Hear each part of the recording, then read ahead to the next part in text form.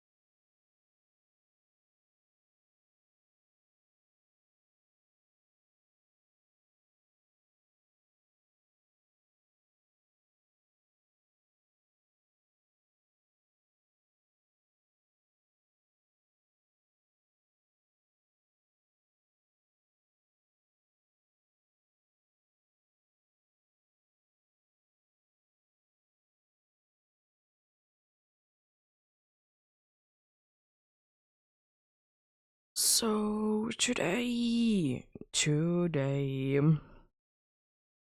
we'll be going ahead and continuing the Mount Lanakila hunt as well as the Darumaka hunt.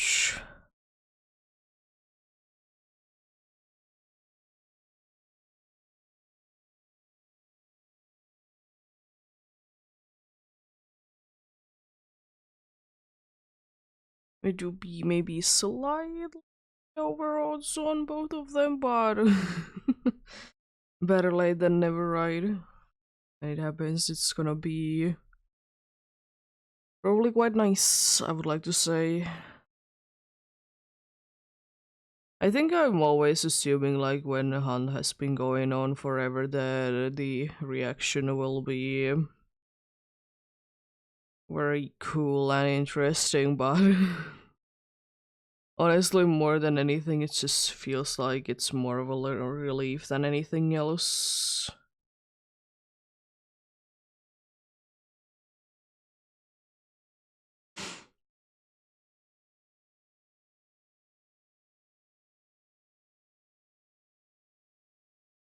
'Cause it is, of course, always nice to be getting a nice and long hunt to be done.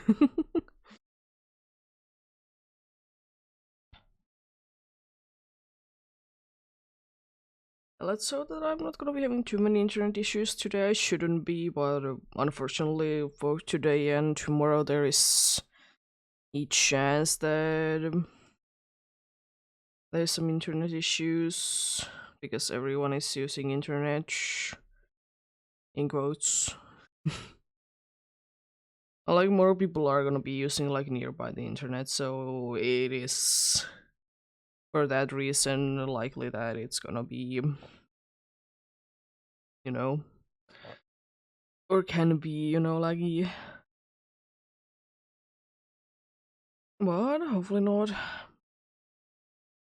I don't think it's gonna be anything too crazy. I guess there's also a good amount of people that are not even home at right now.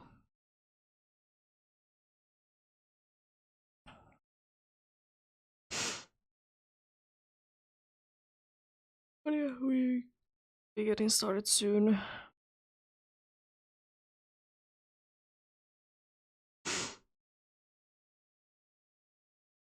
I most definitely haven't been here, and that cup should say the same thing like 13 different times. Most definitely not. That couldn't be. No.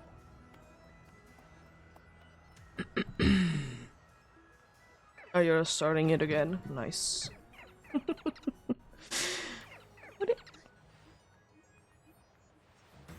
forgotten to get on the Tauros. There. There we go.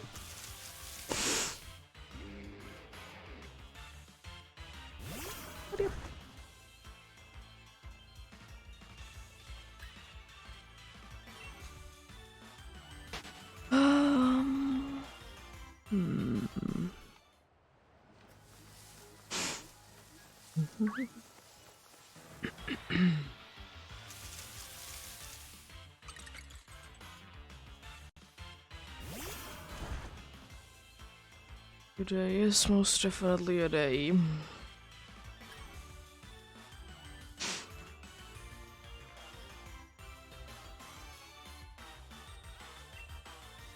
Always to be allowing, by the way, when in Sword and Shield there is the hail thing going about, and when it's like a very large snowflake thingy, it's to your face, it's just like for a moment, and the screen just goes into like weird colors, and you're just thinking that is the game broken?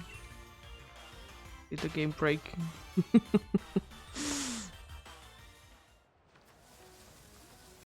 It do be like that.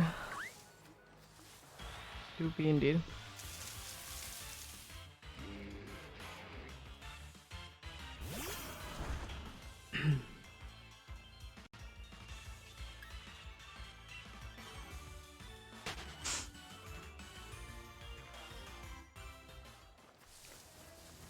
But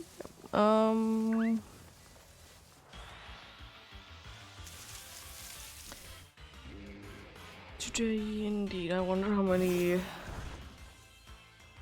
I can get done today. I would like to say, of course, a decent amount. Always be depending on how long I'm on, of course. And of course the very annoying thing that if a shiny appears, as usual, I want both of the counters to be at the same time. I don't know, for me it just makes it easier. I just like it that way myself.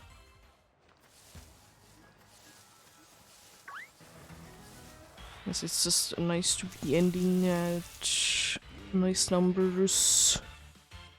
They are nice in both games. Of course, there is the option that I could do it in the end, but at the same time, I honestly be rather in doing it like straight away myself.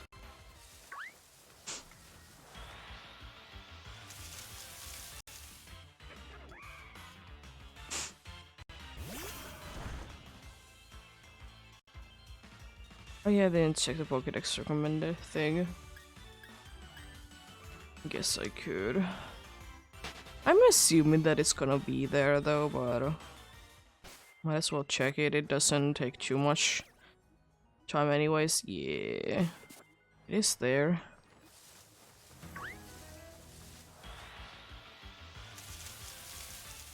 No, there is always, I guess, the chance that it might be switching.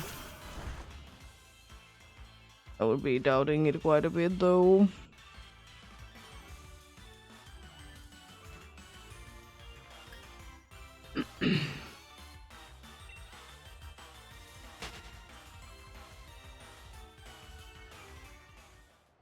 But yep,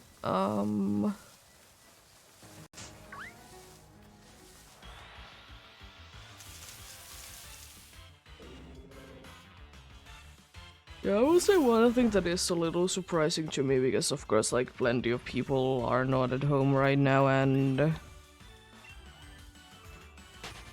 they go into other places. Some people have been going into, like, just have played basically an extended weekend.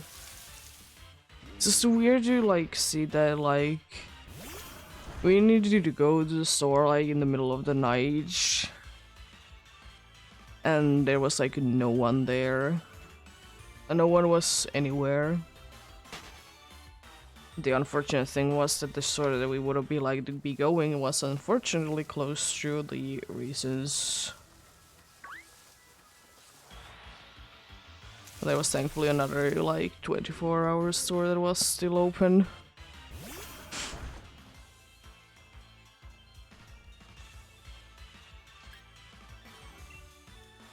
But yeah, it was just so strange that there was like no one. Usually there's at least someone, even though it's like in the middle of the week. It's in the middle of the weeknight, you know. Usually there still is like something.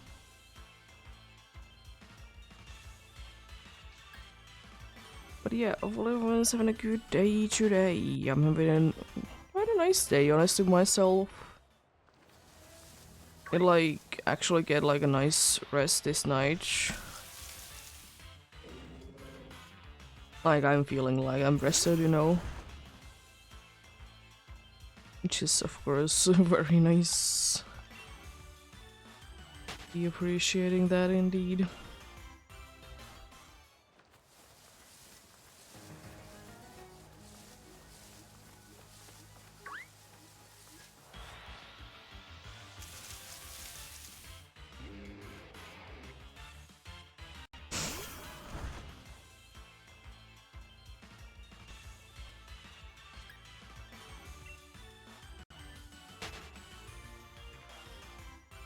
Hello there. How are you doing?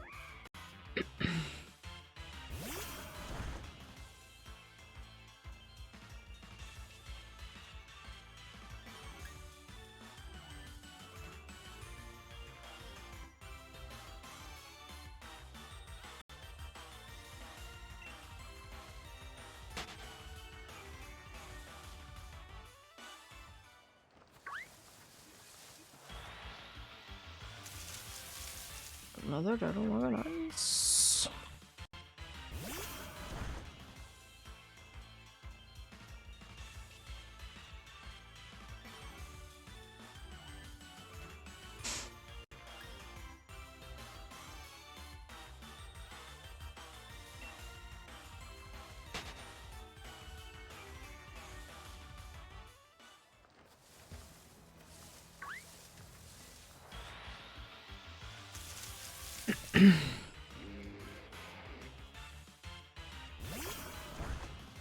But yeah.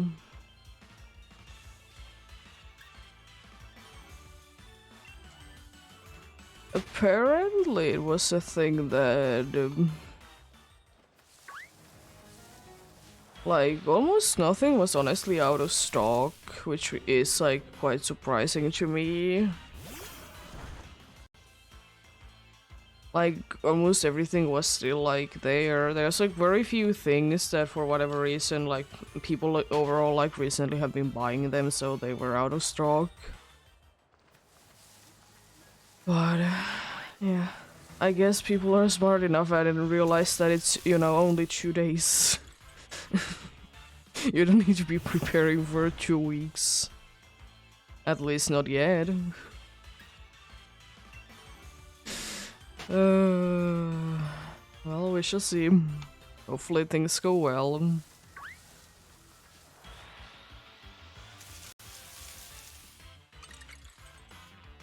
Oh, indeed, it's ridiculous.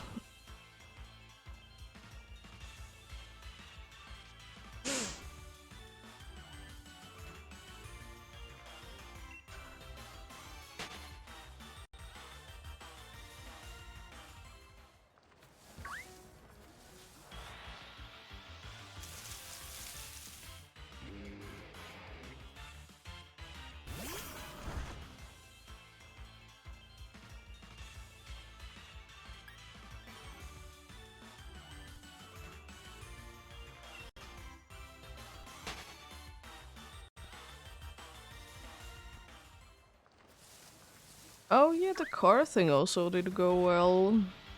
There's only like one like thing wrong with it, but it wasn't enough to like we need to go there again kind of thing. The fun thing is that if we would have been having that and also be having like one light to be out, then I think that would have been enough. So you would need to be going ahead and going again. Because I think it's like, if it's like a 1 warning, it's fine. If it's 2 or is it 3, that you need to be going again. To check if it's okay to be on the streets.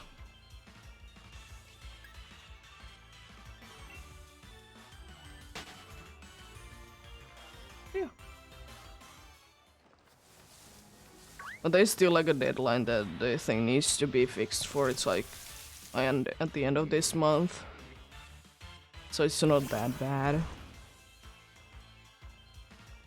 And that was like a thing that we kind of knew that would be a problem anyways, because the fix that was for it, it just wouldn't be lasting in this kind of weather because the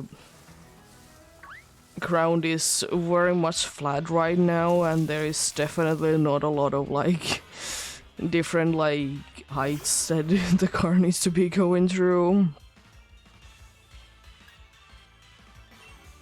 But yeah.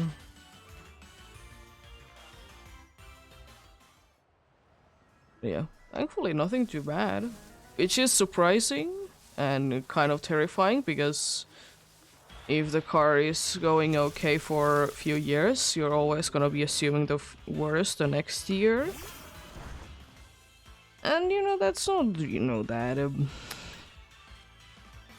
new of a car. It's, first of all, it's used, and second of all, it's in like 2 years, it's 20 years old.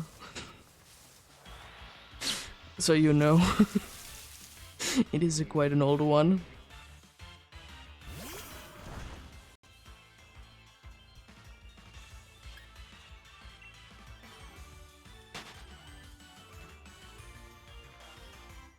Yeah, it's always nice when the car is just straight away good to go.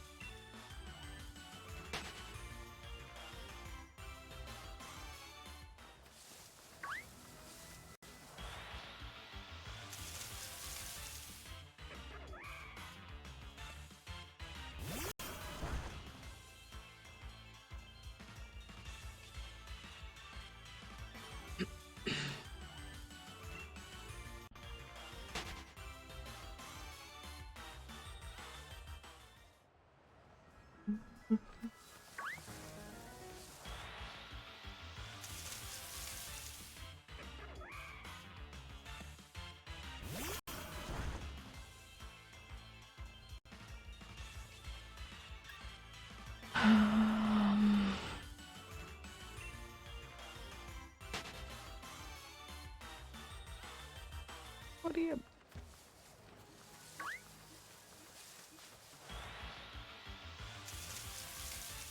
I honestly wonder like how hard a Pokemon Galarian Darumaka would be to hunt in a game that there is overworld shinies. Because again, it's kind of situation that, you know, the shiny itself, it's not hard to be seen. It's quite an obvious one. But unfortunately, the change is very minimal.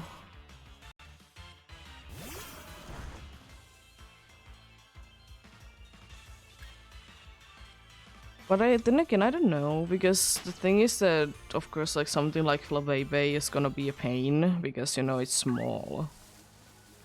I would like to say that, you know, Galarian Darumaka or Darumaka in general, they aren't like the smallest Pokemon. As I said, I think it's the problem that, you know, the change is just in such a small area that would be causing the issue. More than anything.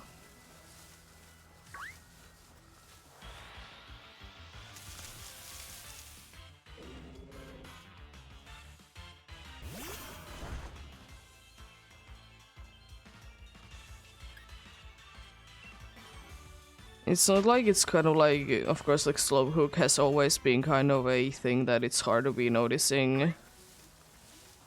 Same with like something like Seal.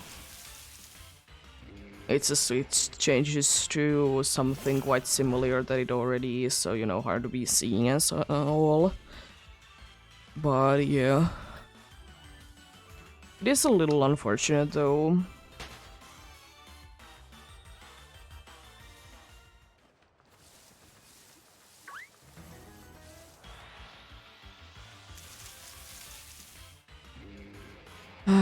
Yeah. I know that Slowpoke is one of those situations, like when it's like quite a subtle shiny, that it really depends honestly on the game.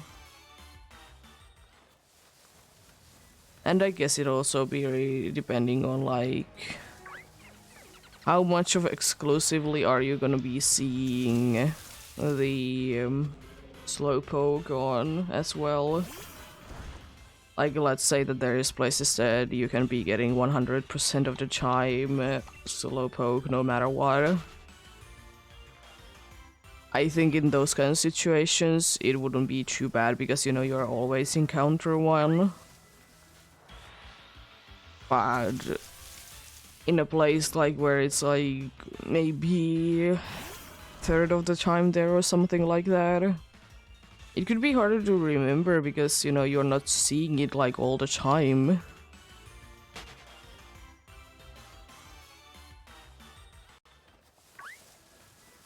Also, that's where I like sometimes it is very unfortunate if we're like multi-hunting on a bunch of different files on like actual like consoles, because sometimes the screen is so different between like two different ones. So it's hard to be like knowing for sure like is one game having a shiny or not because the screen is just looking so much different. I mean, honestly, if I personally would ever be getting into that kind of situation, that I would be like to hunt on multiple different, let's say, Gen 3 games, I would like to be just having the same kind of system for each one, so you know it's easier to be seeing like every single one of them would be having the same screen and everything. Because it's not like a problem that like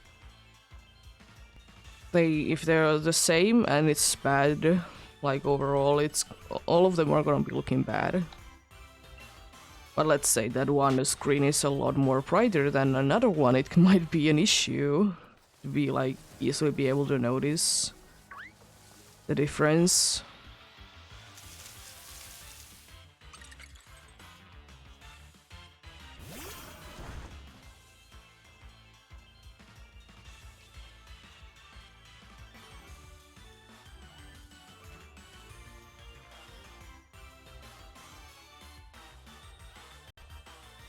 There we go.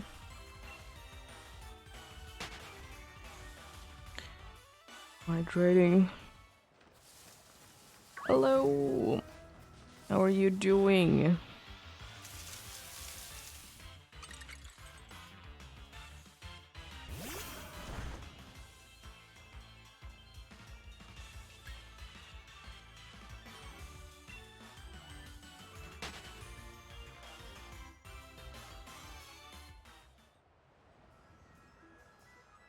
Yeah, it has been some time. It's been some time indeed.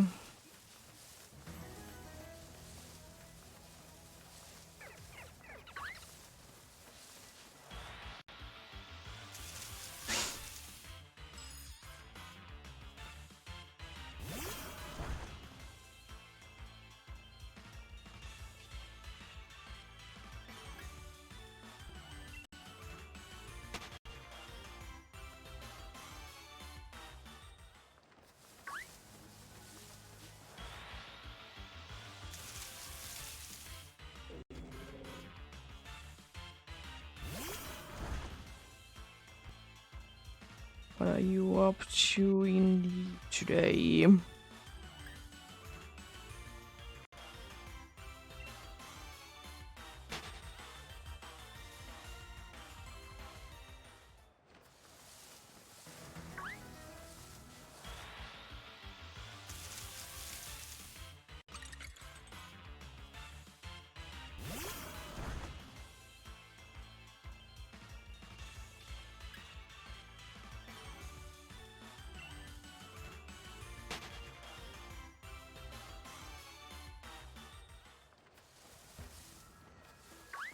Oh, knock up you.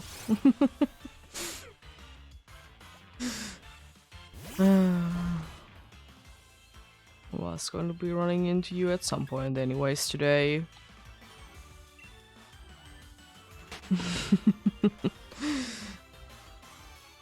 As I will be running into quite a good amount of those ones.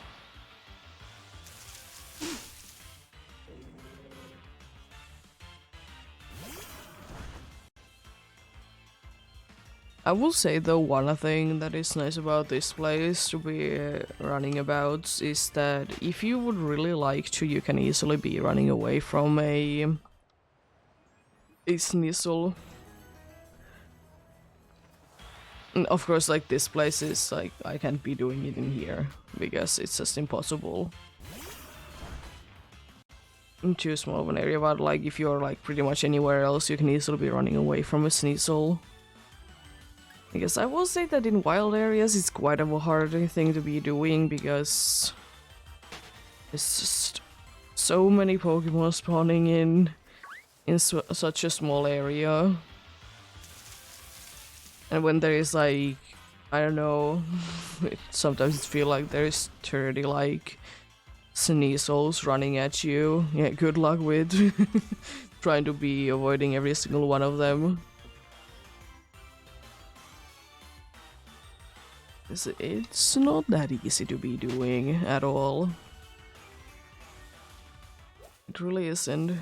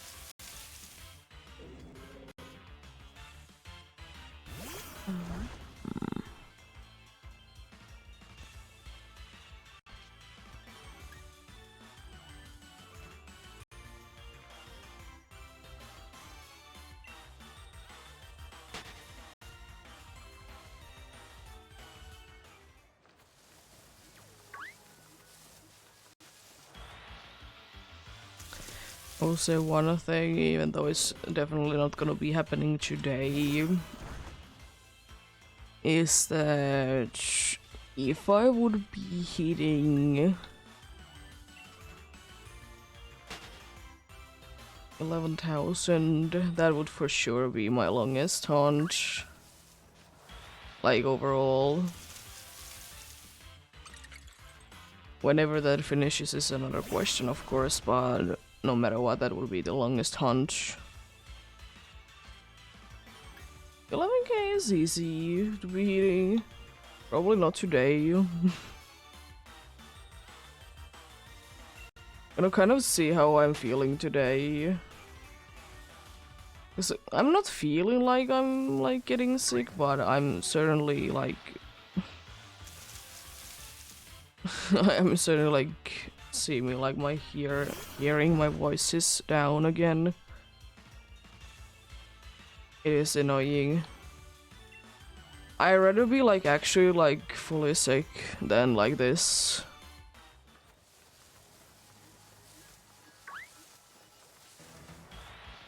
I always hate it when this happens.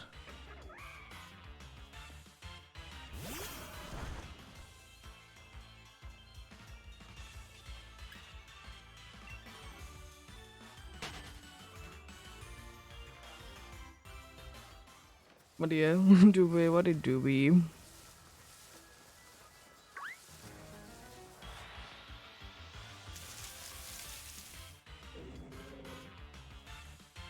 And the thing is that I did like take a quite nice rest yesterday as well.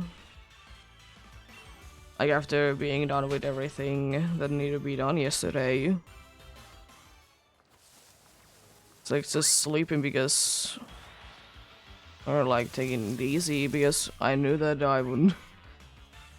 I have been like feeling, not really, as I said, not really feeling, but I do notice that there is like certain things happening. Voice going down and stuff like that.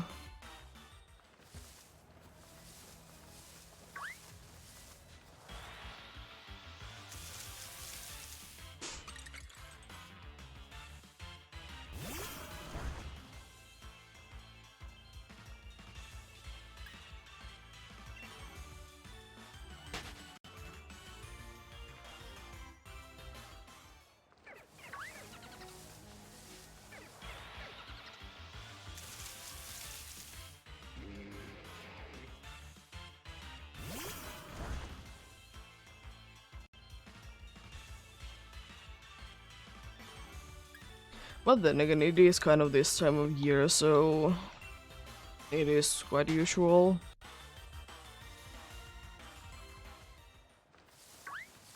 Like the weather is like getting very cold and very hot at the same time. It seems like, and I'm not too used to it still, even though it has been a few years like this. To be fair though, if it has been only like few years and I have been like almost rest of the life have been like in the winters that it is cold for like 2 months straight. Maybe like one like a little bit of warmer day. By a little bit warmer I mean that it usually is like minus 20 Celsius to be going to minus maybe 10. But nowadays it's like we can be having like +5 in the winter and it's strange. And then go back to like minus 20.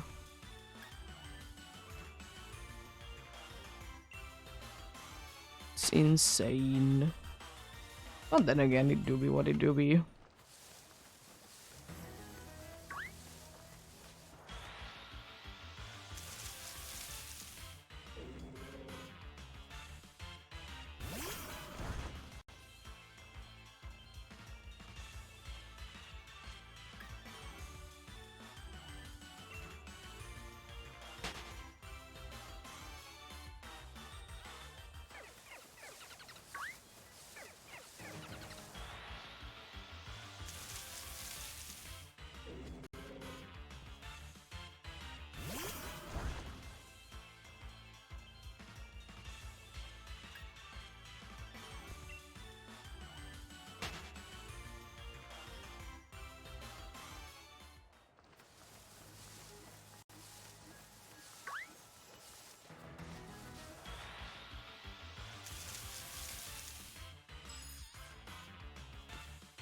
Nice.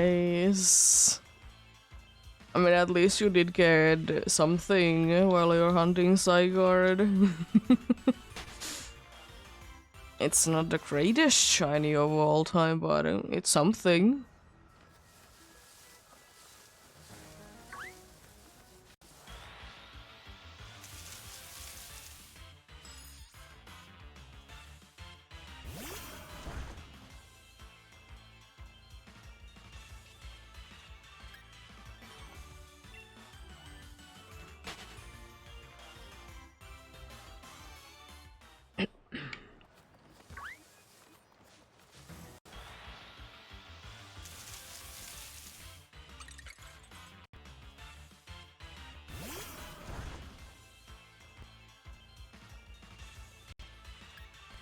You gotta be loving the White Guard Pelipper. It is very nice.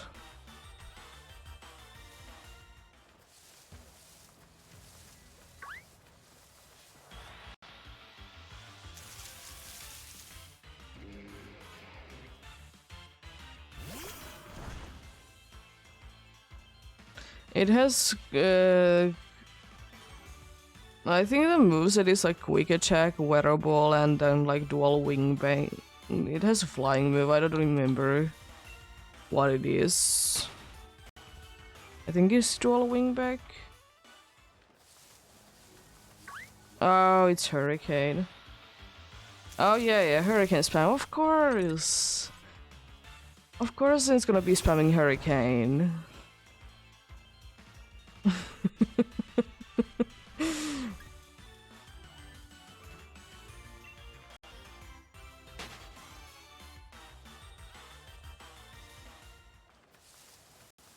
Wearable is quite a nice move, especially with the Pelipper. Because, you know, it can be setting up, you know, rain.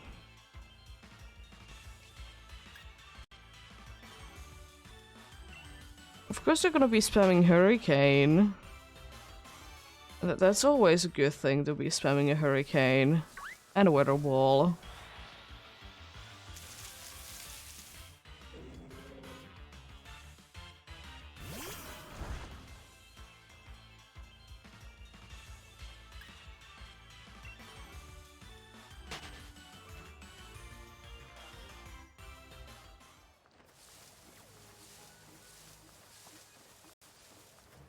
Yeah. Of course.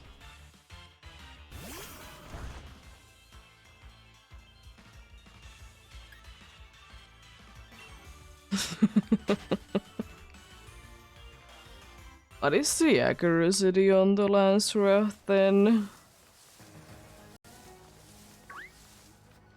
Wrath, whatever my thing.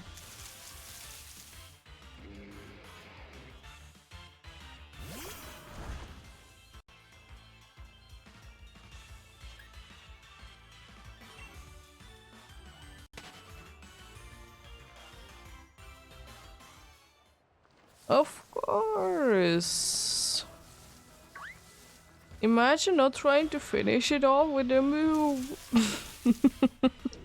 Yeah, it is annoying when that happens. Because as I said, there is only few times where if I would be having White Guard that I'm not gonna be using EH. Of course, like one thing is always that if it doesn't have anything that the White Guard would be useful for. And the other thing is that if I know that it's not gonna be able to use any moves like that before a certain point.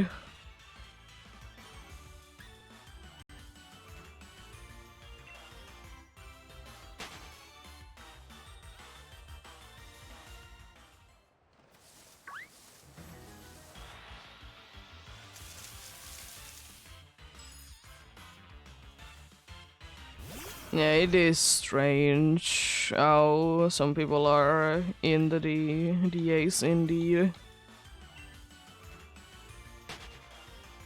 That's why I never will be going with totally random ones, because there's always the thing.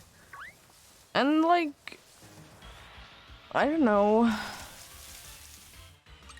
It would be always nice to be seeing like the reasoning for things.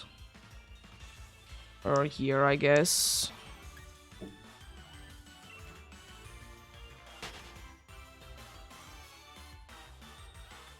But yeah, there unfortunately isn't still like a chatting system. Which I guess is understandable. Because then you would need to monitor it somehow. And that's an annoyance, so yeah.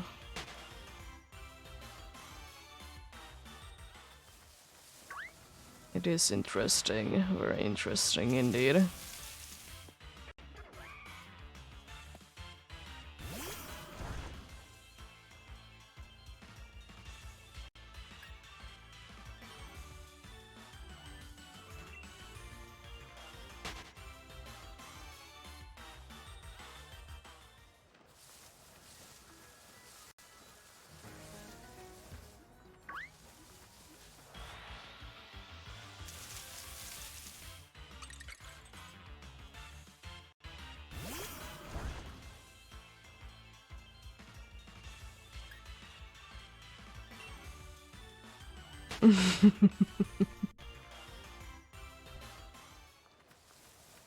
Gonna be keeping it inside guard raids when you get it done. Interesting. Yeah, exactly.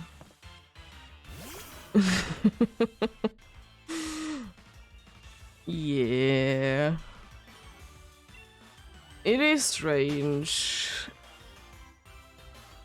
I know that some people just want to be mean and, you know, that's their whole thing.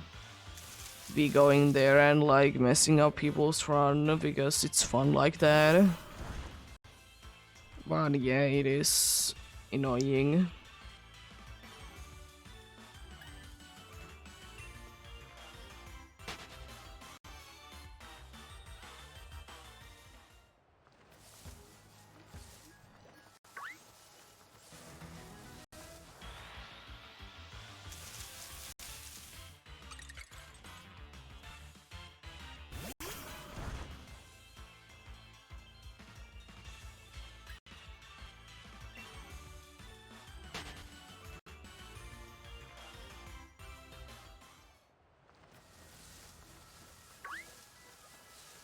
Have certainly an interesting plan.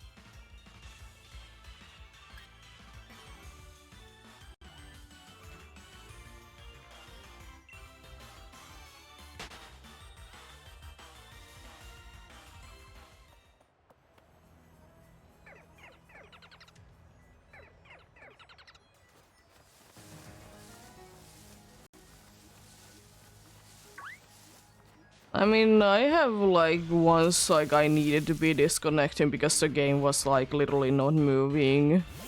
And when I disconnected, the other dudes could be continuing it anyways. Because in the game just was frozen for like in a place for 10 minutes.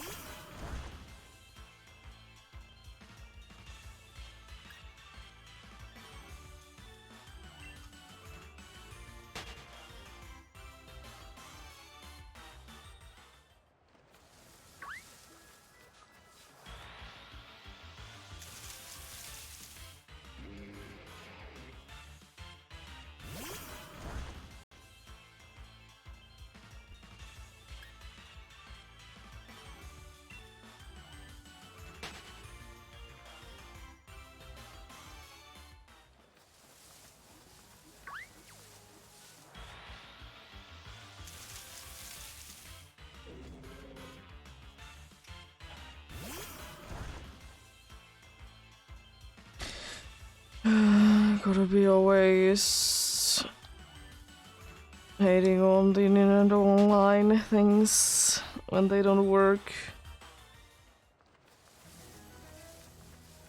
Isn't everything though up to luck at the end of the day?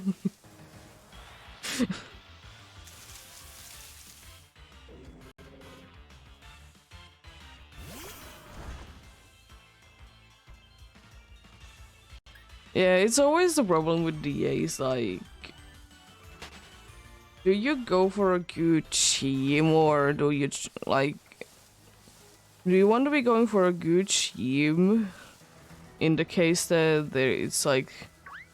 Gonna be making you most likely to be losing.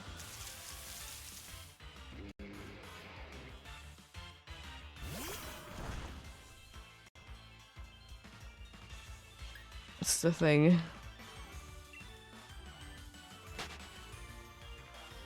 But then there always can be the thing that they're just landing hits that they shouldn't be landing at all. It's always the case.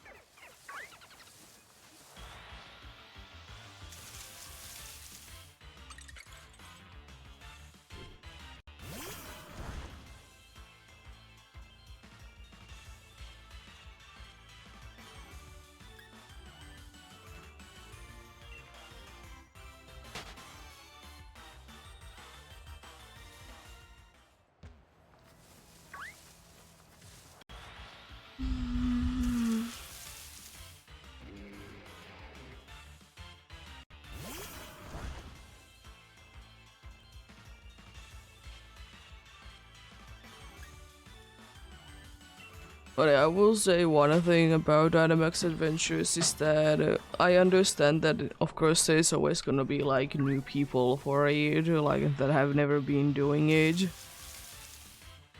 But at the same time, I would be wishing that everyone would be searching things about it beforehand.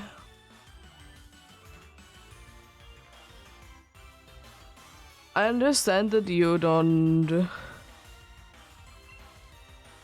like know like the Pokemon's moves, but be knowing like what are they weak to would be very nice.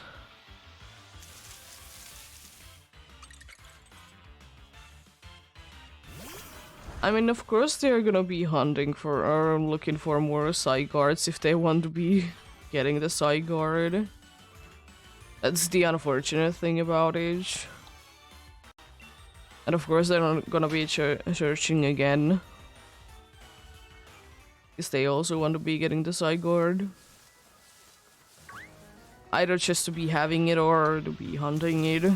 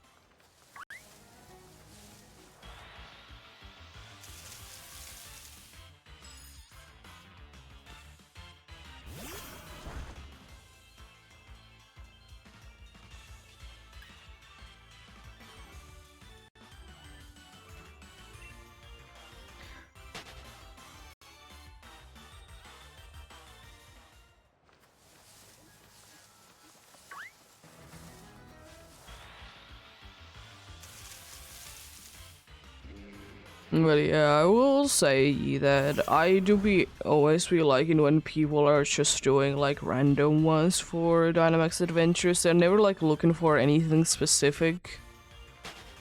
They're like always gonna be going for random ones. Because of course, like if you don't really care to be getting a legendary out of there, it's good fun time to be doing. I know that quite a good amount of people do that because it's fun.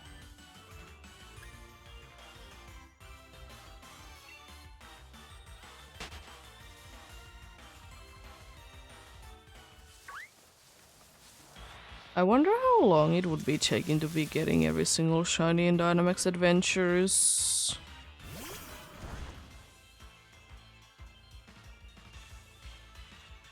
It's not like there's a huge amount of options to start with.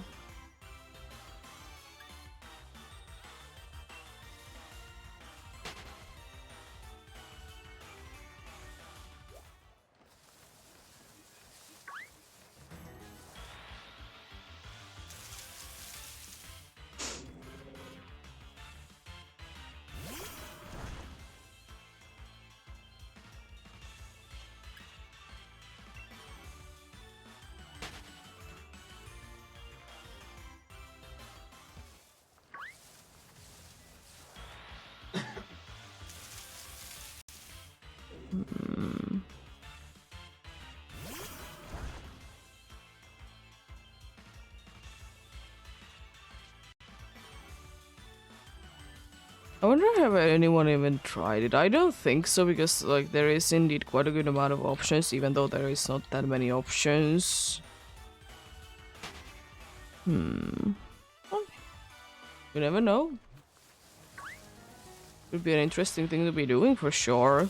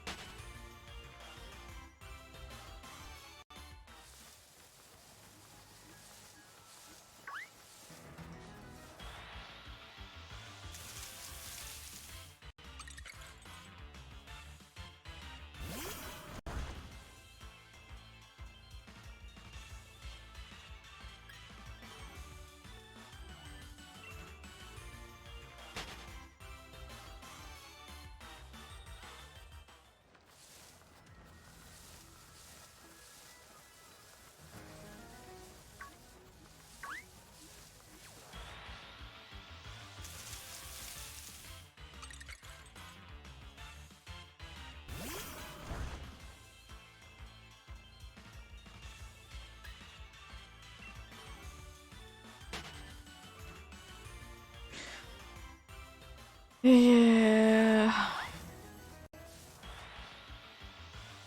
It unfortunately can be like that.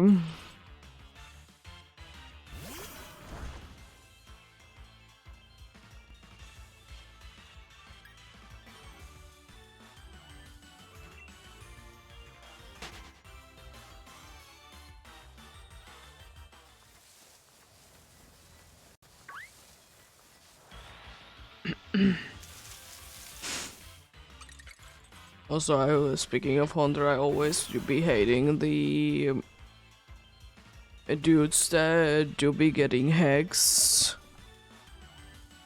but absolutely no way to be giving it a status effect.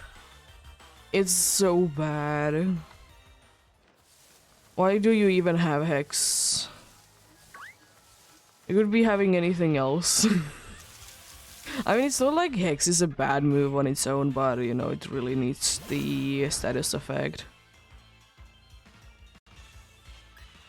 Well, welcome back.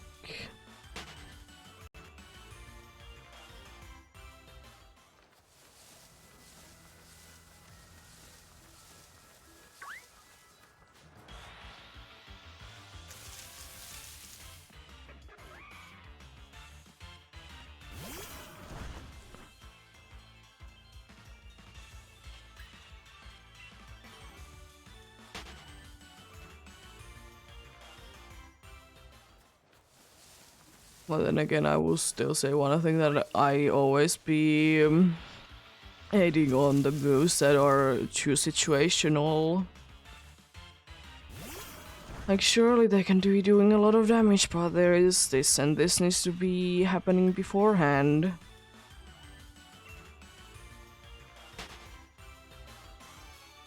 Good luck with that.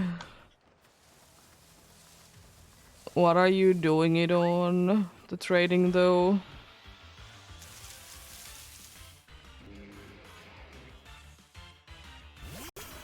What game are you doing it in?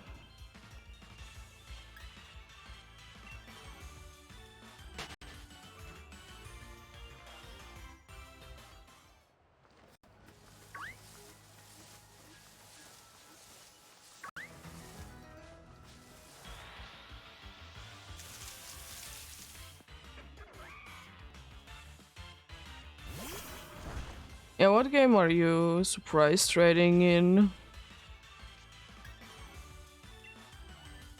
Was using the dragon move, of course, on the fairy one. But then again, it doesn't really know beforehand.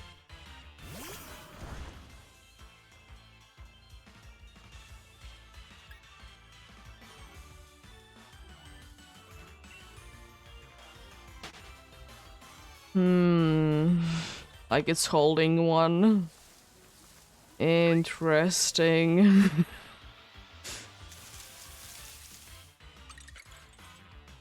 Yeah.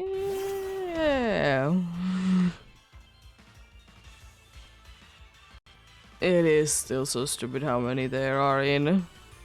Yeah, and the name is a website as well. Of course.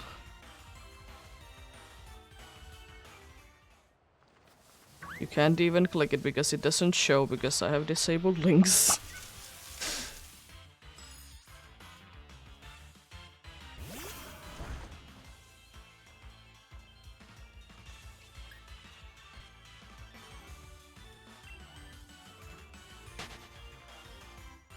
Yeah, that's how you know if it has a website and it's most likely a hacked one indeed.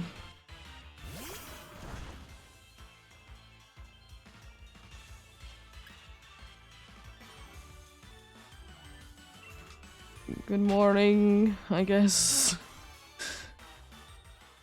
It's 3 in the afternoon for me. How are you doing?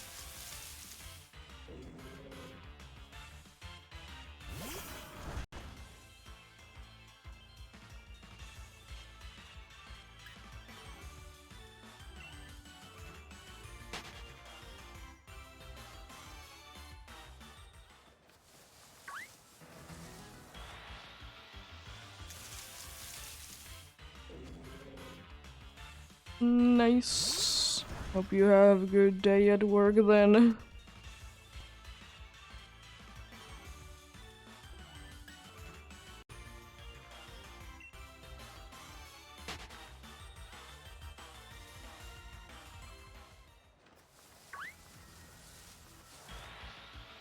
I will say though, for me, I might be saying good morning when I wake up no matter what time it is. Honestly, for me it doesn't matter what time it actually is. When I wake up it's morning for me. Because like different people work on different schedules.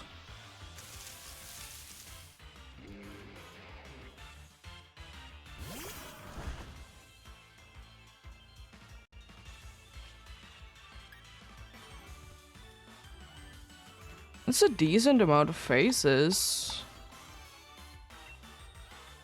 for that amount of like done.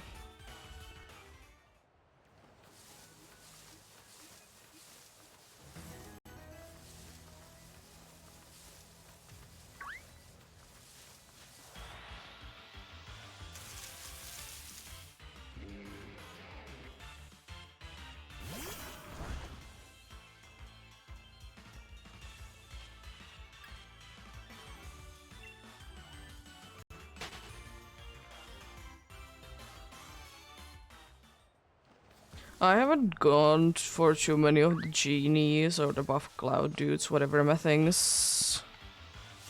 Are they easy or are they on the harder side to be defeating?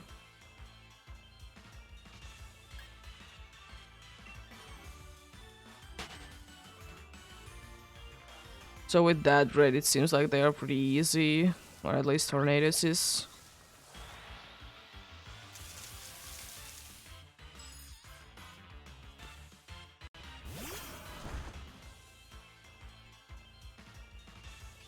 I guess it's the easiest one of the three that you can find in DAs.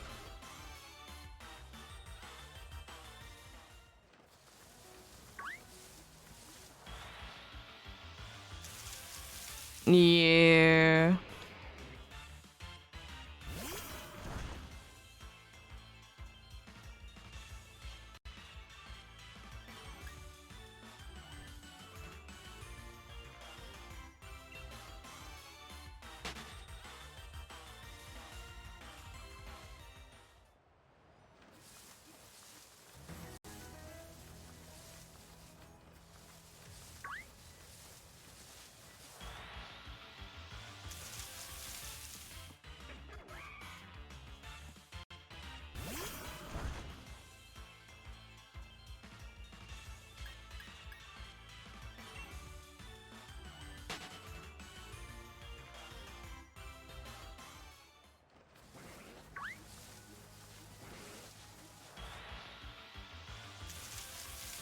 No, I don't really do trading myself. Very rarely do be doing that. Because I almost never have the internet connection on. Because it's just, it's like, why would I be bothering with it, honestly?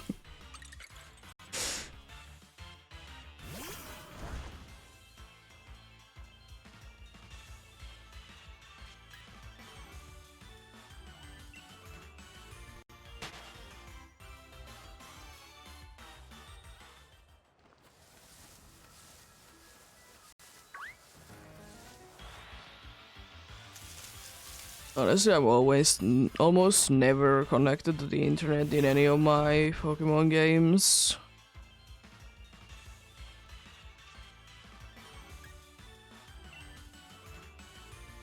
Apart from, of course, the automatic, like, local one in some games. Because it's just this, you know, on and I can't really be doing anything to it.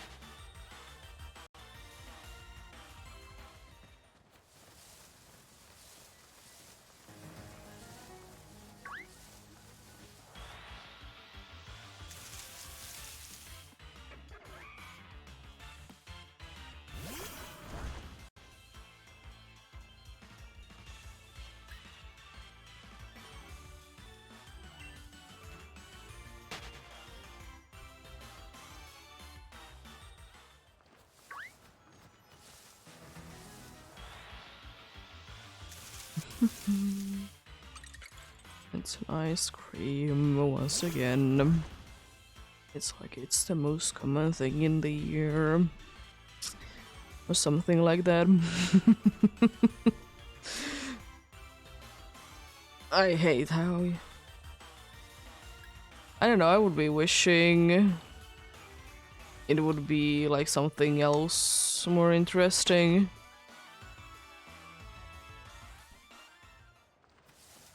Jeez. How did the Frostmoth do that? Oh yeah, wearable, yeah. I was thinking that it doesn't have like anything good for it. Like normal move wise. But yeah, wearable, yeah.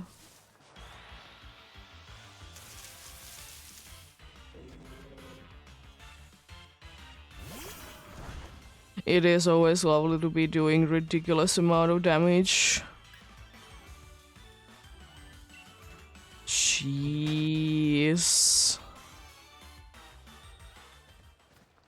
That damage.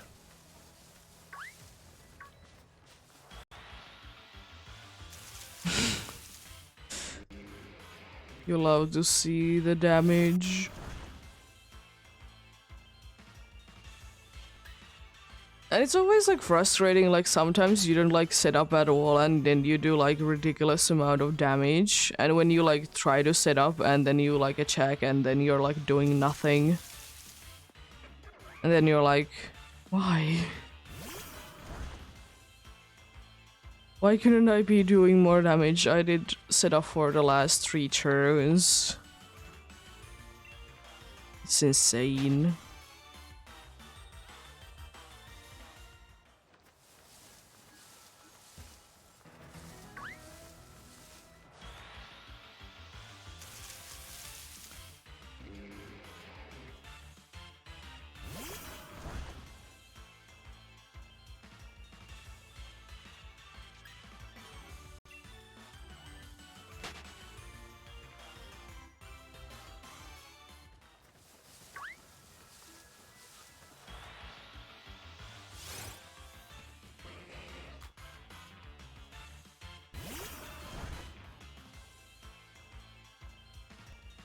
Yeah, I can kind of see that because Frostmoth doesn't really have, unfortunately, anything. It has Tailwind, I guess, but that's about it, really.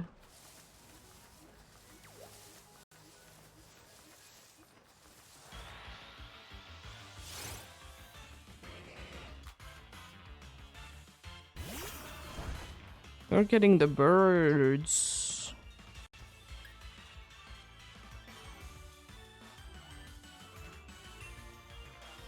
Why is someone treating so many of the birds?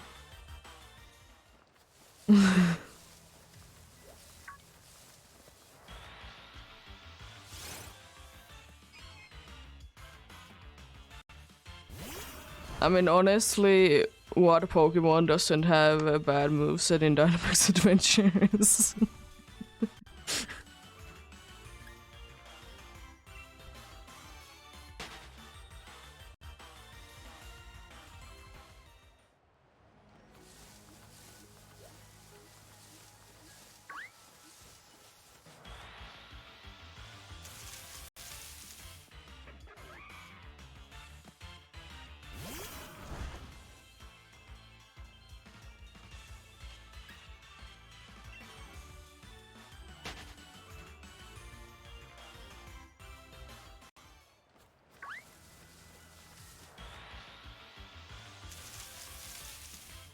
I haven't done too much price trading though in Sword and Shield, but the little amount that I have been doing, I haven't honestly gotten anything from each that, you know, would be hacked or chained, whatever way you would be preferring them.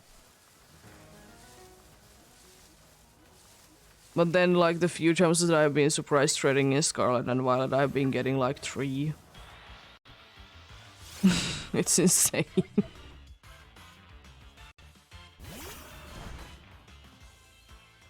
Yeah, I don't. That's still the reason why I don't do too much surprise trading, is because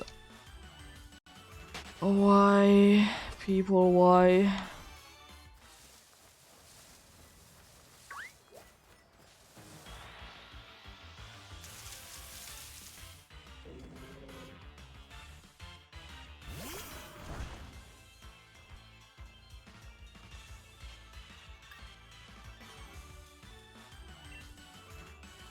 There's 2 different dogs barking and howling at the same time in here. What's going on?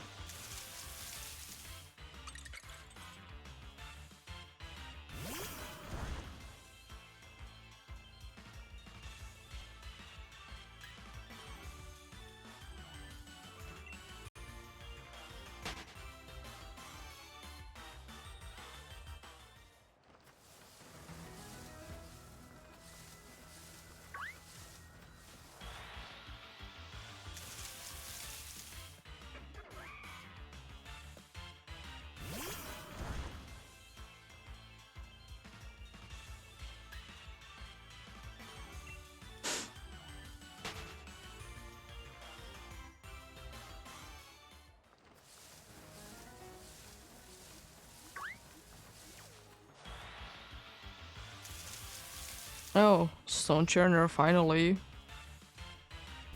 Little overdue though, but anyways.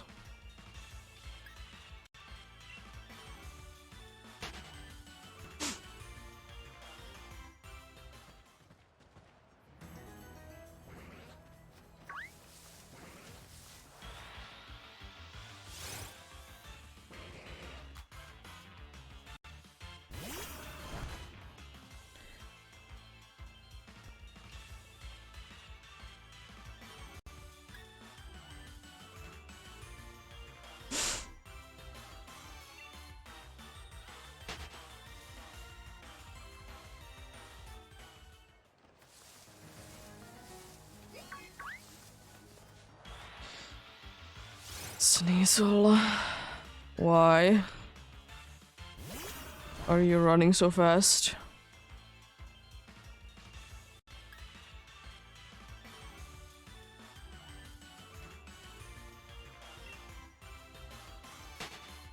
Not even shiny.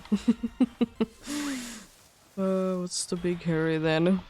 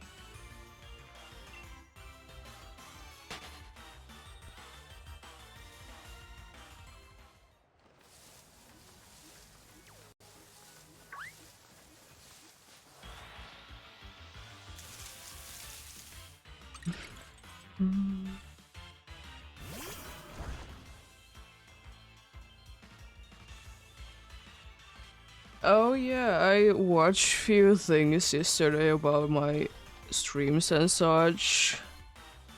And you know how January usually is the worst month for views and such. For me, it was almost the exact same on December and on January. The average views. For me, it didn't do anything.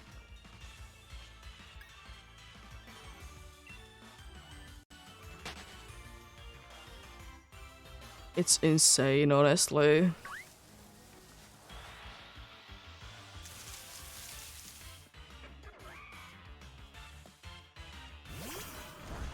Yay! It was surprising, honestly. Because usually January is like the one time that like everyone is taking breaks because, you know, worse for everything. I honestly don't get it, but anyways. I mean, I get that you want him to be taking a break, but I don't understand the reasoning. I want to be taking a break on January because I'm not going to be getting as much money.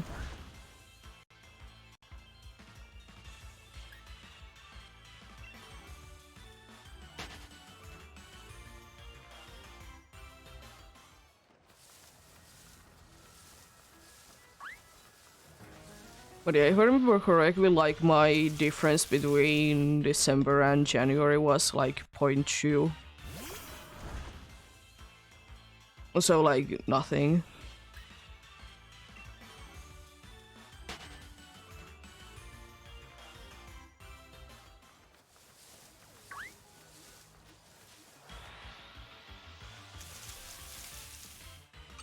But then again, it really depends on year to year, like how much time do people have.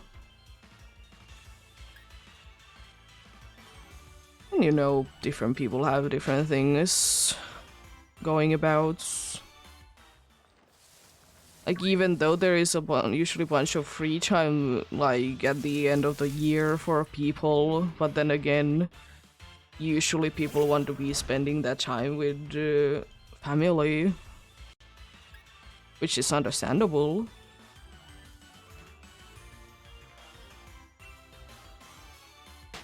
Are you gonna be doing the trading at the same time? And what are you hunting from the eggs?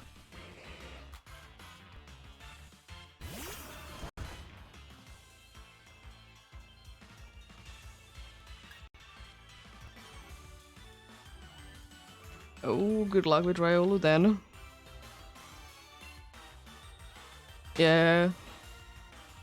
I guess different, like, of course the different people work differently. We are, like, the family on my side, we don't really speak too much. It's not like we have, like, bad, like, connections, I guess. But it's just not our thing. I guess I will say one thing that I wouldn't be enjoying to be going ahead and seeing my father every, like, 2 weeks still.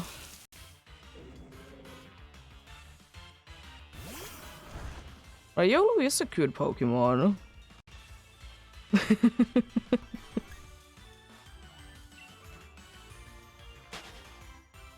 Riolu is quite a nice Pokemon indeed.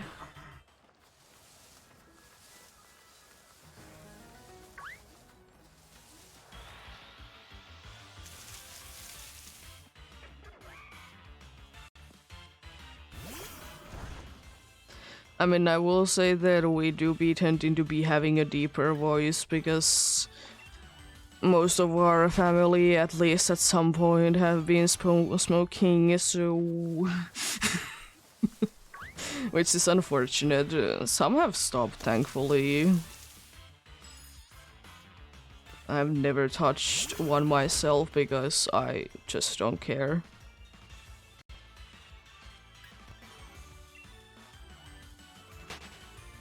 Of course, it's bad.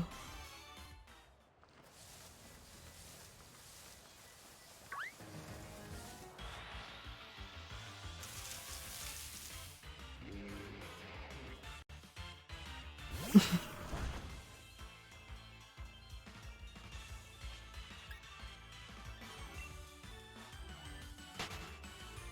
haven't smoked a single thing in my entire life.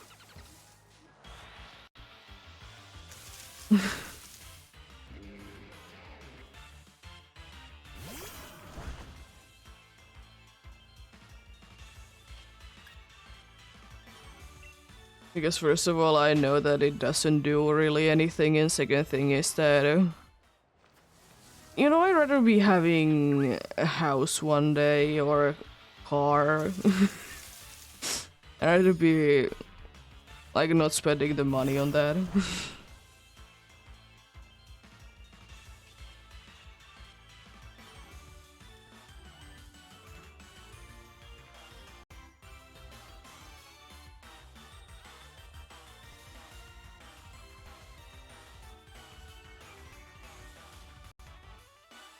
Exactly.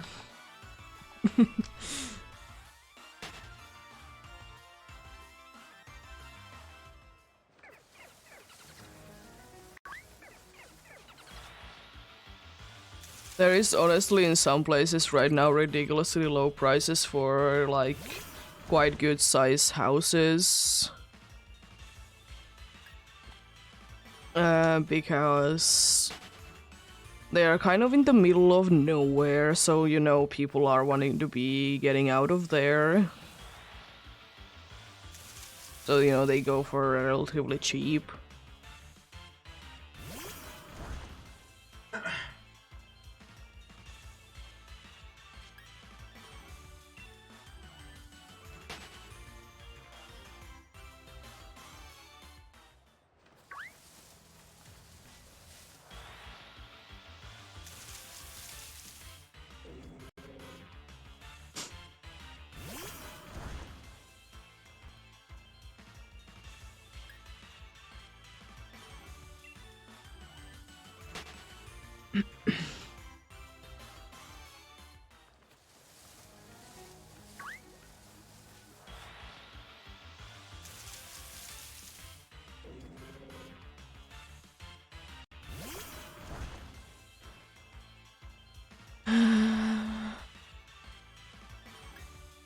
But yeah. One day, then one day. Honestly, I will say that I don't really specifically need to be owning a house, but I will say one thing that I would like to be living in a place where I will be getting, I guess, more freedom to be doing things in the middle of the night without being a pain to the neighbors.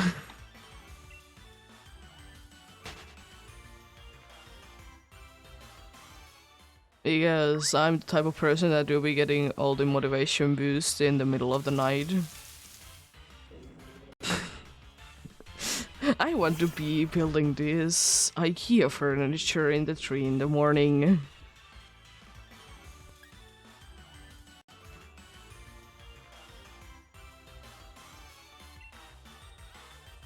I mean that was the way that I honestly did do most of my schoolwork because I did get like all the inspiration in the middle of the night to be doing.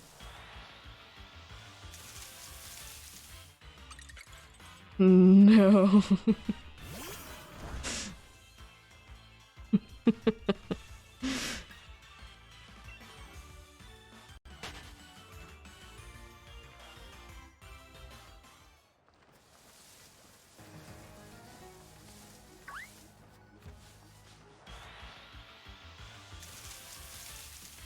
That's a quite a popular one, I think.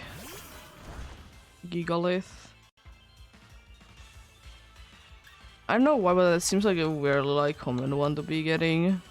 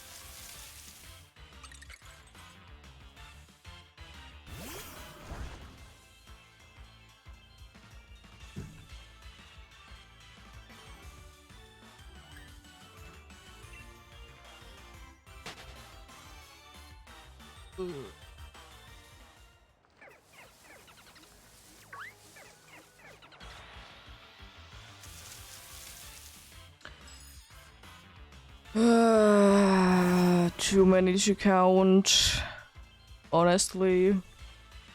On this file specifically, not too many. Overall, I have a decent amount, mostly because of Legends Arceus, but still.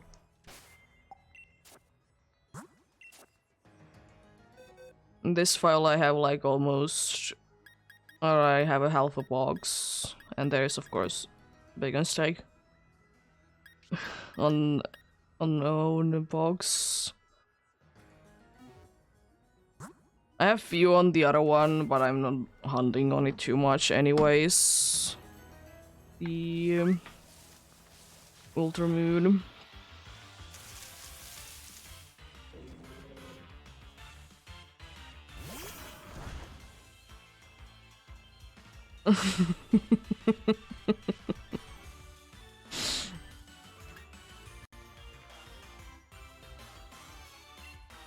Yeah.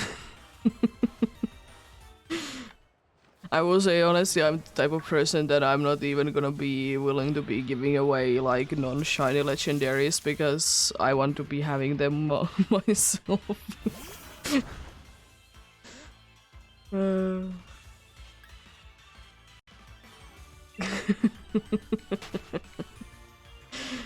Yo.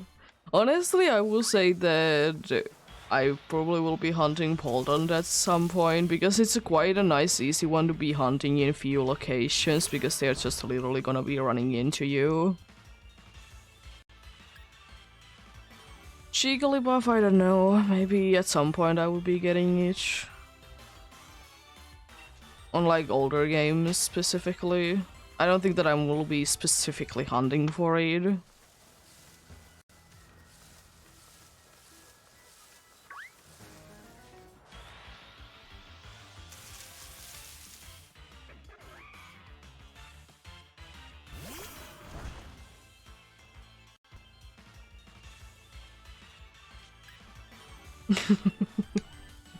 Exactly.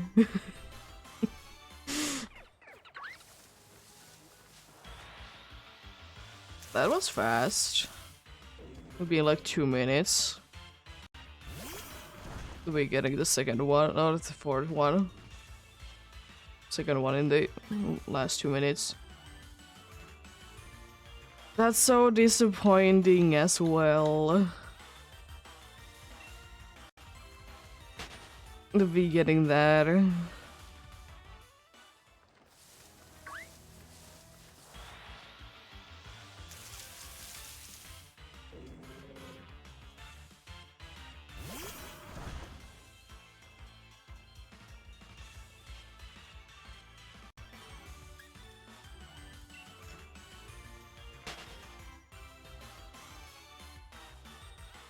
But yeah, if I would be like be counting the Legends Arceus at all to count how many shinies I have. I have it's a little bit over 1 box. A little bit under half a box. And I don't know, a little bit over half a box in this game. I have, I think, an almost a full box on my original shield file. Do I have even? No, I have more.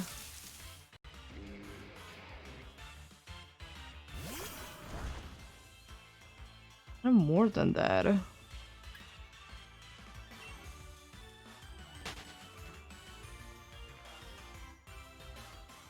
I have 30 faces for Sinistry.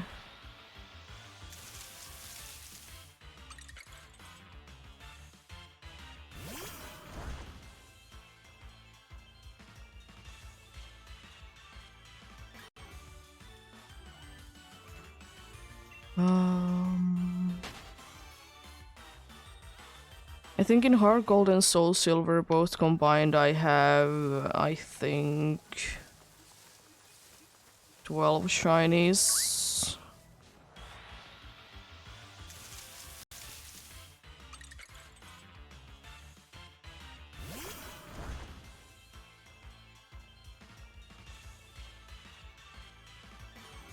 I have almost, like, I have basically a full box. And neither do I, honestly. They are quite common.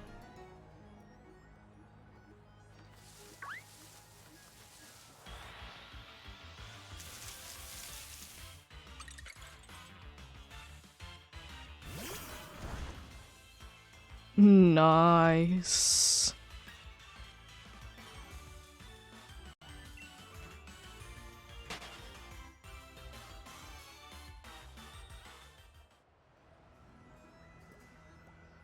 I have 16.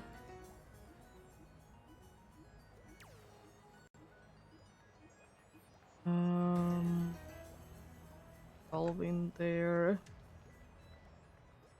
I hate this. 80. I think I have around like maybe 100. I'll have a good time at work then.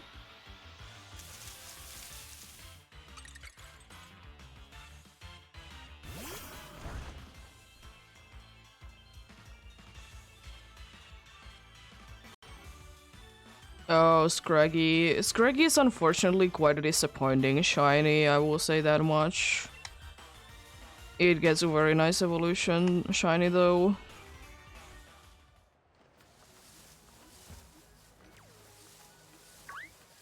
But if I would be like adding the if I would be ever be like if I would be counting the Legends Arceus shinies, do be saying that I almost have 4 entire boxes filled with faces for the Alpha Gudra. It's like actually like 200 shinies in that game alone. Pokemon Go is a game though. It's not a mainline game, but it's a game. But yeah.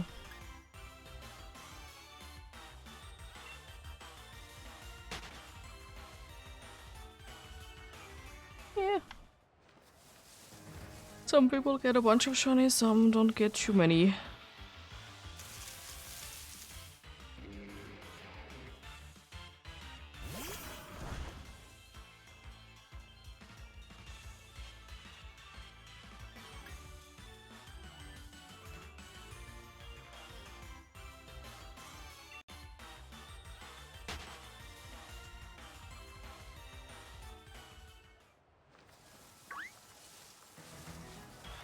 I mean, I will say that I don't think that I personally will be getting any shiny legendaries in Pokemon Go because I don't want to be spending money.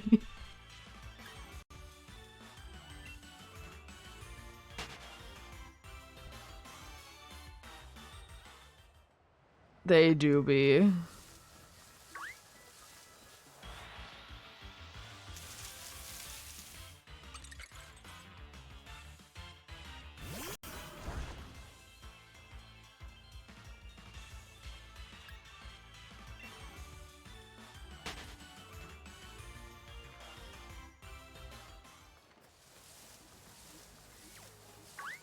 I will say that I don't think that I will ever be doing community day, like going outside and walking. Most of the time it is when I'm streaming anyways, the time. So I'm just, you know, just checking it out every once in a while. Is my thing for community days. Exactly. I mean, I don't want to be wearing skates right now to be order to be walking outside.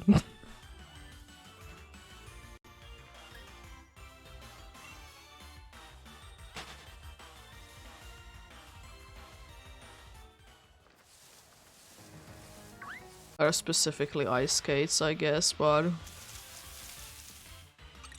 yeah.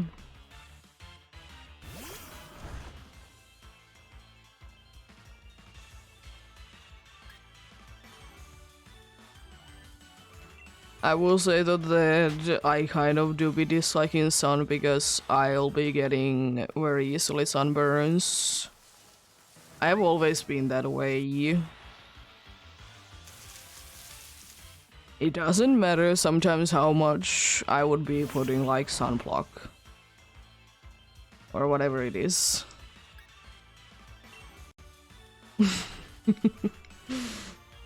But yeah, I just burn.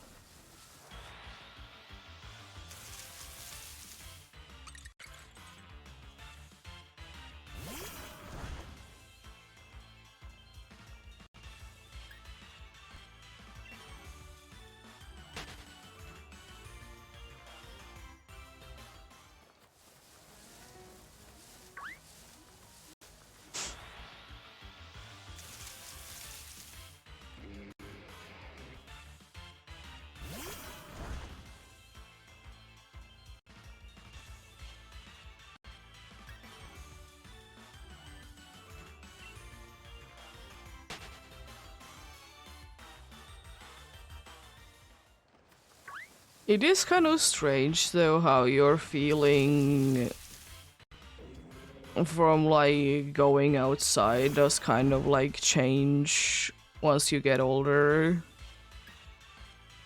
Because at least when I was a kid I was kind of like forced to be outside a few hours a day.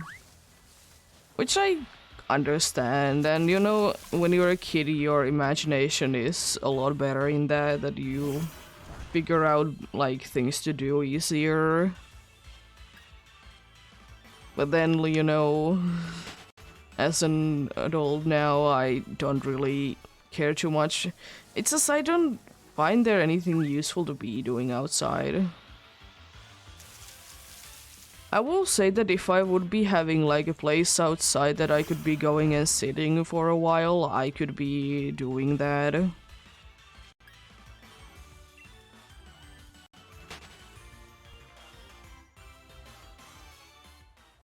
This is like unfortunately nothing really to do in here.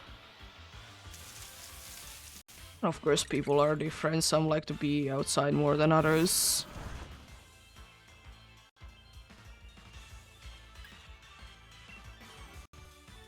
I will say one thing though, that I know a person in my family that is spending a lot less time outside than I am, but it's not a thing that I will be talking about too much. But yeah, it is what it is.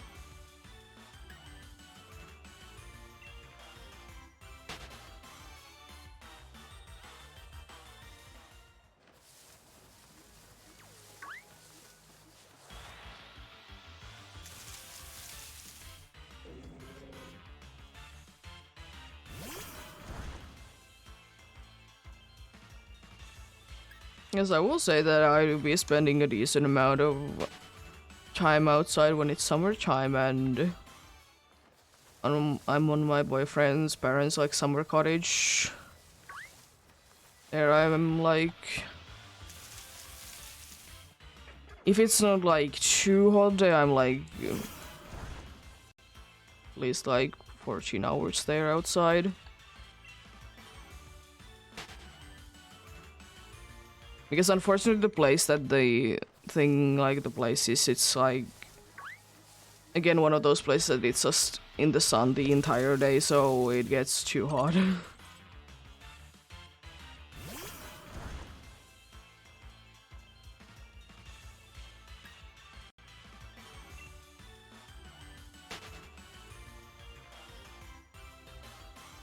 You actually got your own Pokemon back? Wow.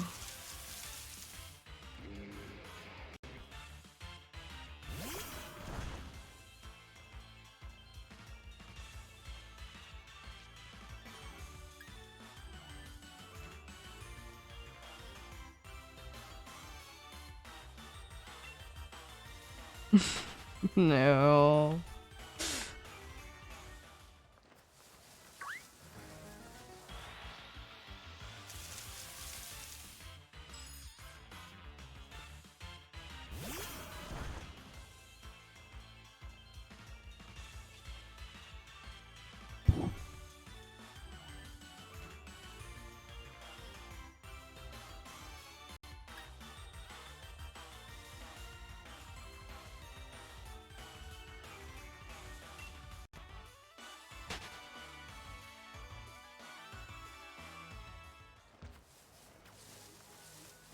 But imagine touching grass and not shiny hunting the entire day.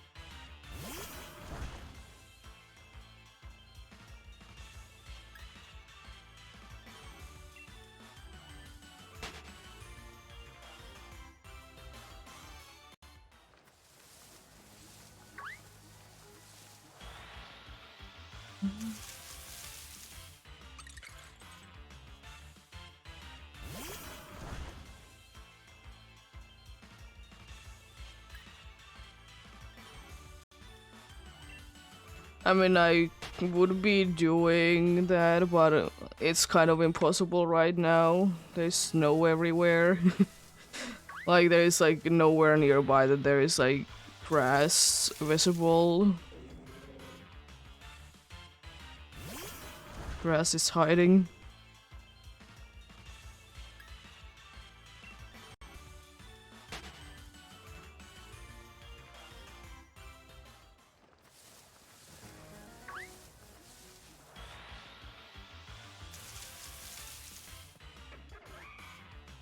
They have run out of them. There's no more.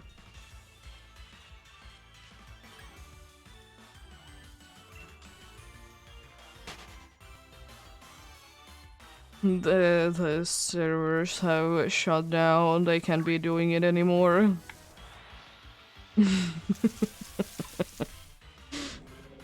But I do be going outside decently often though. It's not every day because like some days it's just, you know, not a nice thing because I don't want to be going outside when it's minus 30 Celsius. Not really my thing, but still going outside every once in a while indeed. At least I try to do it every other day.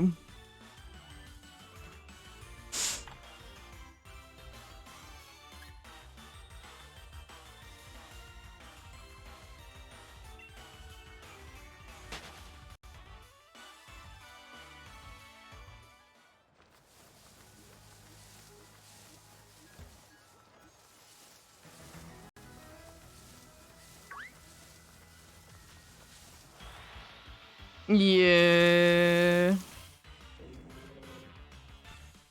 It doesn't get that cold in like where I'm living, but it does get the minus 40 Celsius when in like certain parts. Yo.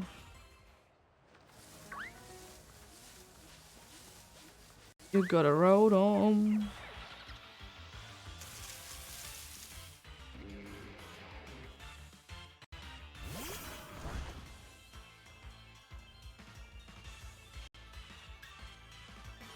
I don't really know what would be the vacuum robot because I know that there's a fan one, there's an oven, there is a fridge, there's a washing machine, and then there is a lawnmower.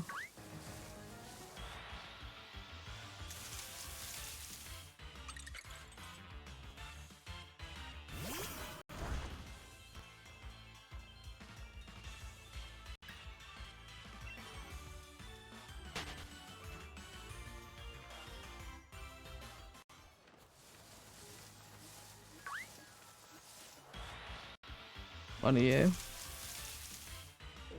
it is interesting. Rodon forums. Still surprised that there hasn't been any more apart from like a bike and a phone and a Pokédex. But like actual like in battle usage, in the battle used ones. It doesn't need to be, but there definitely could be a Rodon for each form.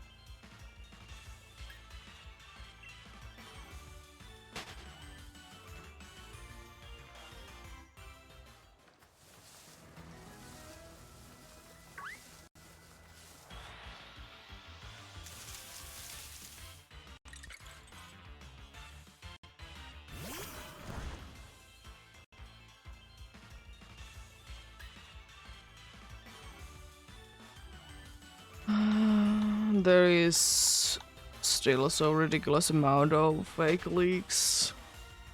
There honestly isn't as many as there used to be, especially Pokemon wise. Unlike other kinds of like leaking of like other things than even games, it's insane the amount that there has been recently.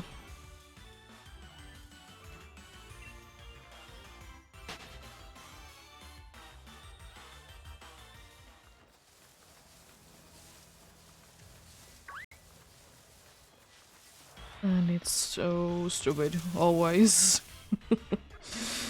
Why people are like that? It's stupid. Don't get it, but people are what they are. Some people do anything to be getting attention, I guess. So stupid.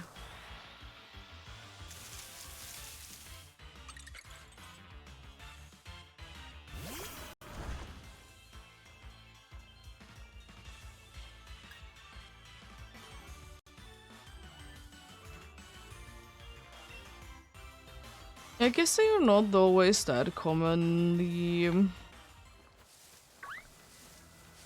the hacked ones.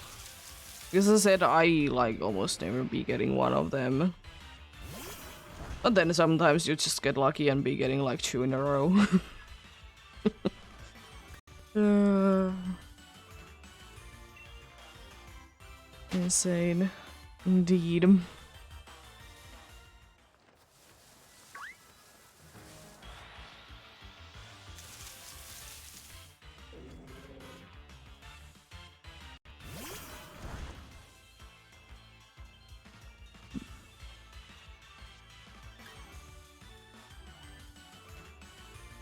Oh, one thing I'm wondering is that is there going to be a event in like upcoming Unova games, whenever that shall be, for Genesect? I would like to say that there would be. I just hope that it's not just a mystery gift thing. I hope that it's like actually like a location that you could be going to.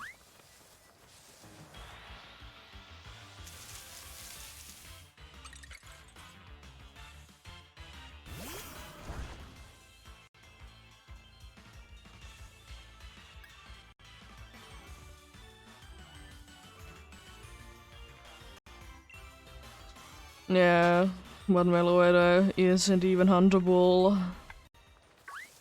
Imagine. It is so quite usually the case. It is strange how for so many Pokemon they have been doing it. Like, why? I mean, not everything, like, not every shiny is of course like the greatest thing ever, but you know, why not?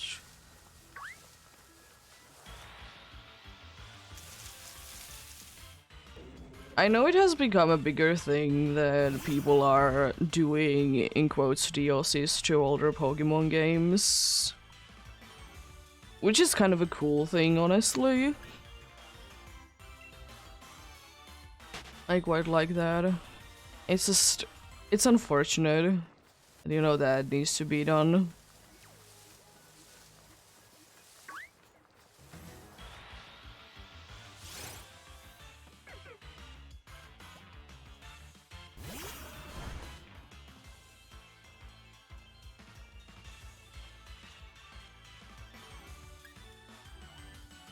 But yeah.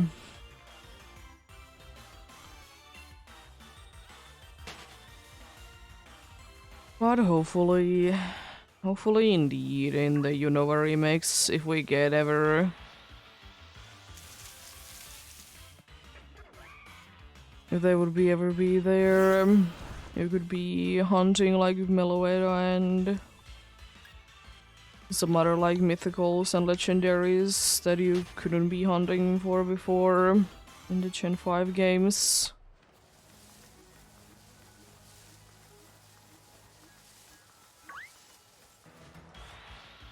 Because then you could be even catching more Pokemons in a Master Ball. If they would be like that.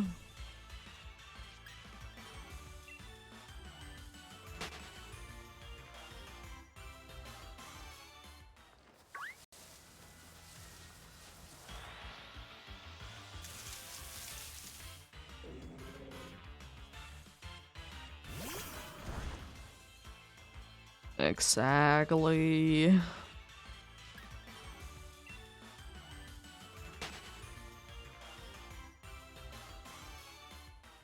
But imagine if they would be huntable in the Gen 5 remakes, whenever they do be planning on doing them.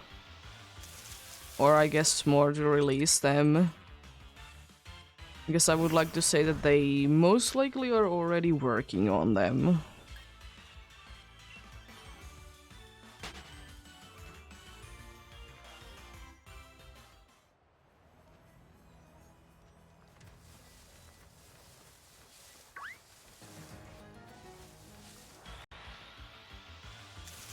Whoever it might be then.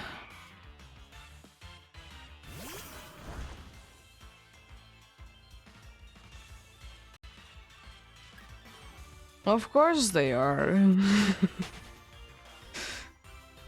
I'm honestly surprised that they didn't shiny lock the Shaman and Darkrai.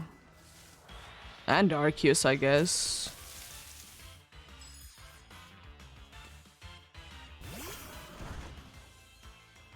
In PDSP. I do be liking it though, because of course for me it's the way that I would like to be hunting them.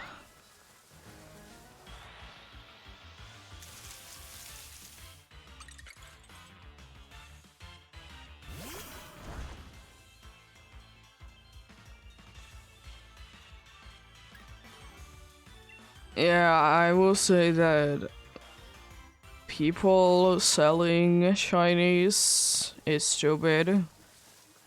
But honestly, why are you buying them?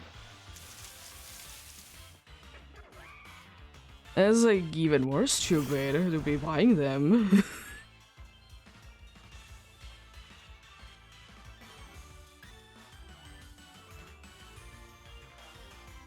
Yeah, there's a lot of like stupid things like that, honestly, and I hate it. Well, before PDSB, it was like almost impossible, at least at the time, to be getting a shiny Arceus that would be legit. Yeah, exactly. There was like no other way to be getting a legit shiny Arceus. It was like few events, and that was it. Because as you feel, it wasn't ever like an actual usable item. So yeah, there was only very few occasions that you could be getting a legit shiny Arceus, so that's why they were ridiculously priced.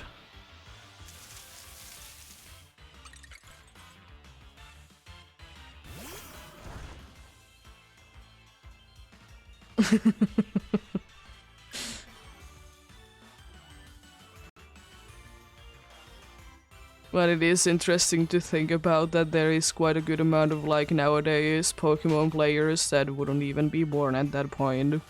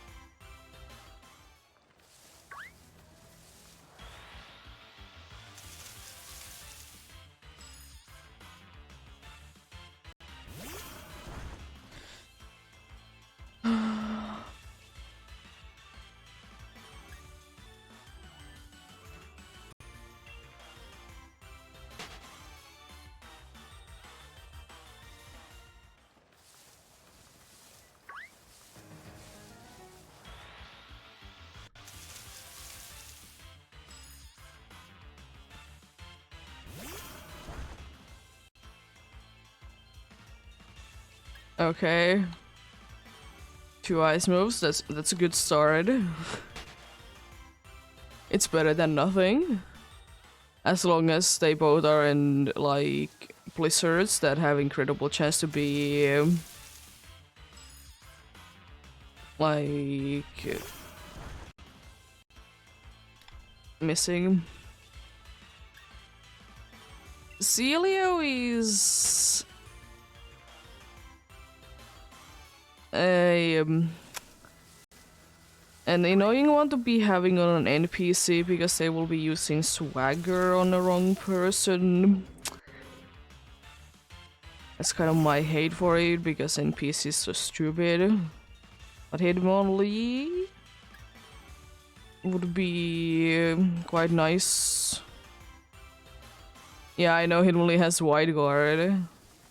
That's the reason why it would be nice, and of course it's at least it's not also weak to it, which it is for the other Gen 6 legendaries, so like it's actually like quite okay.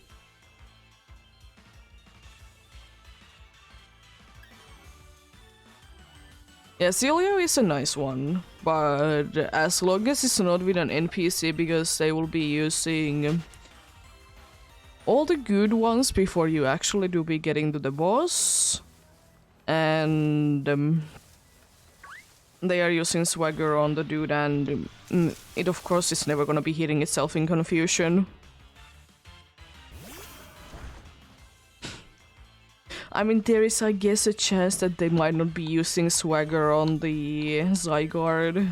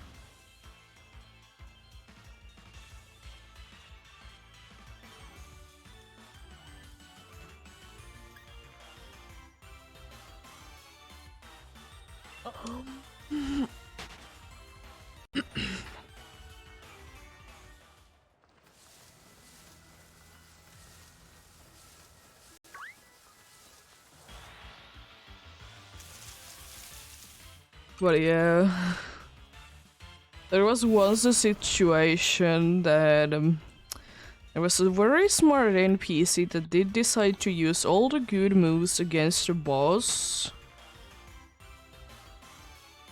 Like before we are in the boss, so like when we were in the boss, I was just like, imagine having this super effective move against the boss.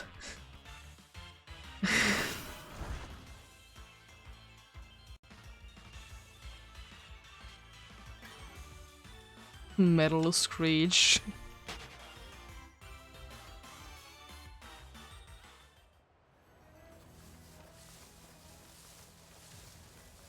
Pretty sure it's a Screech. Metal Sound is a move.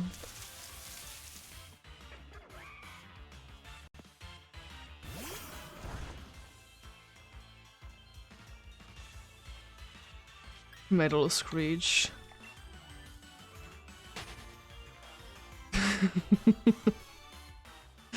It is one of the greatest moves of all time. You did it then. Nice.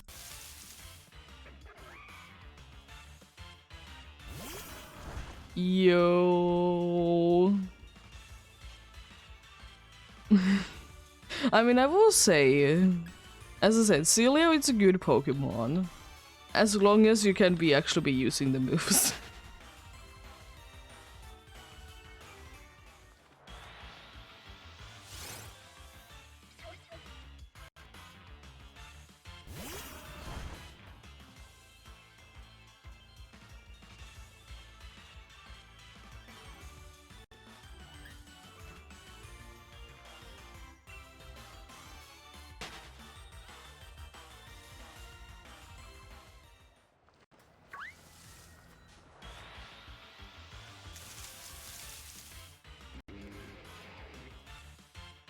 Sounds like everything is going very well in there.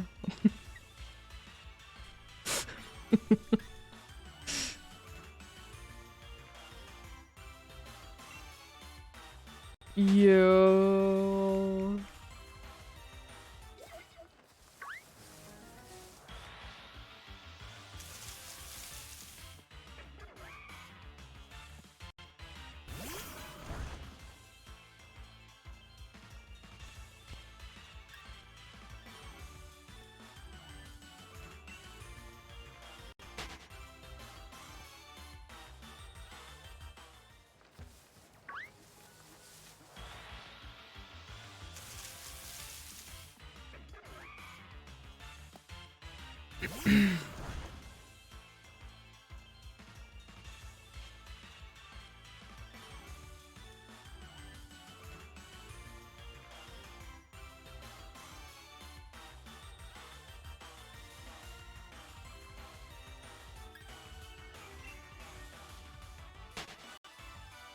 Thankfully, I don't run too often to the DA trolls myself.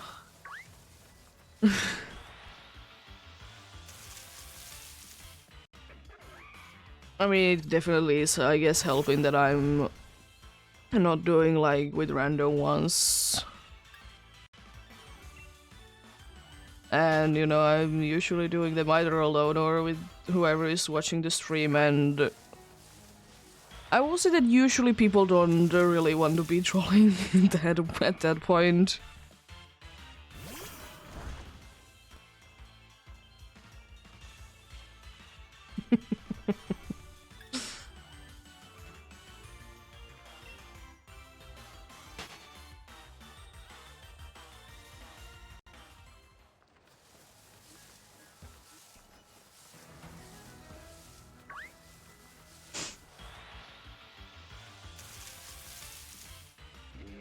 What is what?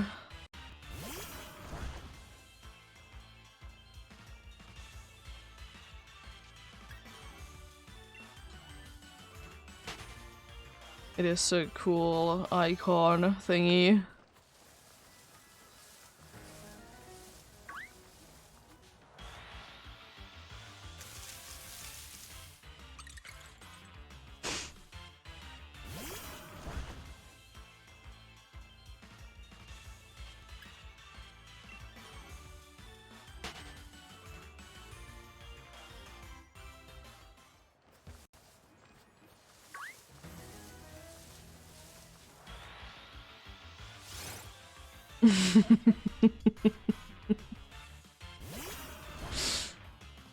uh...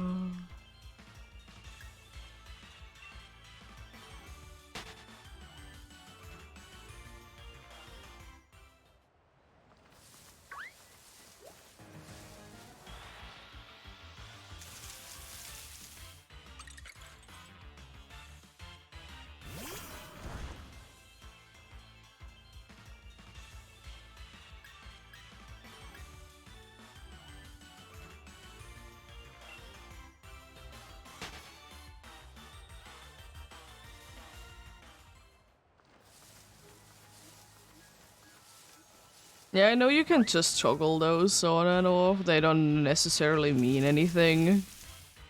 Which is kind of stupid, honestly.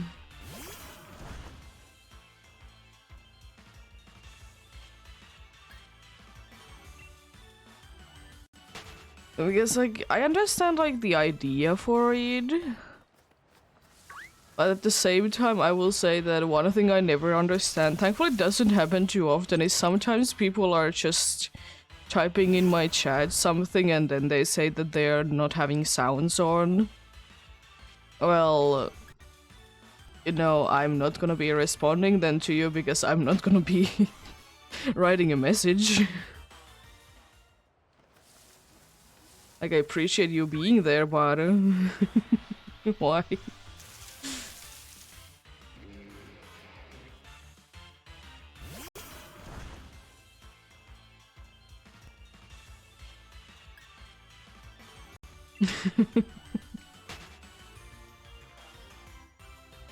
Yeah, it's fixed.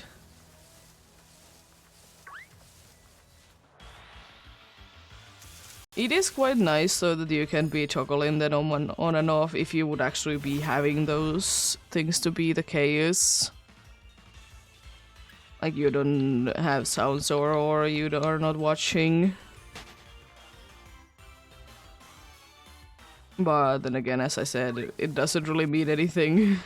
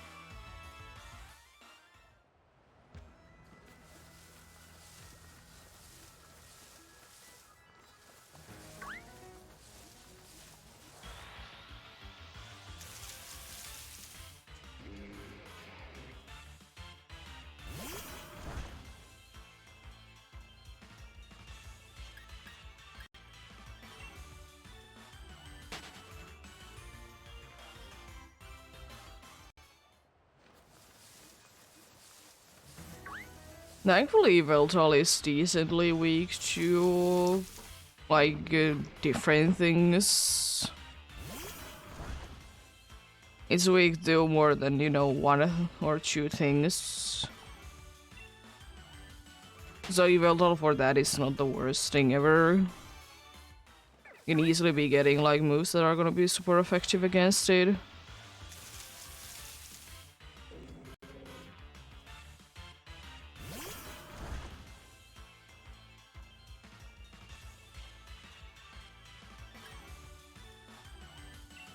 I mean, I would say not really for me, because like after the first one I didn't know that it had Snarl, and it's gonna be using it when it gets below the whatever is the mark that it's gonna be attacking twice. It's gonna be using that as the other turn or the other move. So it's not that bad. Special attack going down in certain situations is annoying though.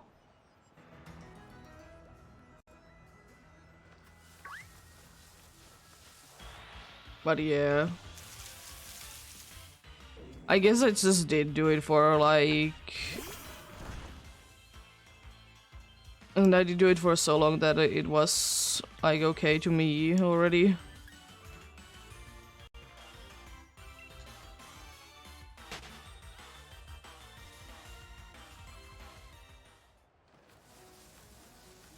There is nothing wrong with having a white guard Pokemon, ever.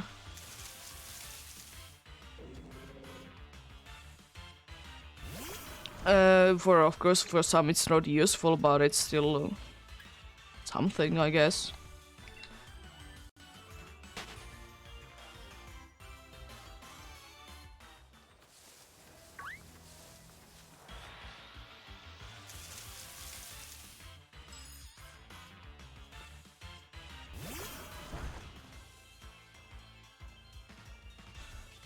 But yeah, I will say that there is a decent amount of ways to be saying no to like Sucker Punch though.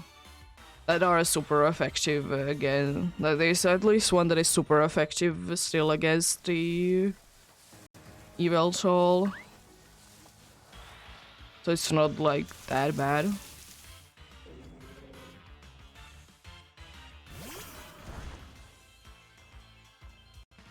There's even ways to be saying no to Chaunt as well with certain things, like abilities, which is nice.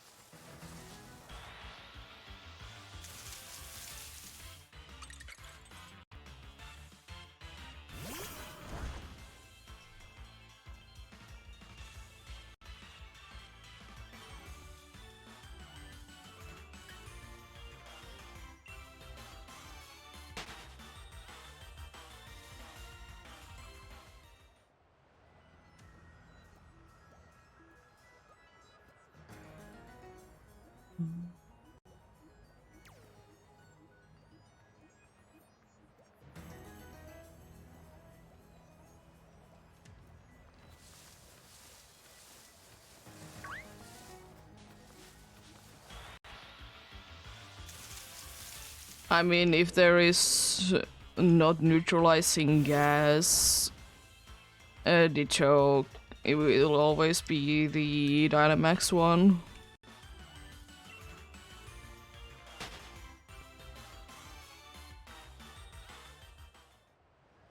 It is pretty interesting. It has happened to me quite a good amount of times with Xerneas.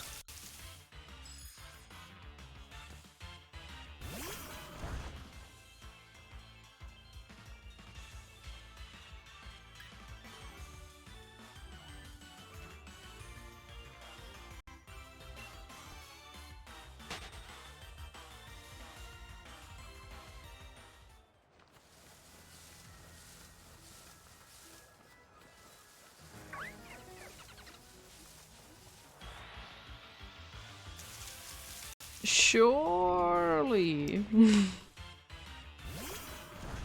I most definitely will be getting it soon.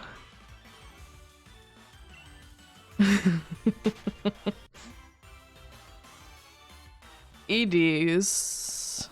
I mean, it is honestly neutralizing gas is quite fine for most of the legendaries. Will be getting rid of their abilities, so that's nice.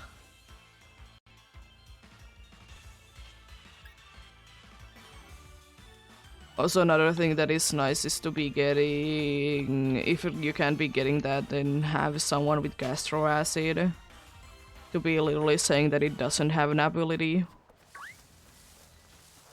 Like, quite literally.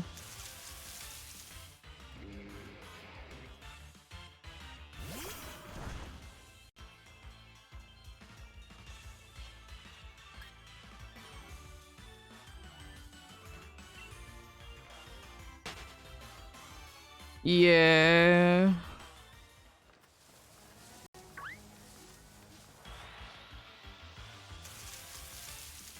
Snarl missing is very nice.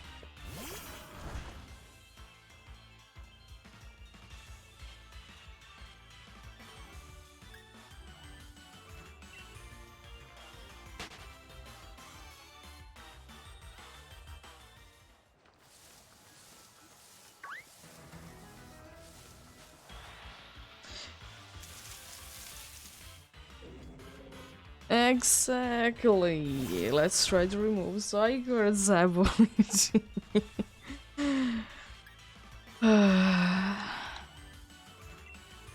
Yeah.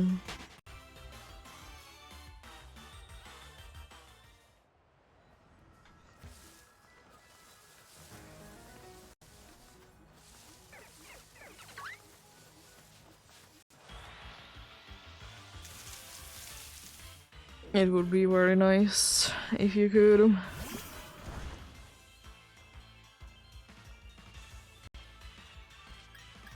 It is still hilarious to me how Zygarde, I've talked about it already, and how Zygarde was like basically nothing at first, and then it became the most broken one of them all. Or at least one of the most broken ones.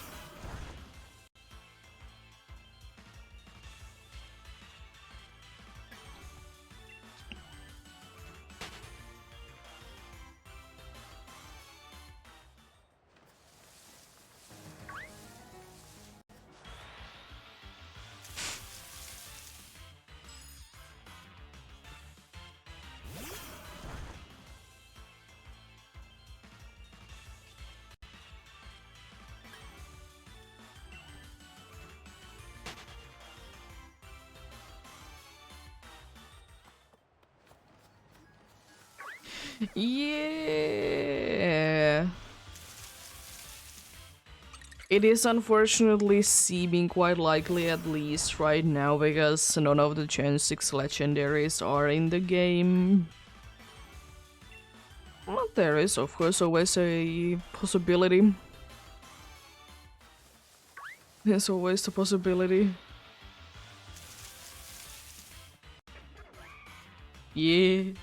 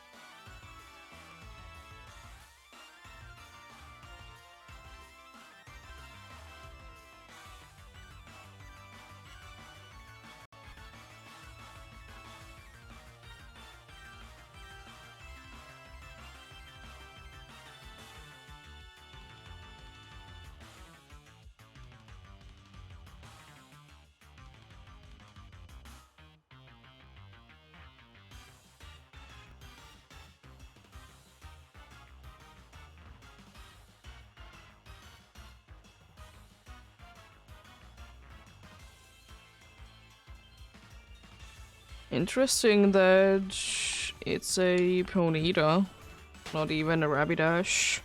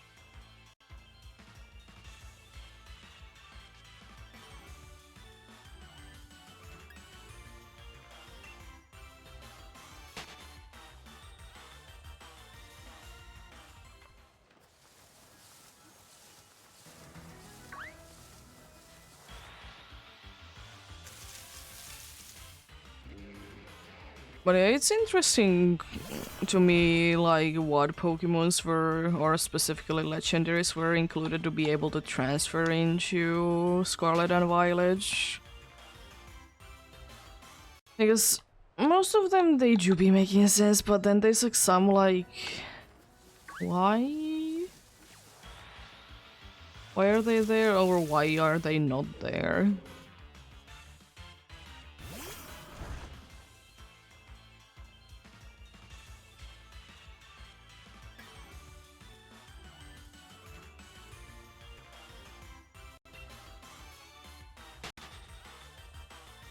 Because I don't really get it why they wouldn't be able to, like, or why didn't they, like, include every Pokemon? Or legendary specifically.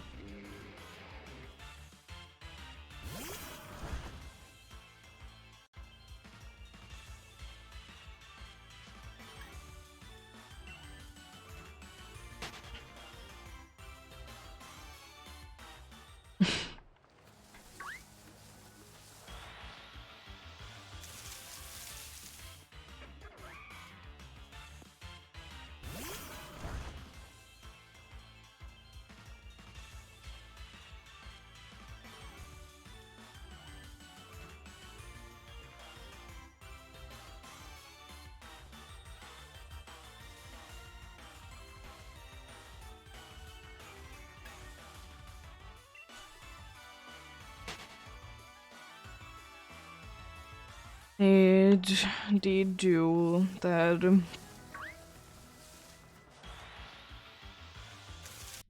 But yeah.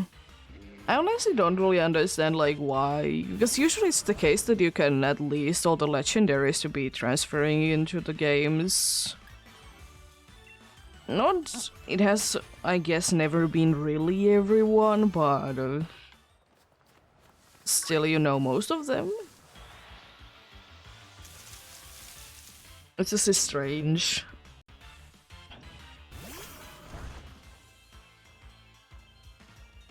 And to think about that, they're like, at the end of the day, there really isn't that many legendaries. There is, but compared to how many Pokemons there are overall, there isn't that many. Like, why couldn't they be retexturing them? Or whatever they did do to them? Because of course not everyone needs to be having like cool new textures. But, you know, I don't think it would be that hard, but it is what it is.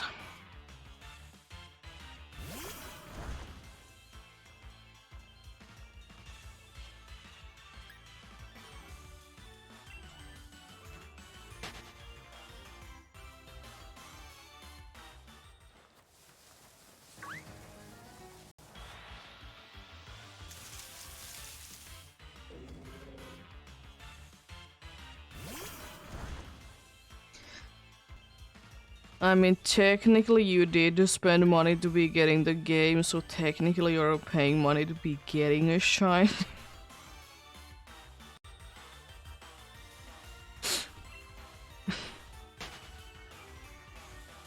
But yeah, I get it, like spending specifically for a Pokemon. As I said, I have always been finding it stupid, but I guess some people are doing it, so they are able to be keeping it going on.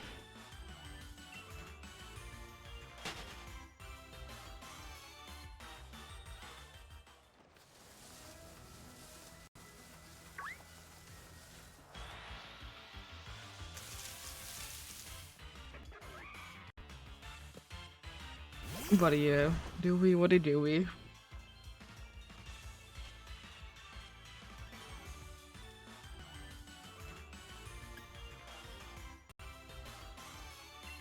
Because I just personally don't understand it, but each to their own.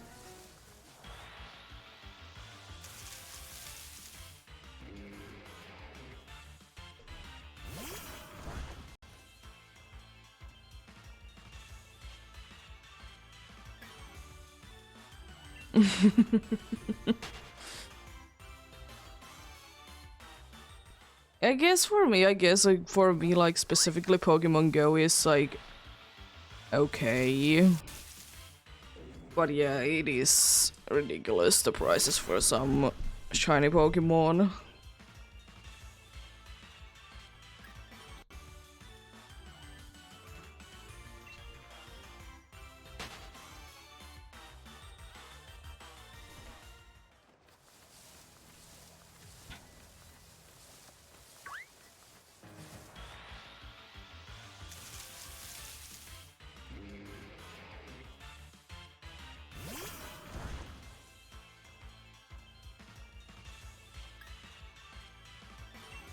Yeah.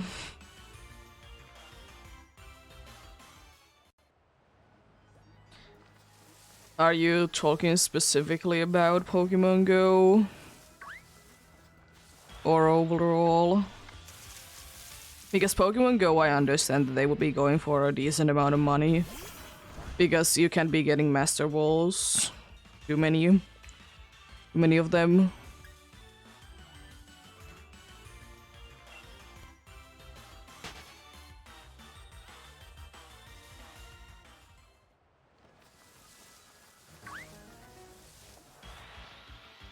Yeah, I understand that in Go, but in like main series games, I don't see a reason why Master Ball would be increasing the price. At least by too much. I get it by a little bit, but too much is too much.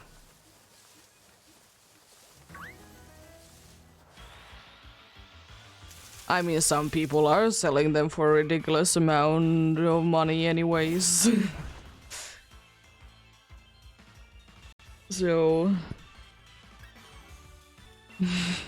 there is.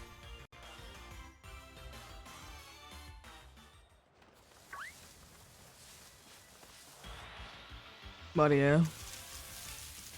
I'd rather personally be getting them myself, but each to their own. I kind of get your thing that you want them to be in Master Ball, so it is in certain situations to be harder to be getting that to be the case. But yeah.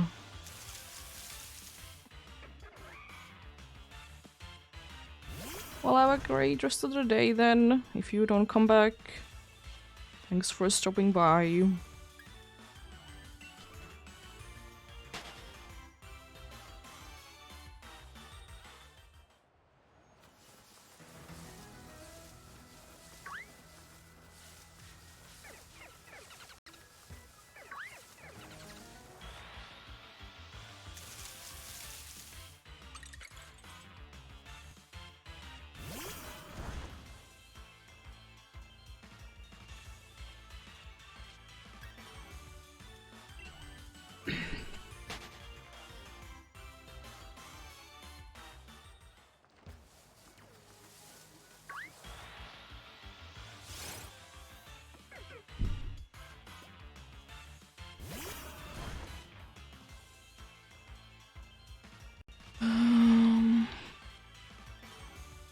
I know that in certain Pokemon games there is technically very obscure ways to be switching the Pokeball that the Pokemon was caught in.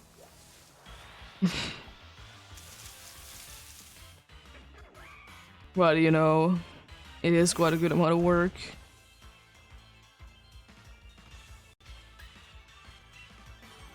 It is though quite interesting to be seeing what people can be doing with those kinds of things. It is.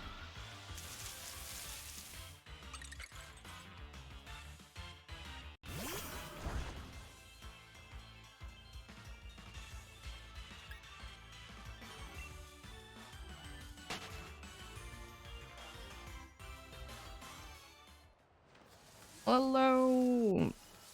How are you doing?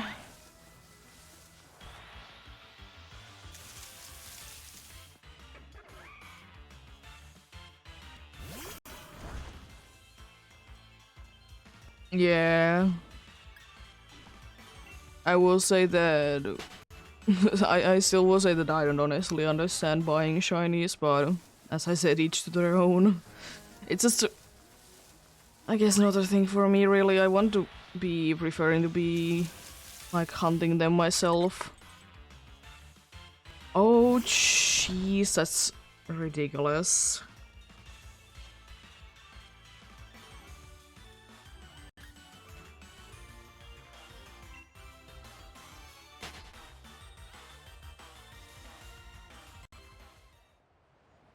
Jeez.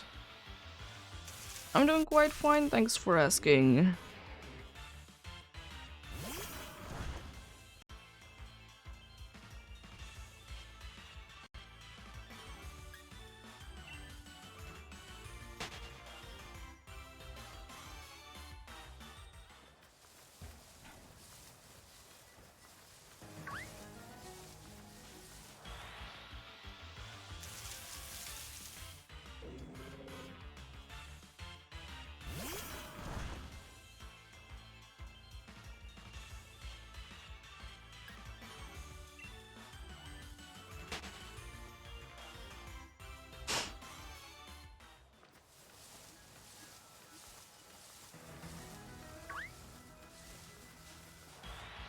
This is kind of for me as stupid as it is for like some people to be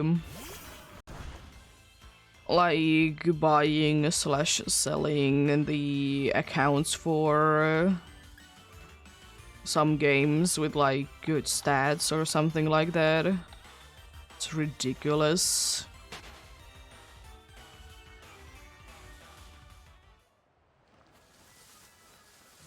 That's a decent price, considering like what you need to be doing in order to be getting it.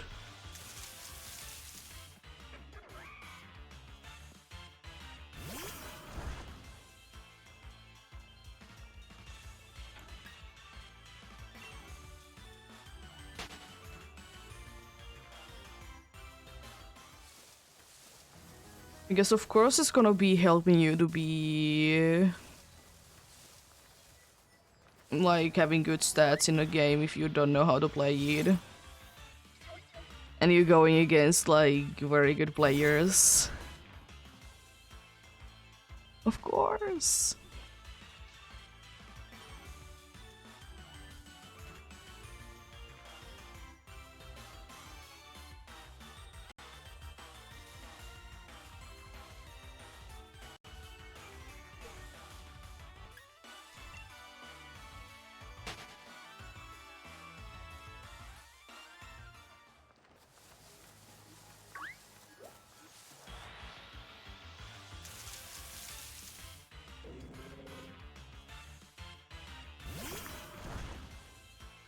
But it is always the case.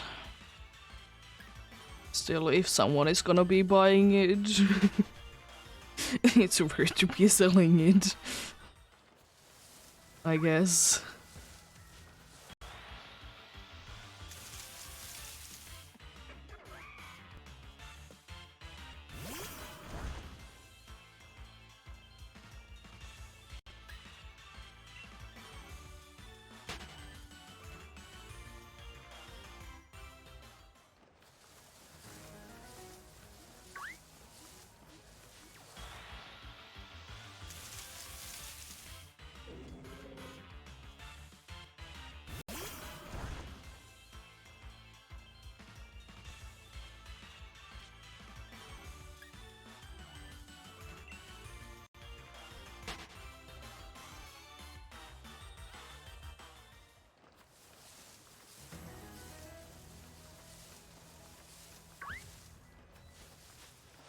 But then again, you can technically be getting a shiny Mew yourself in a Master Ball. Technically, you can. Is it a tedious process? Absolutely. But you can.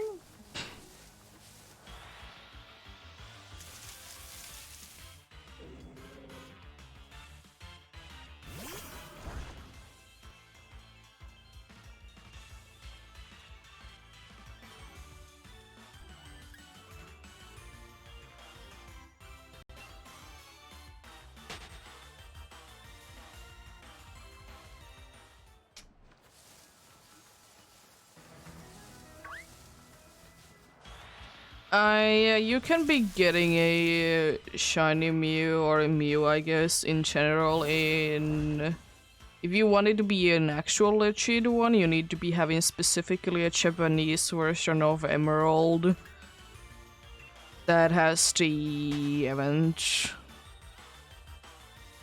And like it's a runaways thing, so you can be getting it in a Master Ball that way. There is known glitches also to be getting that to be working on a non-Japanese version that doesn't have the event active.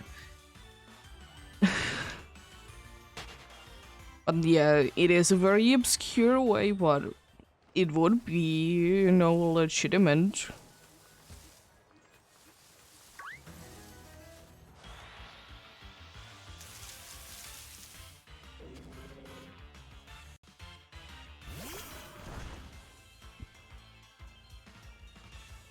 Yeah.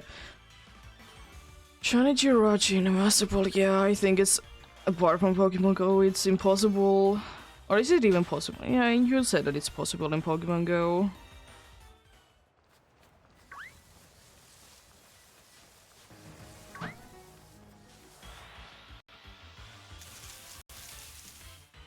Because all the Jirachis have been like either through events or by doing the reset things in certain side games to the main series ones.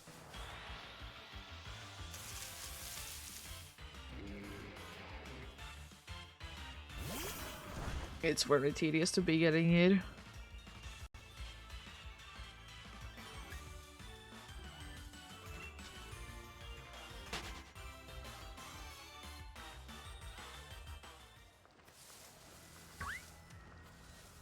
Is it even possible to be getting Jirachi from Pokemon Channel and I don't remember what was the other one. There was the thing with like certain like it was region locked to certain regions though.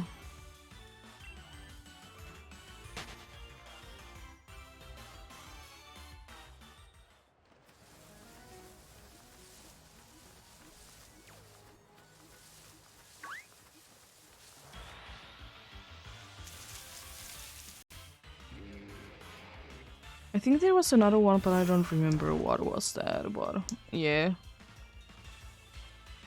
It is interesting. The Wishmaker Jirachi Hunt specifically. Because when like people like it was interesting because when like the first one did get it, the Wishmaker Jirachi, then like bunch of them did like get it in like short period of time. It was insane.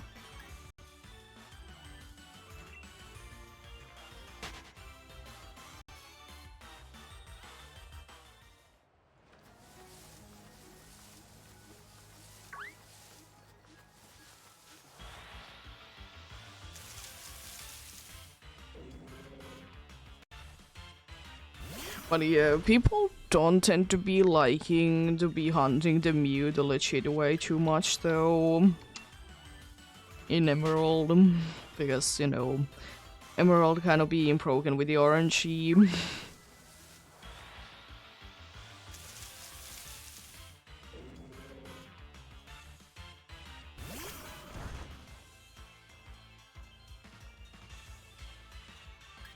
I mean, hey, at least you can be doing like runaways with it, so like you can be doing that indeed.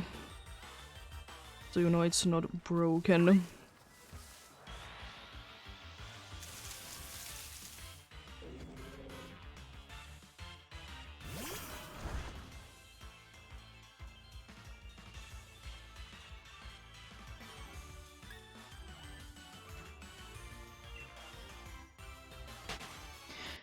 Yeah.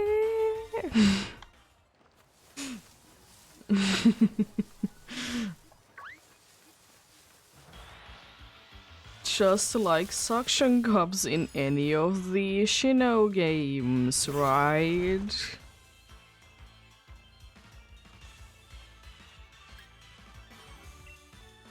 Working as intended, aka not working.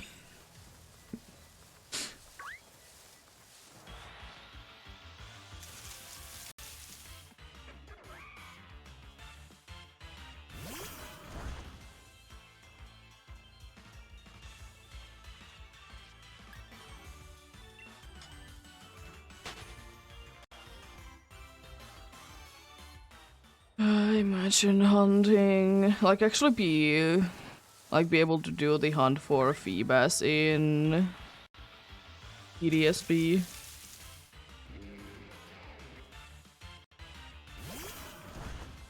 For Phoebus. Probably be a bunch of fun.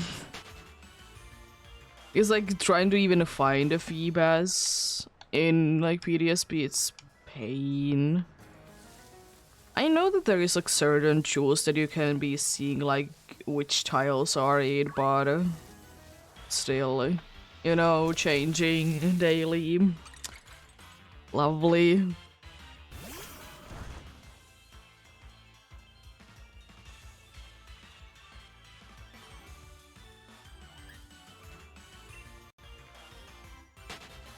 I mean, it's not gonna be anything compared to what Reversal did with the 1% Phoebus, but still gonna be a pain.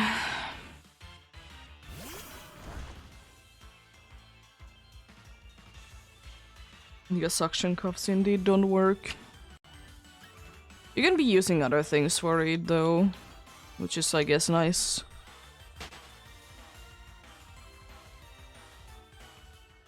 But still.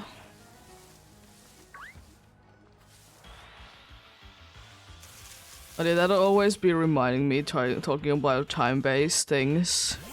Imagine if would still be a battery in every single Pokemon game. Oh, what fun that would be. Like, I understand, of course, like, why battery was, like, such a big thing for, like, some games.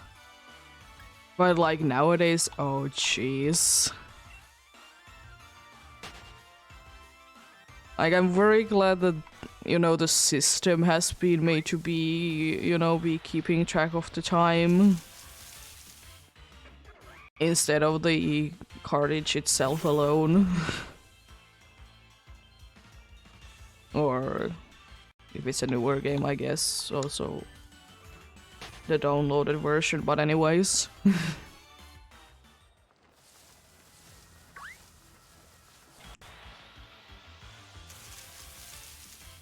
But yeah.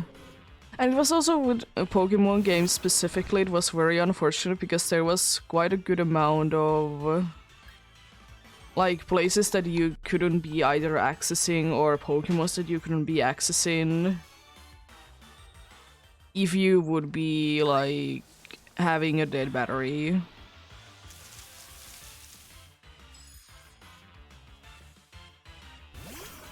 But yeah, because it was the case that or it is still the case that like if your battery is dead and you would like to be getting a snow ranch in like some of the Hoenn games, it's impossible. Insert like if it is like if your battery did die in the worst case scenario, which is the wrong time.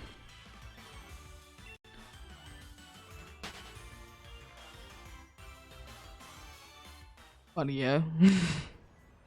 Not the keys anymore, thankfully.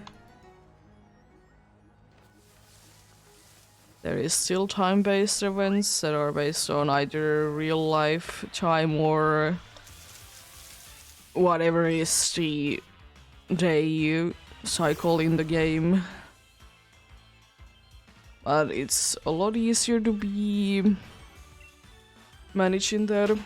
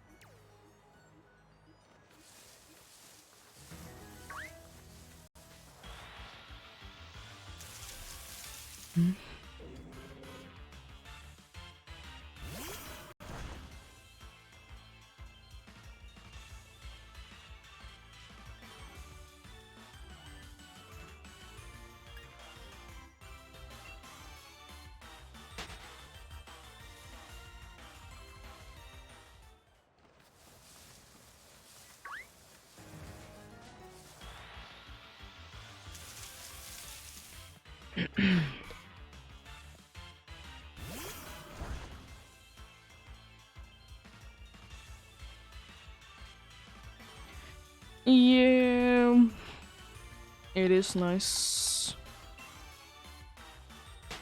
But they don't have to, but at the same time they kind of have to.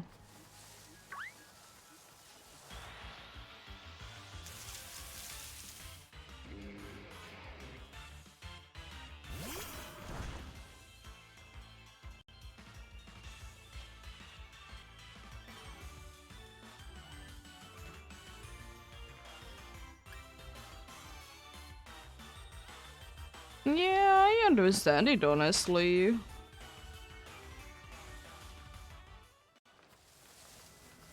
I don't think it's a bad thing, because I think it would be good to be checking them.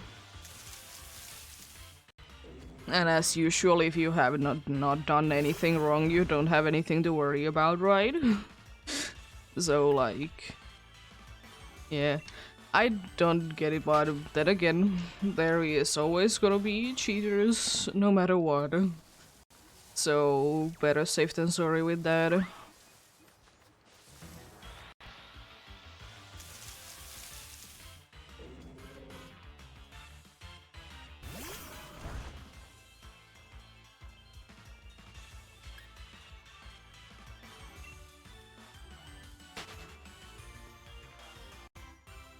Yeah, it is kinda silly. That's why I'm not gonna be doing that myself, because I will say that I just can't be bothered to be making the Pokemon to be the best that it can be.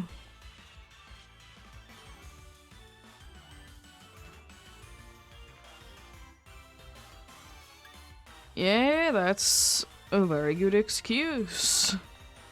And also my dog did in my homework.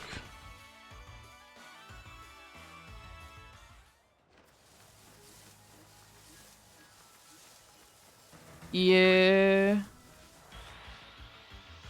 The PvP in Pokemon games, it isn't my thing either. I can do with the NPCs in the game, of course, but that's about it, really.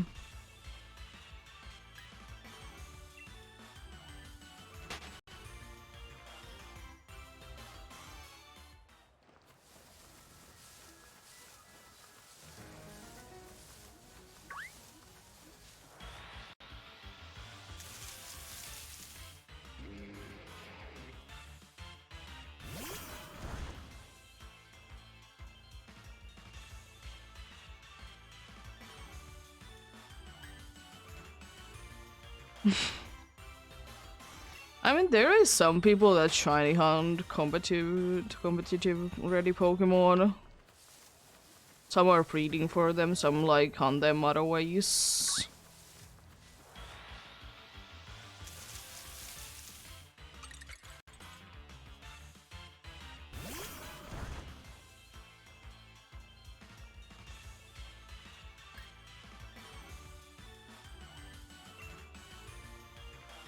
I will say that that's not too hard to be making the best possible Pokemon in order to be good at PvP, but at the same time, I just don't find it funny myself. It's not a part of the Pokemon games that I personally be enjoying.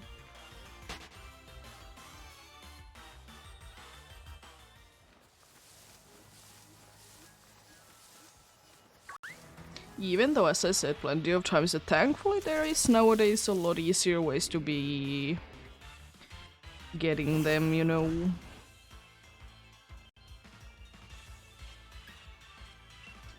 Yeah. getting the Pokemons isn't that bad, but yeah, it like in itself to be battling it is not the easiest thing ever. Yeah. I will say unfortunately that's kind of the case with any sports though. Usually the best ones are the best ones and very rarely there is any other good ones.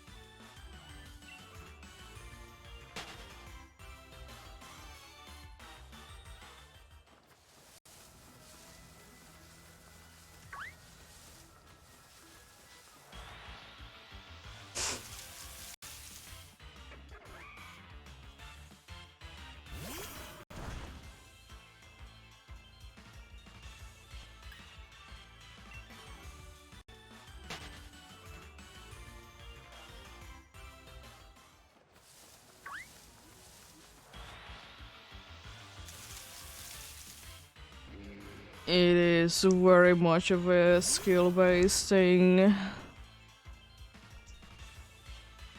Exactly. Imagine going over odds. Couldn't be me ever.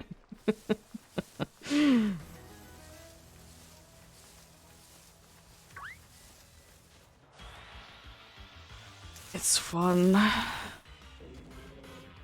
I could be getting a shiny any moment, of course I'm just making it longer for funsies. uh...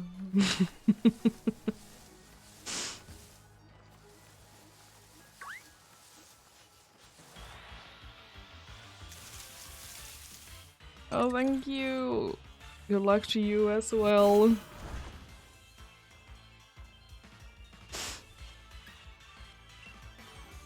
I mean, I don't honestly mind shiny hunting and it taking a while. Because I will say one thing that I honestly will be enjoying hunts that should be taking a longer time than hunts that take very short amount of time.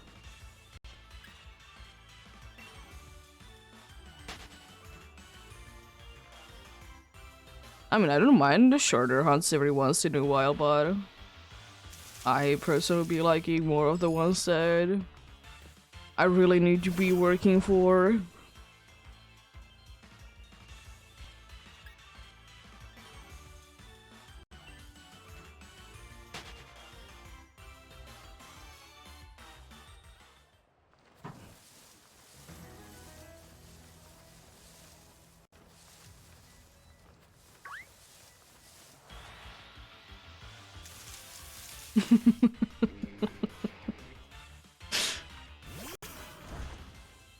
Yeah, of course. I honestly will say that I am quite excited to be going for Zygarde. Like, weird, because I know that a lot of people are not excited to be going for it. But I am. Because if Xerneas did teach me anything, even if people are saying that it's hard because it's only weak to do things, and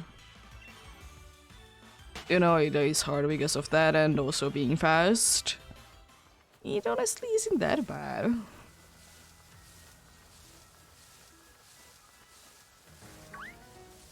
Yeah, I don't know, like, which ones I will be going for in Dynamax Adventures. As I said, Gen 6 definitely, because I kind of already started it and might as well finish it. And then the Gen 7 ones for sure. On other ones I'm not completely sure on. We shall see.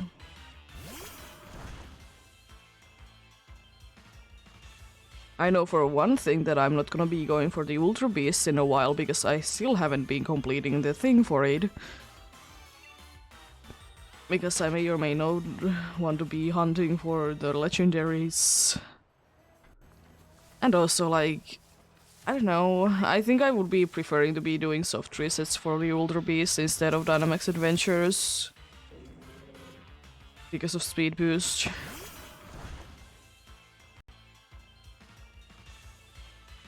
Because of the beast boost that they have.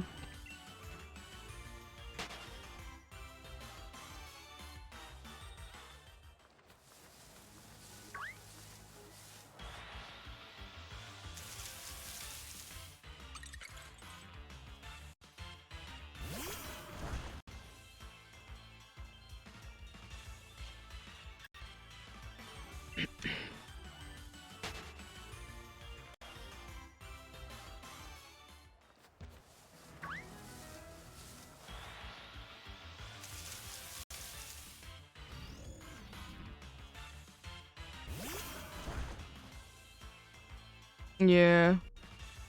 And unfortunately, the Gen 7 ones, they are the only way to be getting them to be shiny is the Dynamax Adventures, apart from the Ultra Beast. Then they can be found in the Ultra games. Yeah. It's just a thing for me because of course I want to be hunting at least for the new Reggies, so you know it's gonna be taking a while for me to be done with the quest line to be getting them unlocked in the Dynamax Adventures. I don't know when that will be the case. If ever, because as I said, I don't really think that I would like to be doing them in Dynamax Adventures. But they do be very nice shinies.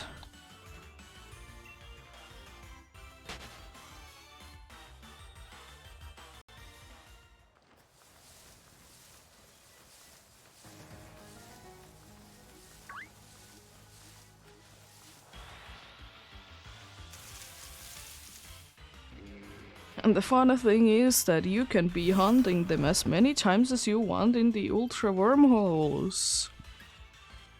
Because there is no limit. Which is so strange, but then again, they are Ultra Beasts, so they're like, the place that you find them in is their home. So it makes sense, I guess. It is strange still, though.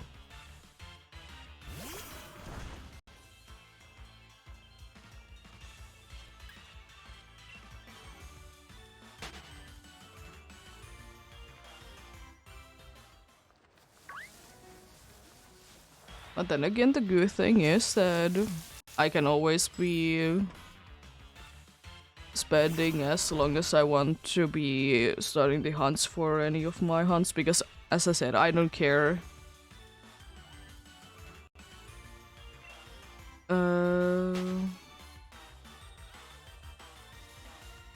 Because I don't care that they can be transferred into the newer games.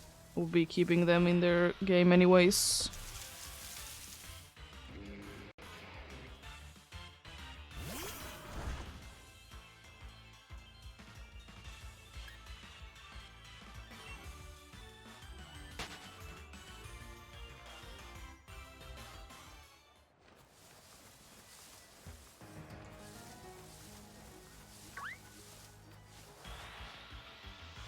That is honestly a thing that a bunch of people do be honestly forgetting, that you can be getting unlimited amount of the Ultra Beasts in the Ultra games.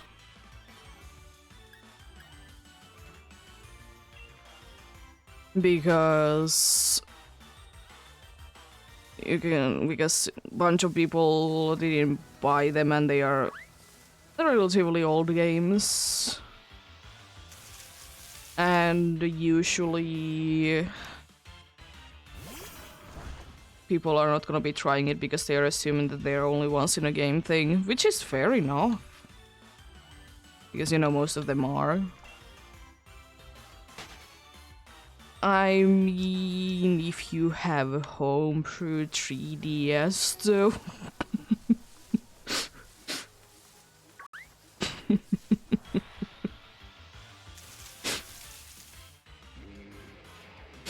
Then it's easy.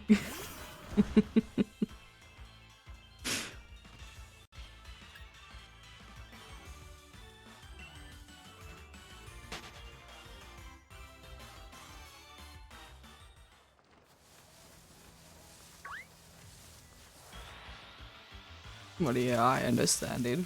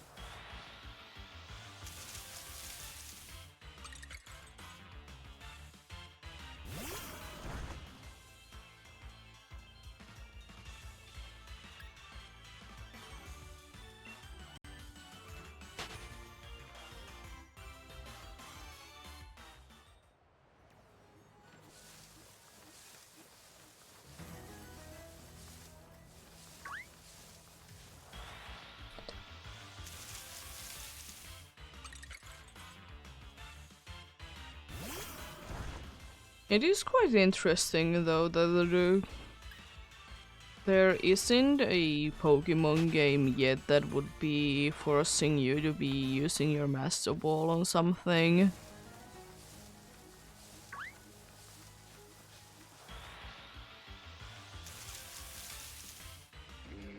Because that would be making kind of sense if there would be, like, at some point that case.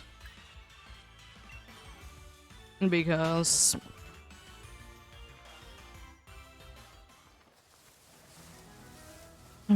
of the thing being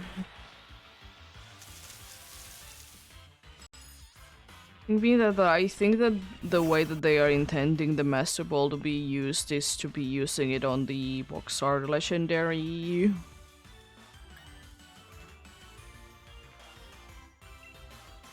Even though in some games you should be using it on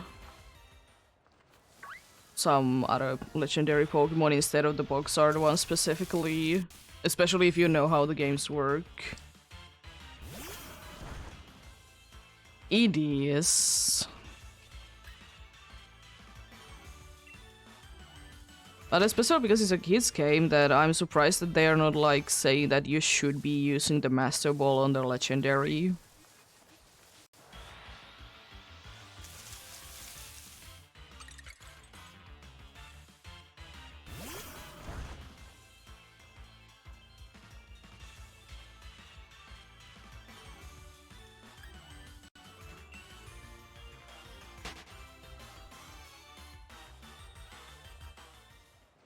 Because yeah, in some games you should be using the Master Ball on roamers.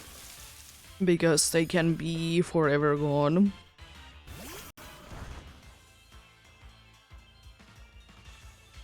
Nowhere to be seen ever again if you don't capture them like straight away. It is very specific circumstances for sure, but if you don't know them, it's very annoying. Thankfully, there is the way that if you really would like to be avoiding that, that you can be, of course, just reloading your game before that happened. It's so annoying that that was even a case at some point.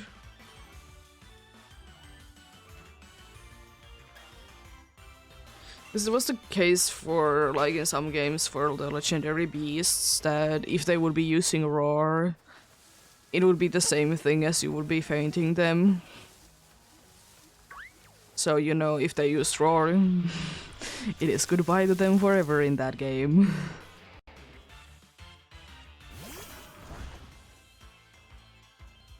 And I still find it quite unfortunate the way that they did handle the legendary beasts in Fire Red and Leaf Green, that it's based on your starter Pokemon. It's so unfortunate that you can't be like getting all of them. Like, surely it's not like their game in that, but why not?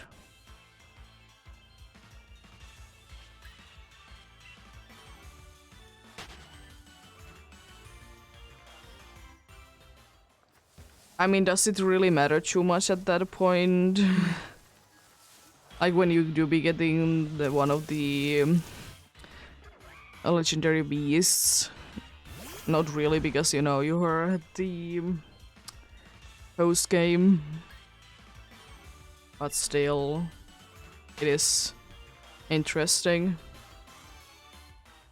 Because why couldn't they all be there? Because it's not like Shoto games haven't been like seeing them to be like running about everywhere, you know?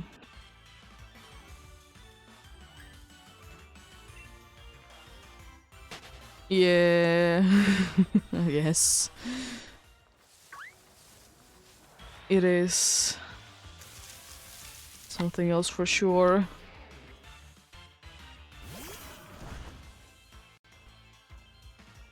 Yeah, still one of the most annoying things is that if you would like to be hunting for the roaming legendaries, it's gonna be a pain.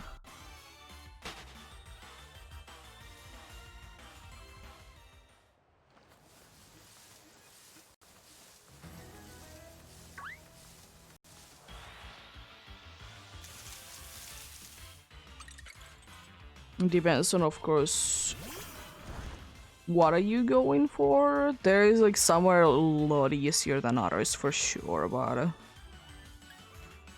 most of them, they are not the funnest thing ever.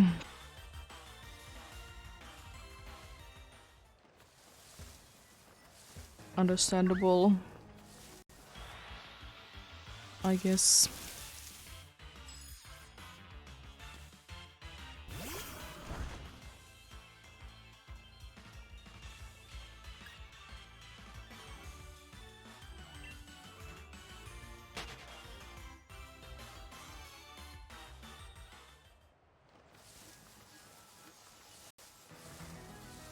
Yeah. Shiny hunting is indeed a good way to be wasting time. But it is at the same time like kind of unfortunate for the roamers though, like if you're just playing, you know, the games and, you know, you're not too big of a shiny hunter at that point. Or like if you're playing on your childhood save file and didn't know that shinies were even a thing. That usually the roamers, they would be like locked. Depends of course on the game, but like Heart Gold and Soul Silver, like if you don't do the shiny hunt when it is possible to be doing it, then, you know, you're kind of out of luck.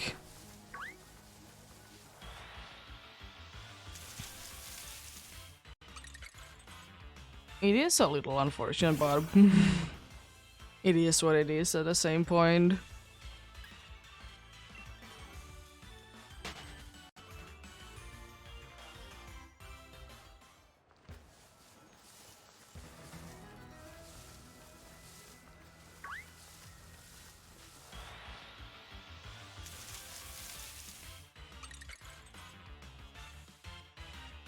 But it is kind of interesting for the legendary beast though that it was like the only options were like it's either like at first it was like roamers, pretty much all of them.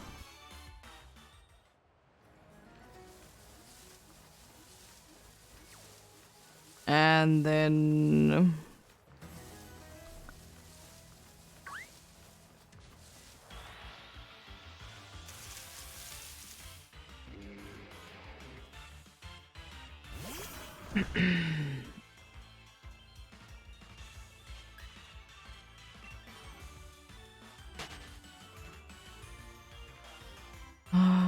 and then they like kind of did go missing for a little while, and they were like pretty much static random encounters afterwards, more or less.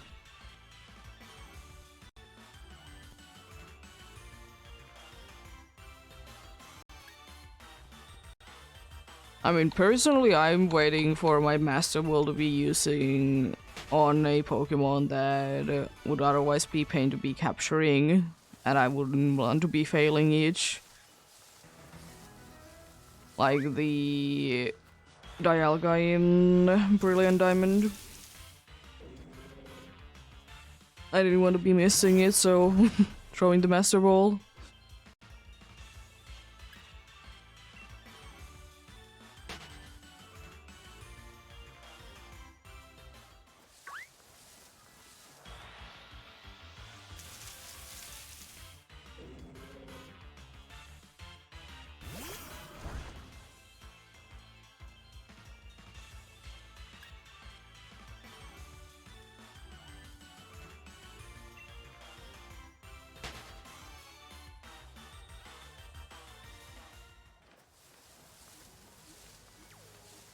But yeah, I will say one thing that I do say that it's kind of a waste to be using a Master Ball on like regular legendaries. Because like, why? Why though?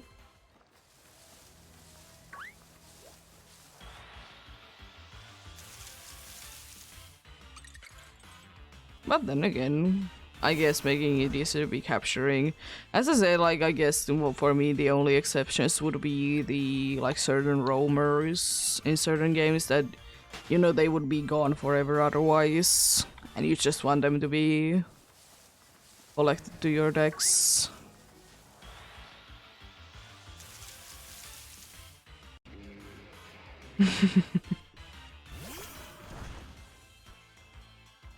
Roselia is a very nice one. I will say that I do be finding it kind of weird that it was like originally a roamer.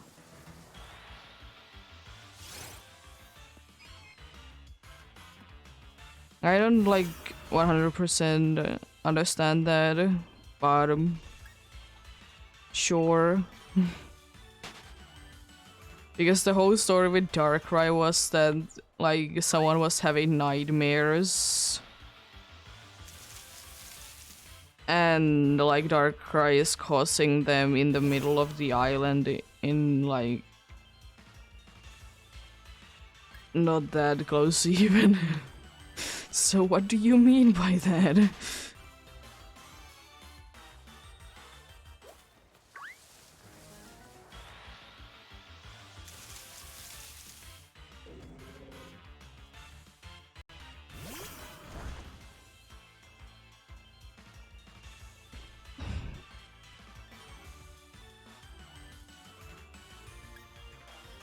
But of course you need to be using Master Ball on Rachada.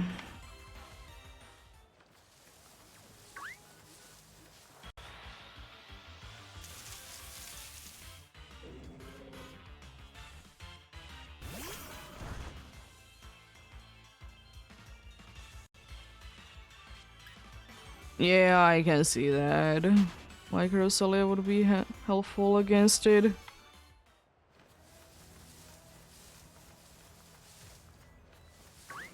Yeah.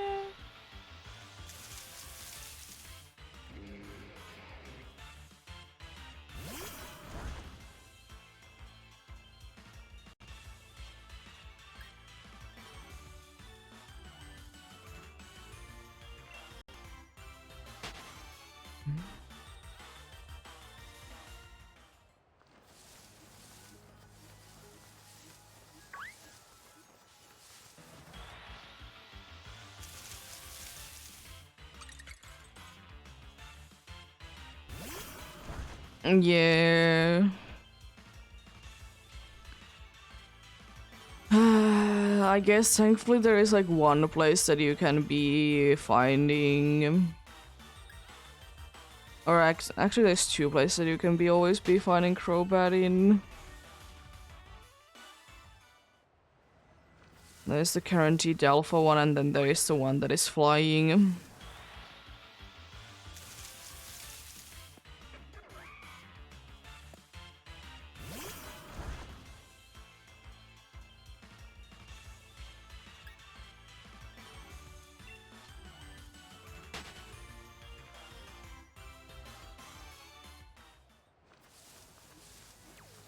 Yeah.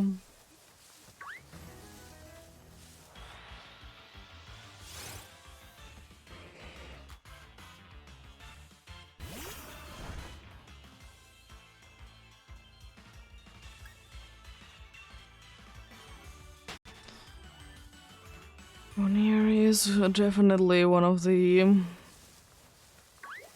most annoying ones to be evolving. I mean, all the friendship ones are. And again, thankfully, it has become the thing that it's a lot easier to be. It's a lot easier to be increasing the friendship. Because it would be, in my opinion, quite a bit of a pain if it would be so bad.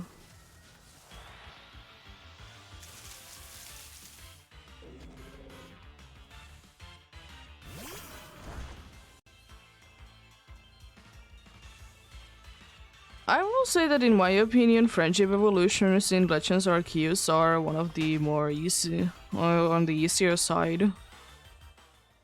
Because the way that I did always be getting my like friendship up with my Pokemons was to be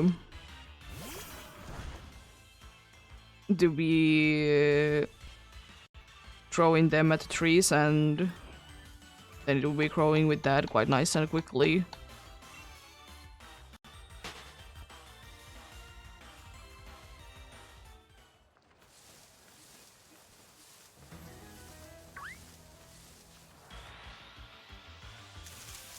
In my opinion, for me, one of the worst games to be getting friendship evolutions in is Scarlet and Violet.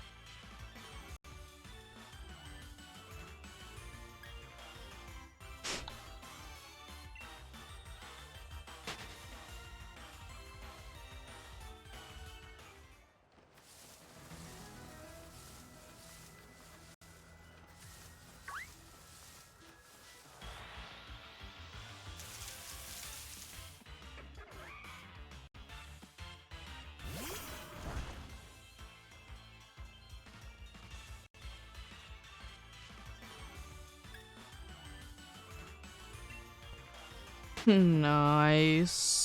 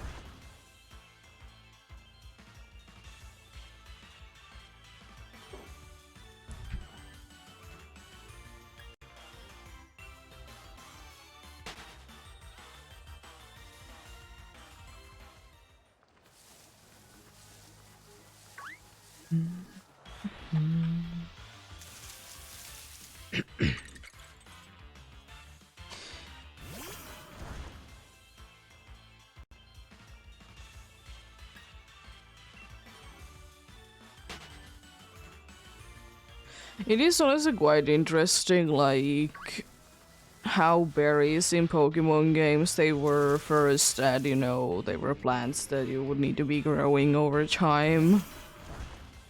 And they kind of have just become a thing that you just randomly found in the ground.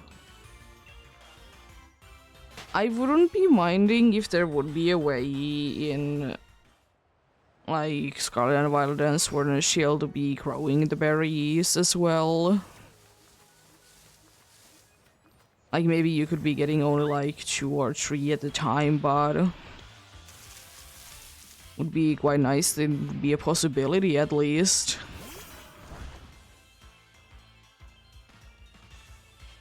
I mean, I will say one thing that it was kind of a, or it is kind of a pain in the older games, how the berry growing works, because it is very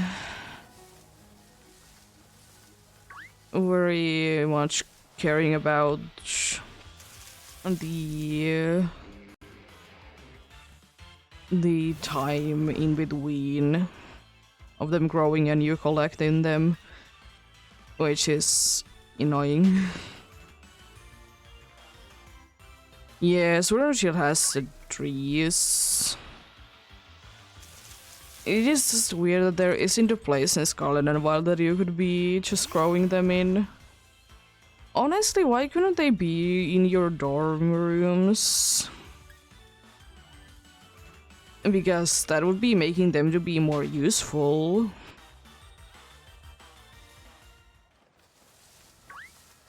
Because, like, honestly, they don't really serve a purpose in my opinion. They're kind of useless. I like almost never enter them because there is just no reason.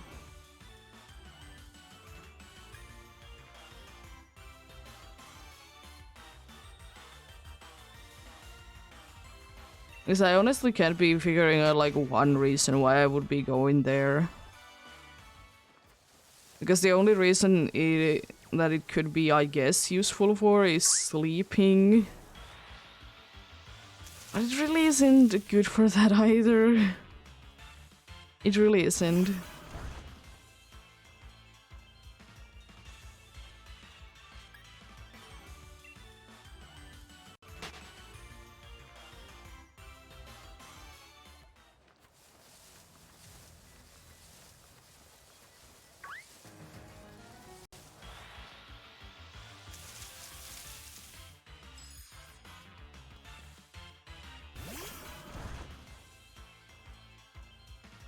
Yeah, that's understandable.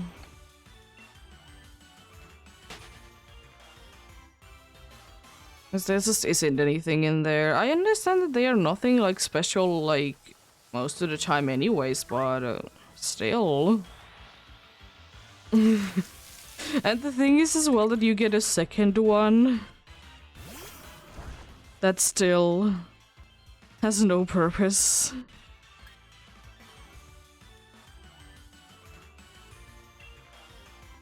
Like, why? Well, I guess it makes sense, like, because school, but... I guess at least you don't need to be paying for it. Imagine if you would need to be paying a certain amount of money in order to be having it. And still, like...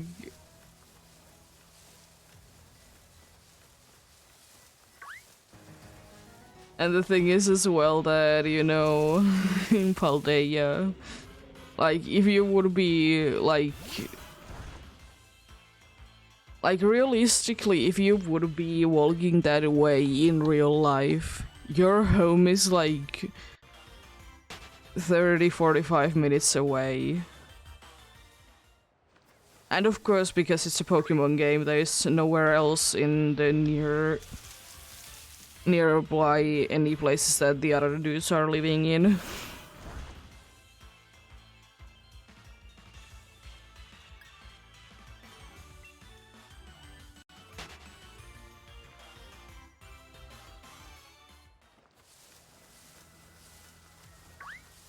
I will say one thing that I do be liking is the others like dorm rooms that you can enter, because they are like very fitting for their like person, I guess, who owns it, has it. I don't know. Whoever it is very fitting to them. And I would be wishing that we could be customizing them as well. Maybe not to the extent that they are doing, but you know, still have like something. At least I guess you can be making your club room to be different looking, which I do be finding to be quite useless because I almost never am there, but anyways, at least you can. I don't really like any of the options too much, but okay. Because my problem is that I kind of like them all. They all have like good features. If I could be like building my own off of all of those features in them, I think I would be liking it better.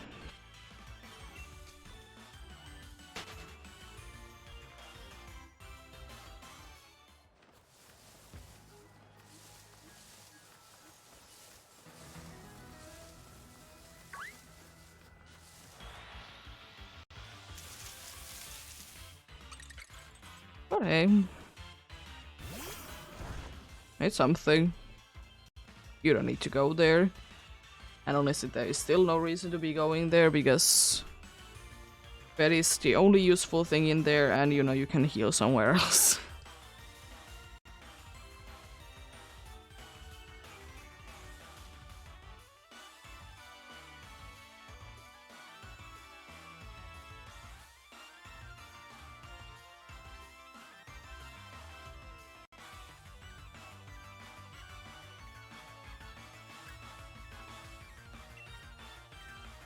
I mean, to be fair, in most Pokemon games you can be like customizing whatever room you have.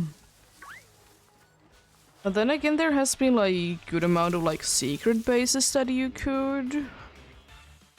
Even though, you know, it's of course not a secret base, it's like everyone knows about it. Yeah. But then again, I guess there really isn't anything really to be collecting in that game. I don't think that they even like changed your dorm room depending on what part in the story are you.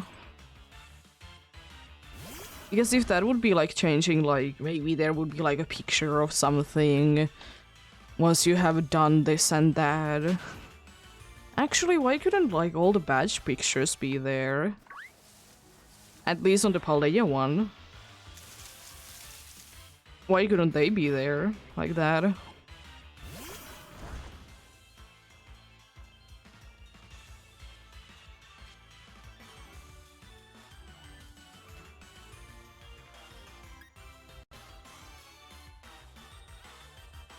It is kind of disappointing.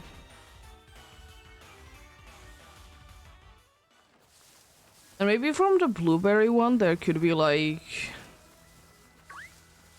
I don't know, there could be like your mom's food there or something like that. Because you're so far away from home, kind of thing.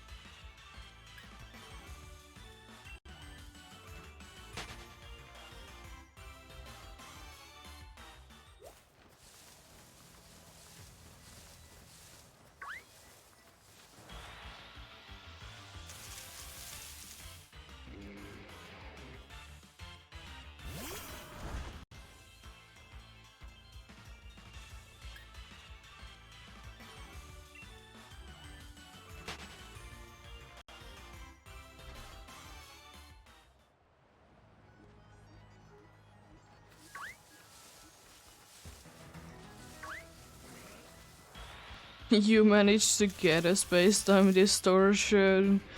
Wow. I always will be trash talking about space-time distortions because they're so stupid.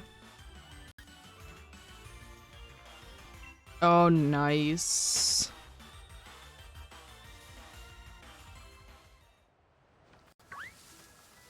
Viva thankfully is pretty easy to be getting into level 10. It's not that bad.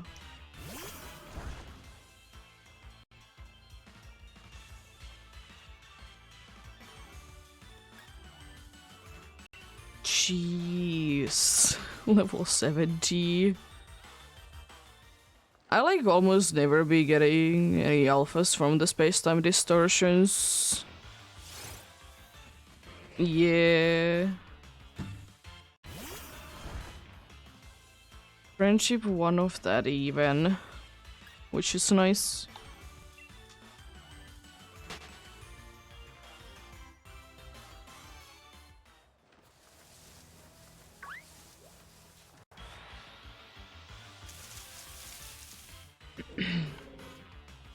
At least it's not that bad to be getting a fairy moved to Sylvie under the EV. Because you can just be reminding each.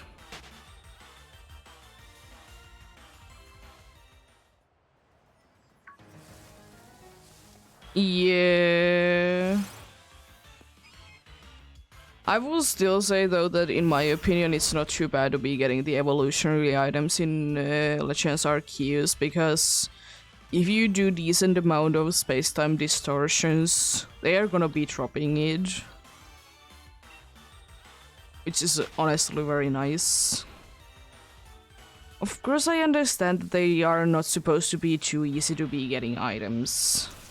Completely understandable, but at the same time, in some games it's like impossible to get them. At least that is what it feels like. And in some games it's only like you will be getting literally one of the evolution item in the game. So if you're gonna be using it, you can never be getting another evolution with that evolutionary item. Which I think is stupid. But old games being old games.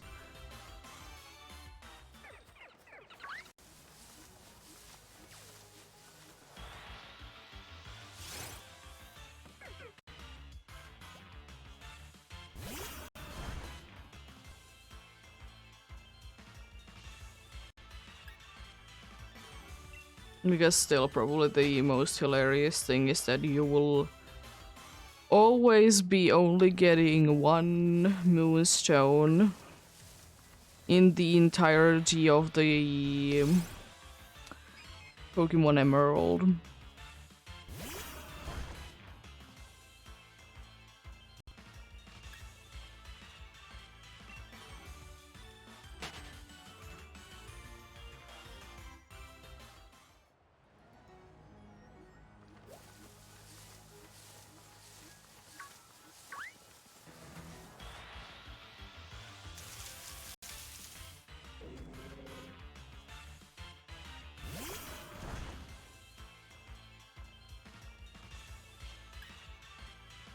What friendship evos are there? Oh, there is the, I guess, the Clefairy line. And also Roselia line, but you can be finding them somewhere else. Oh yeah, there's Crobat. Yeah.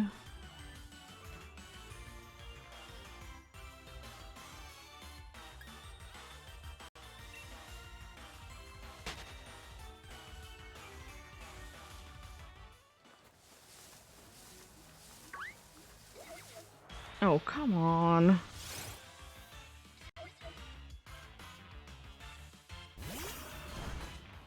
Yeah, thankfully, as I said, the evolution items, they are not that hard to be finding.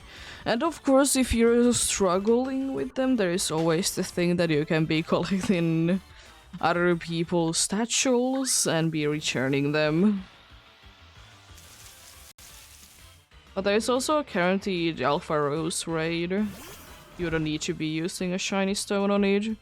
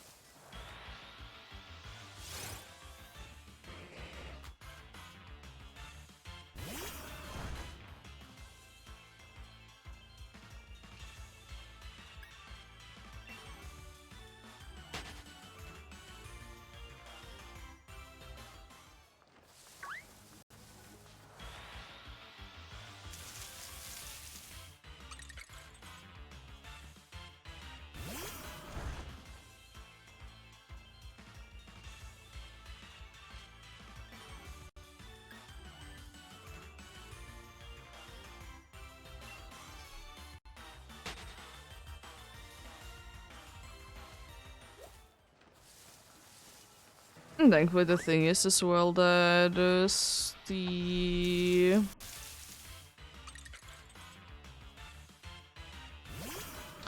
is that massive mass outbreaks can be also be having the evolutions, which is quite nice.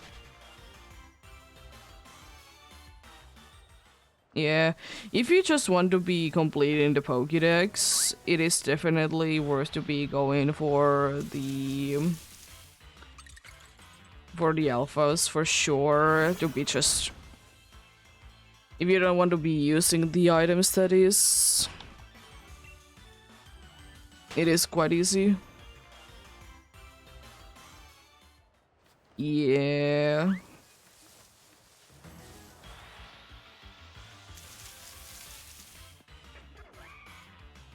It do be interesting like that. Because I only did complete my Pokédex in Legends Arceus to the point that I could be getting Arceus. Then I kind of like didn't care past that point about my Pokédex.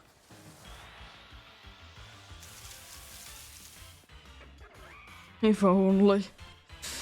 One day you'll be finding that for sure.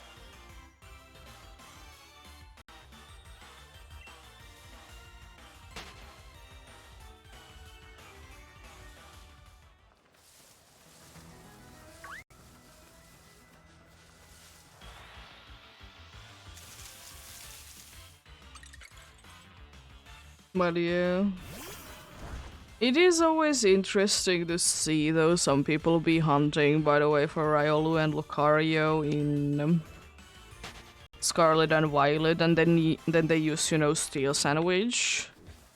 And then they find Riolu and they're like very excited, but then they don't even realize that it's technically either Charm Words or Full Odds. Because, you know, only Lucario is a Steel type, which doesn't make the most amount of sense, but it is what it is. It's not that it's a bad type combo or anything, it just doesn't make sense. Especially with the Pokédex entries, you would be thinking that it would be Psychic type instead of Steel. Fighting makes sense, but Steel is a strange one.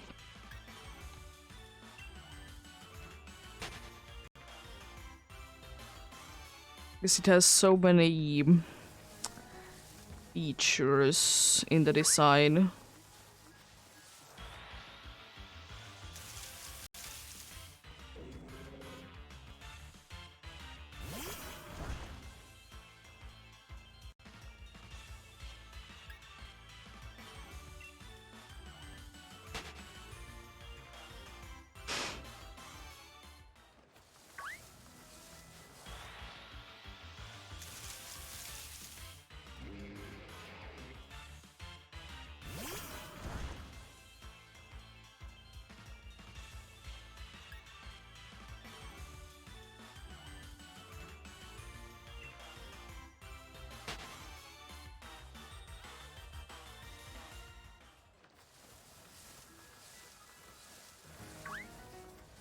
But yeah, I do be hoping the best of luck to anyone else that do be hunting.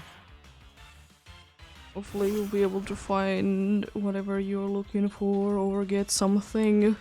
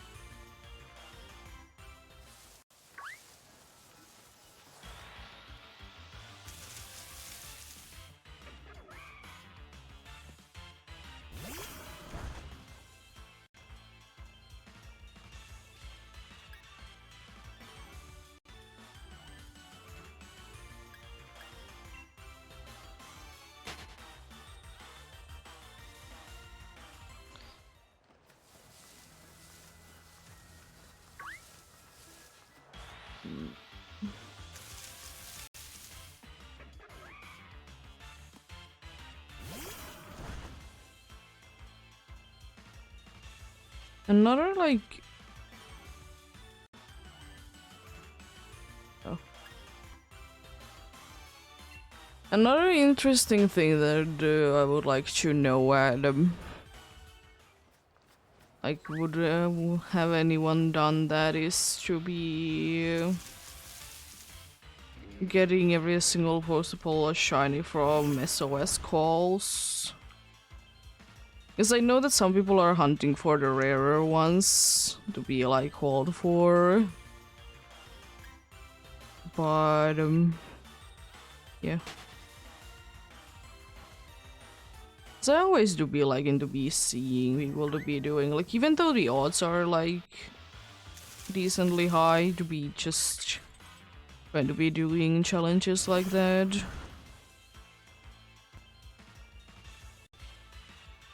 I don't know, because I know that SOS calling or SOS hunts, it was a big thing, like once, you know, it was of course released, even though in the first games it was kind of broken.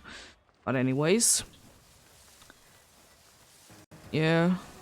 Just interested to know how popular it still is. Because I don't see it too often anymore. I guess people either hunt the Pokemons in other games, so, you know, it would be nicer, I guess, or then they are just not even interested in it at all in the first place.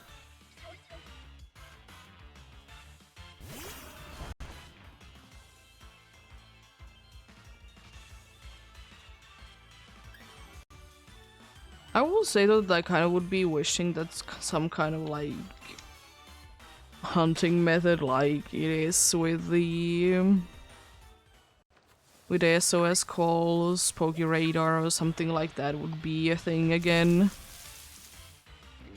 That you could easily be like building to be getting better odds over time, and they would always be staying at the better odds no matter what you do. Apart from, you know, running away from or turning off the game.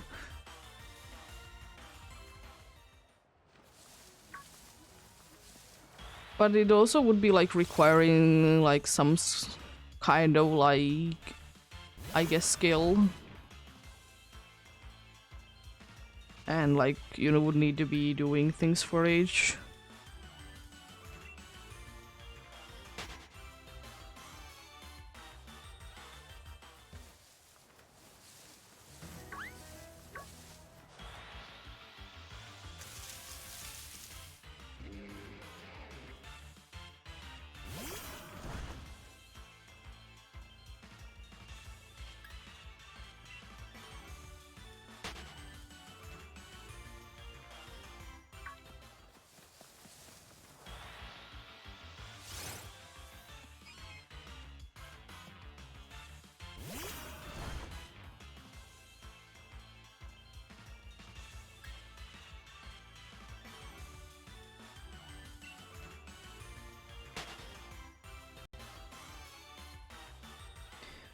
Then again, I don't know. I guess with SOS calls there's a decent amount of Pokemon, like maybe too many for some people. That's why it probably isn't as popular as some other ones are. Considering that, you know, it's not like it's guaranteed that you'll be getting encounter in an X amount of time always. Like some other ones are like if you're doing horror hunting, for example, you'll be always be able to get in about the same amount of time words.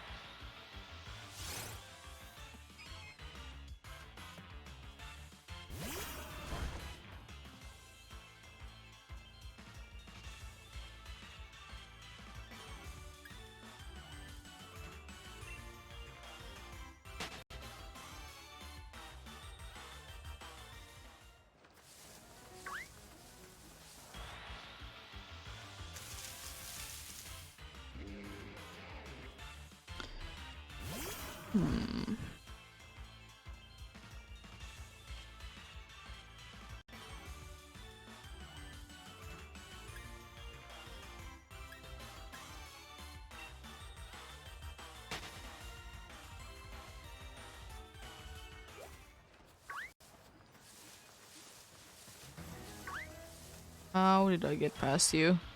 Sometimes I don't get past you like that. You're a strange game. Did you know that? Very strange game indeed.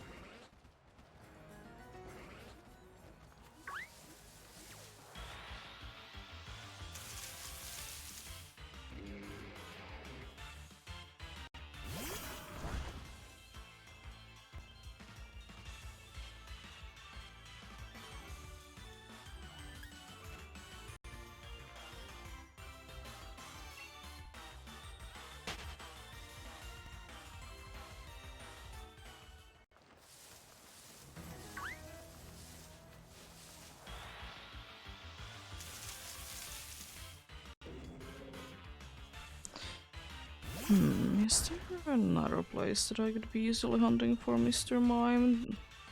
Like the version that is in here? Is it probably... Oh, is the app again? It's down again, the app. I'm trying to use. Thanks.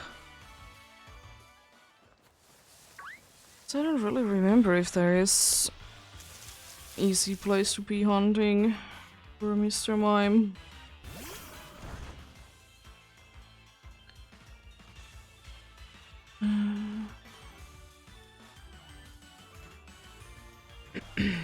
Let's see.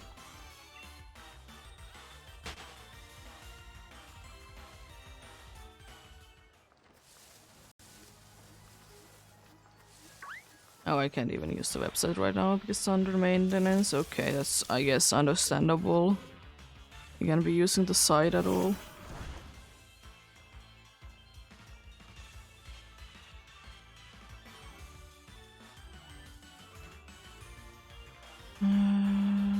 Then... trying another site then.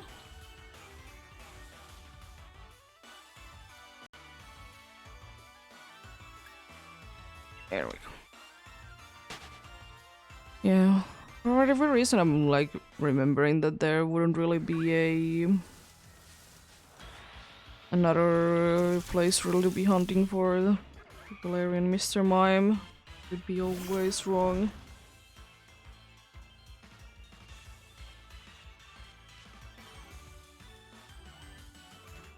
In the Galarian one has screen cleaner as the ability.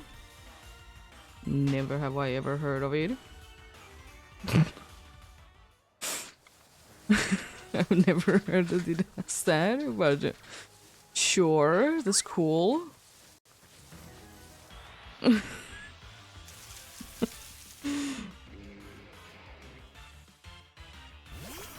In the Pokemon in this battle, the effects of Fly Screen, Reflect, and Aurora Veil are nullified for both sides of the opposing and ally Pokemon.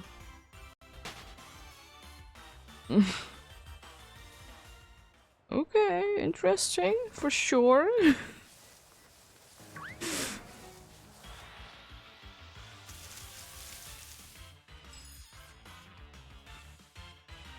Oh, it is available in Lake of Outrage.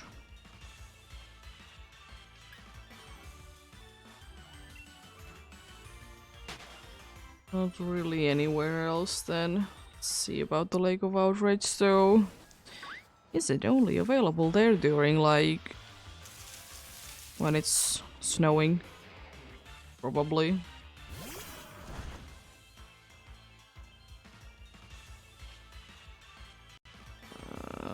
I'm gonna be just straight away going for when it's like during snowstorm. Not during snowstorms, okay.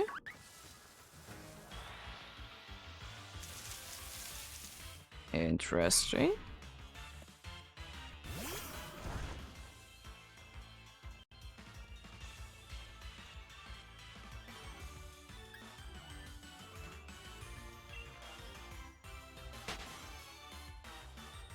Is it available when it's a sandstorm? Surprisingly, no.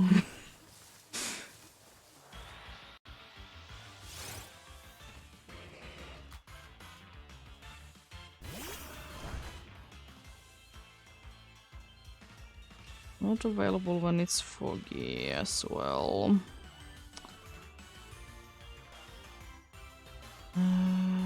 So when it's snowing, is it then the possibility? Yeah, it's a 13% in the random grass when it's snowing. Not during a snowstorm, but when it's snowing.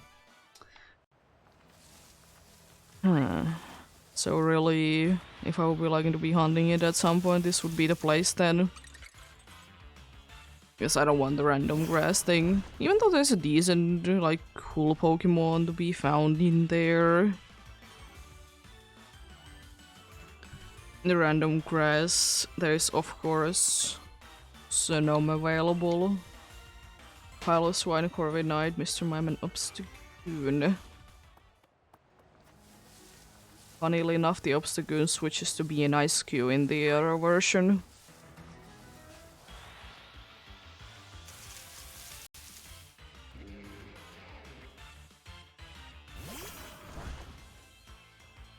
Not the best ones there, but interesting.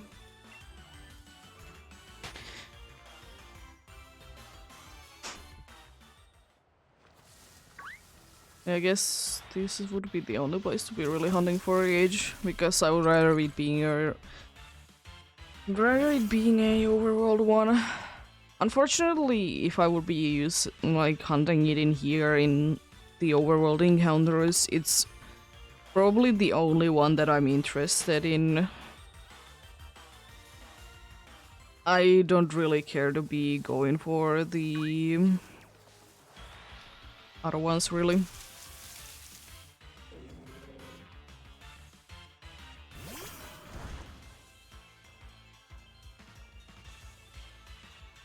Because Kabucho is one of the only ones that I would be somewhat interested in. But at the same time, not really. Because I either have them in other games already and I don't really care to be getting them because of that, or I already have them anyways. There is always the chance that I might be hunting them somewhere else as well. It's always a possibility.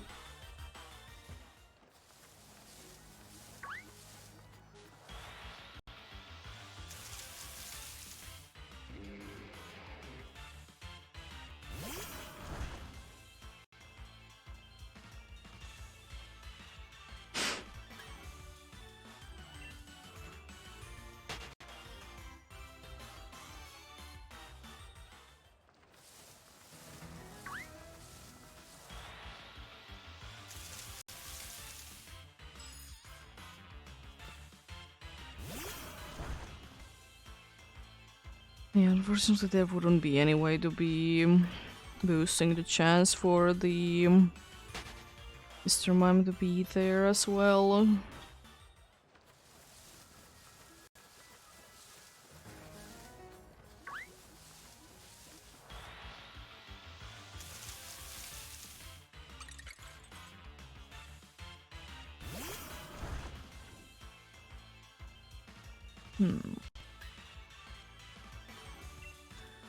Well, we shall see one day.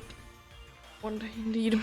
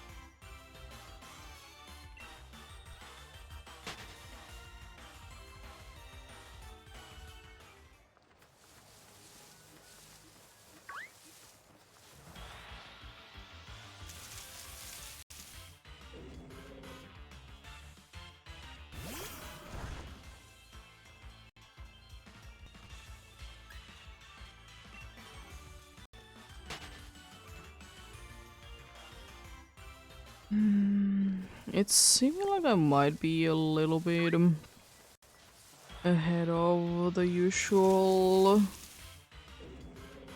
encounters.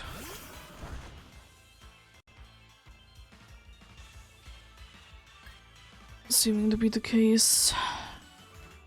It's not gonna be like probably more than like 5 minutes, but you know, still ahead. It's ahead. I mean, technically I should be hitting it at exactly 4.5 hours to 600 checks.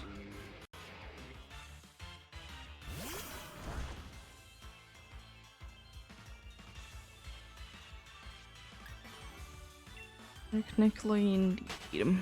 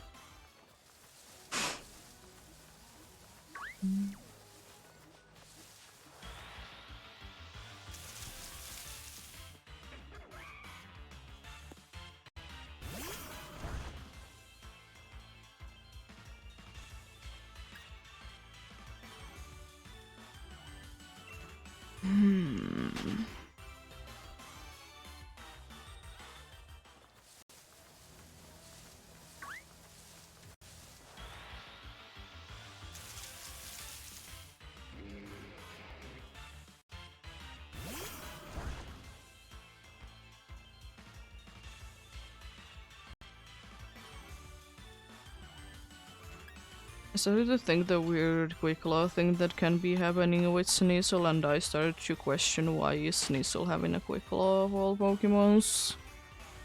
Is that the reason why it is so fast? It's just, I don't know, it just doesn't make too much sense to me that why specifically would that be having itch. I mean, I will say most of the time the Pokemon having held items, especially if they are like very low chance, they don't make the most amount of sense. But it is interesting. It is always a way to be getting like certain items multiple different times in some games, because it even might be the only option. It's not like only one of at a time thing on a like a pickable item on the ground. And honestly, it has been quite a while since like all the like cool held items have been a thing, which is quite nice.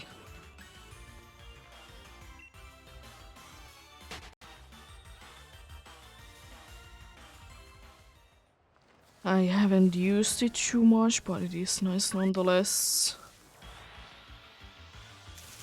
Especially if they are holding the evolutionary item, whatever it shall be. Of course, it's a lot nicer when it's like a rarer one, because I think in some games at least, Horsey can be holding the dragon scale. So like it is very nice that, you know, it's a possibility there.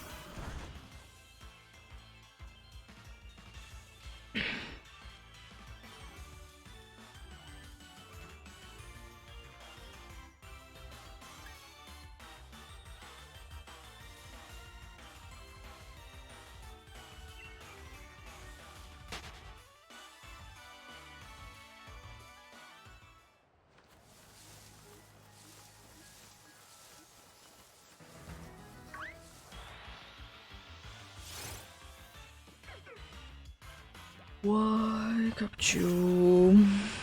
Are you there?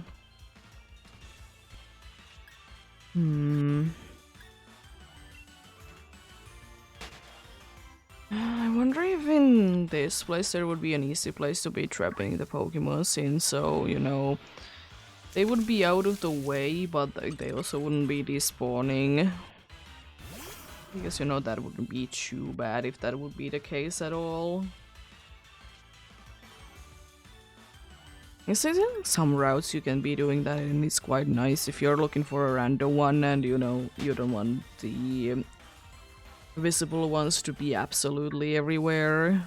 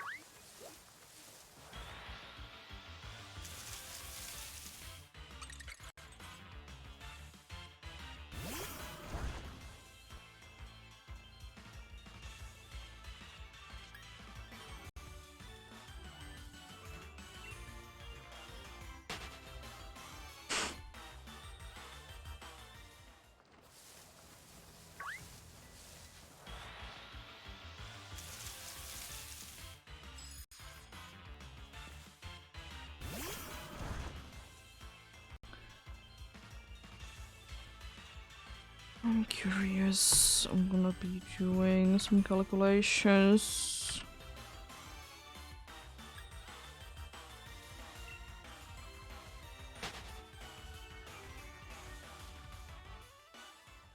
So I'm just curious, like, how long it would be taking for me to be hitting 3 times the odds.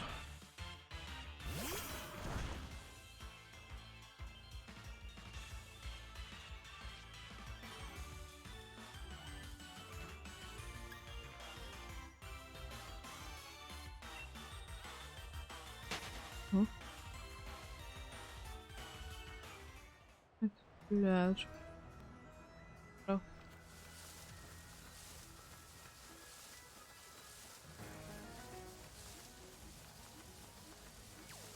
I'll get an encounter, please. Thank you.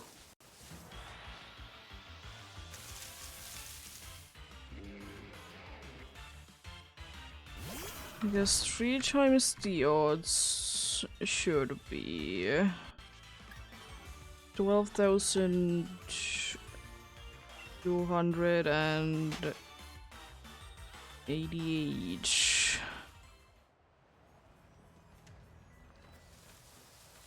Because it's literally, I'm just multiplying the odds by 3, and I think that is how it works.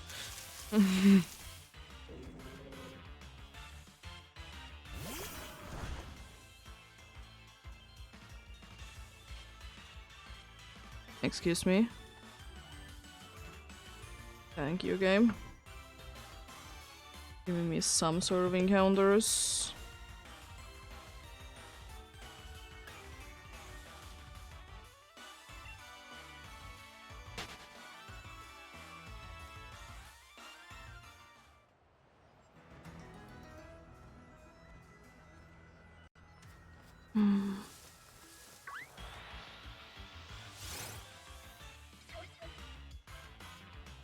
Okay.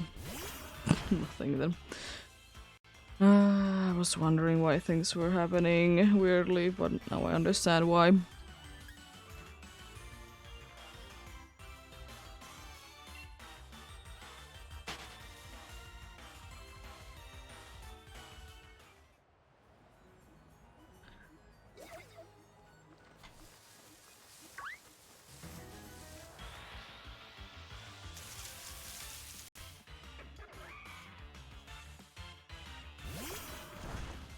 So, since I'm doing that, I guess I'm doing it this way then.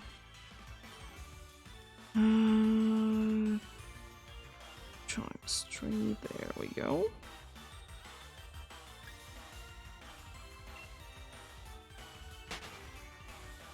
So it's basically, yeah, because I will be using about numbers because I can't be bothered to be going with the exact numbers myself. And it takes around...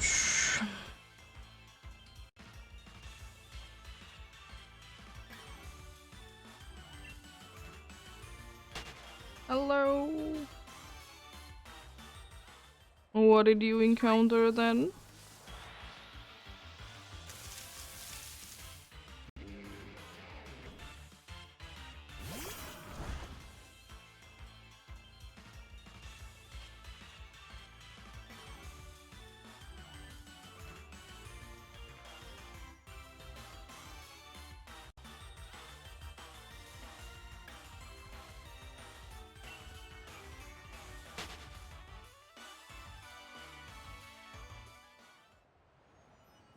Oh, that thing. Yeah, it is pretty interesting.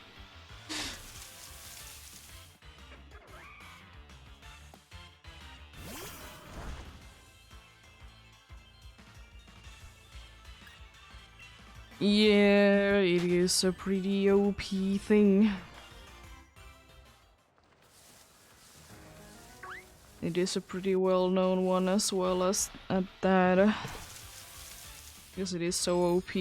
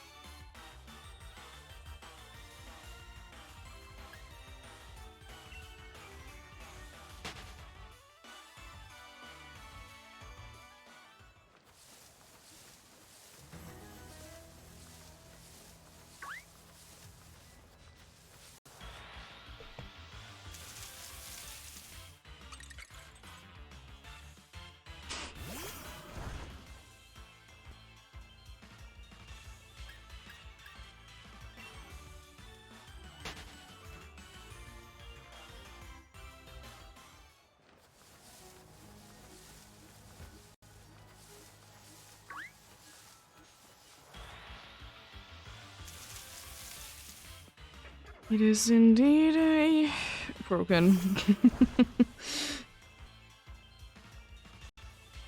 Yeah, it is ridiculously broken.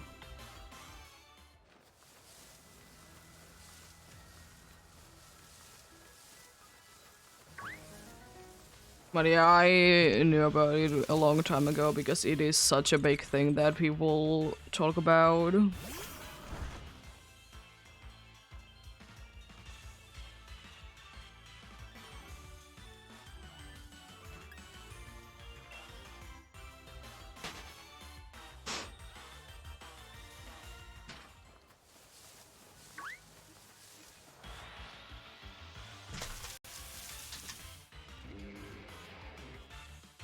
Yeah, at least.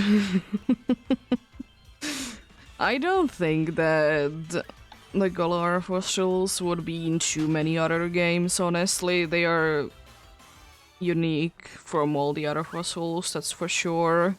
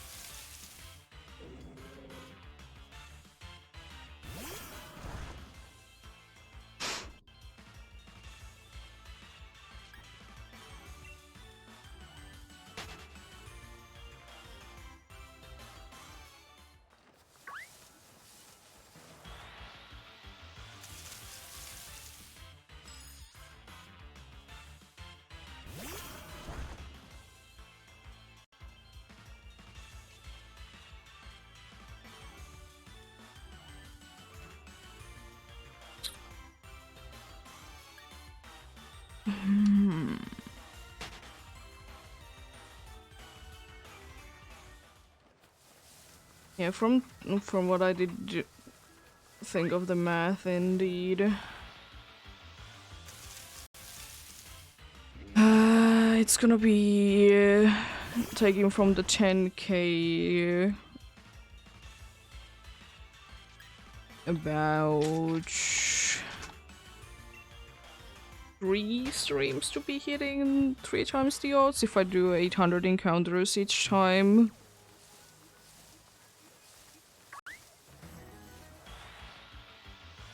So since it does take around 6 hours, it's gonna be taking like 18 hours more or so. Be hitting 3 times the odds.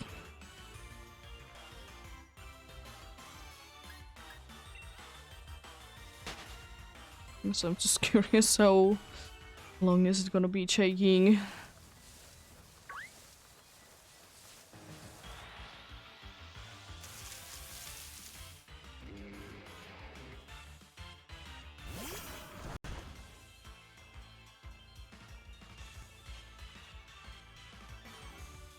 It's not exactly, it's gonna be taking a little bit less amount of time because it's about 2,300 more from 10k to be hitting the odds.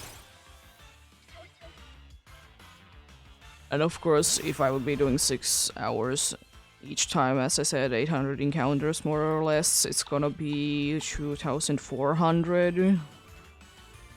So probably closer to even maybe 16 hours by all the things. But still, like, definitely not on the next one if I will be doing indeed 800 checks each time.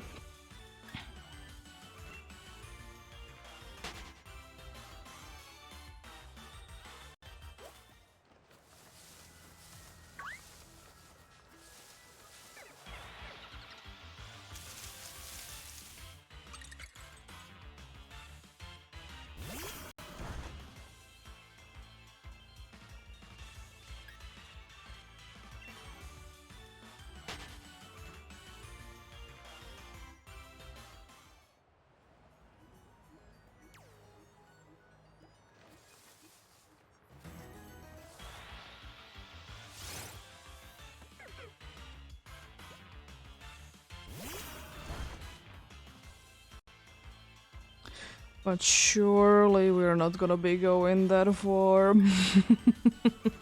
I believe. We're surely not gonna be going that far.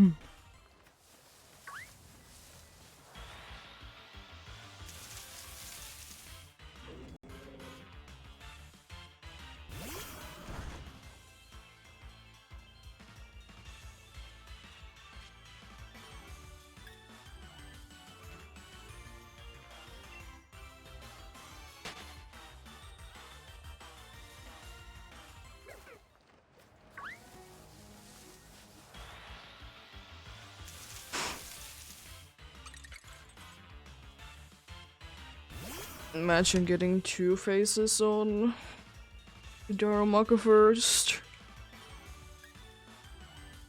Be kinda crazy.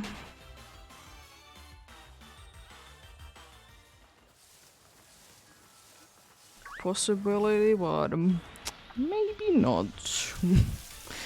We're not gonna be going on like that.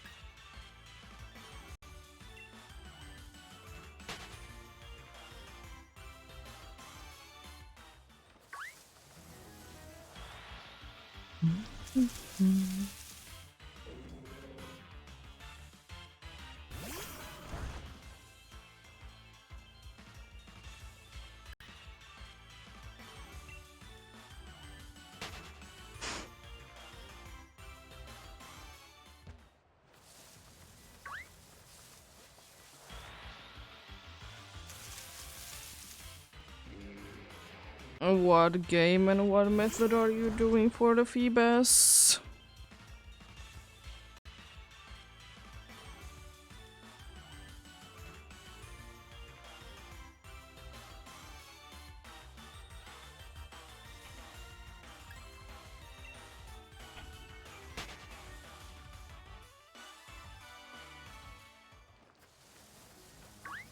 Well, good luck with that then. Hopefully it doesn't take you like... what it was, like 2.5 years. That it did take Reversal to be getting his.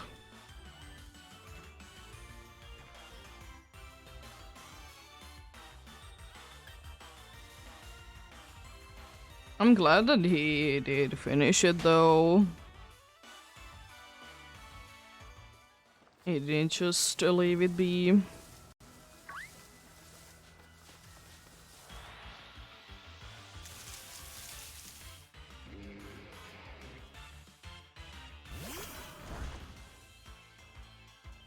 Yeah, surely soon.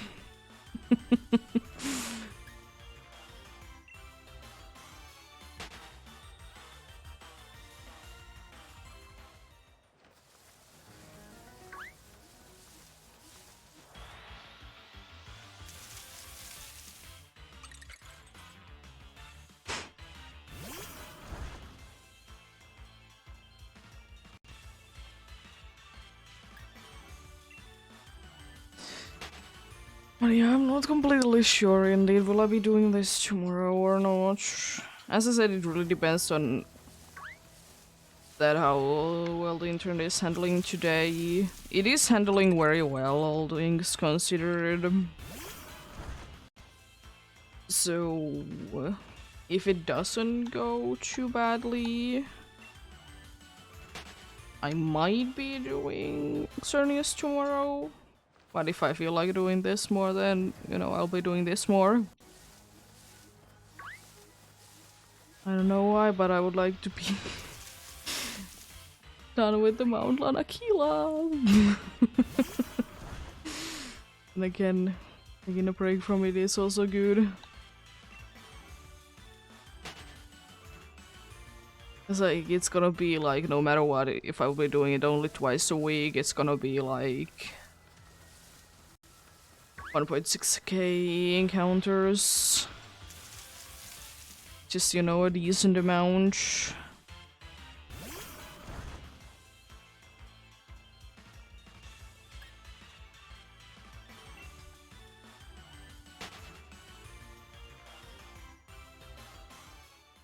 Yeah, that's why I have multiple different hunts. Because I couldn't be doing like one hunt for too long. I need to be taking breaks from it. I mean, does it make that it's gonna be making me waiting longer until I will be able to get whatever I'm looking for? Yeah, but at the same time, I want to be able to get it while I'm enjoying it.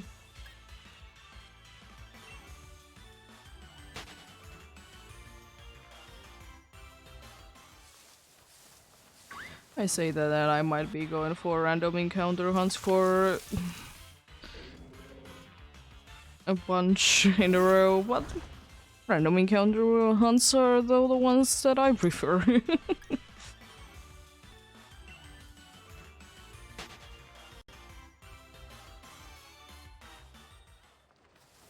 I don't know, not for me really. I don't mind single hunting myself. It's not a big deal breaker for me to be doing only one-time hunting. Because in some situations it's actually better to do single hunting because you need to be concentrating on things.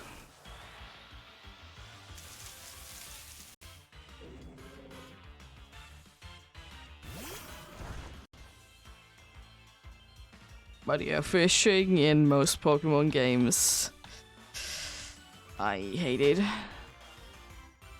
Yes, it could have been so much better, honestly.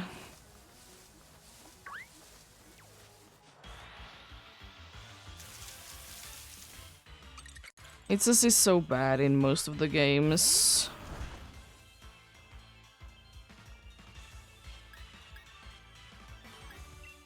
But yeah, I know that some people like to be doing 4 times the same hunt.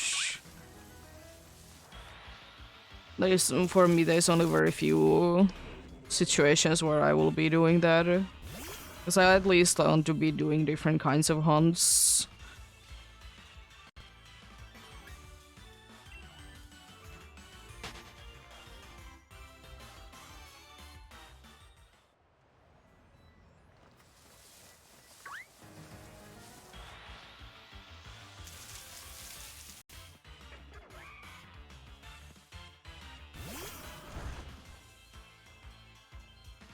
The do be what it do be.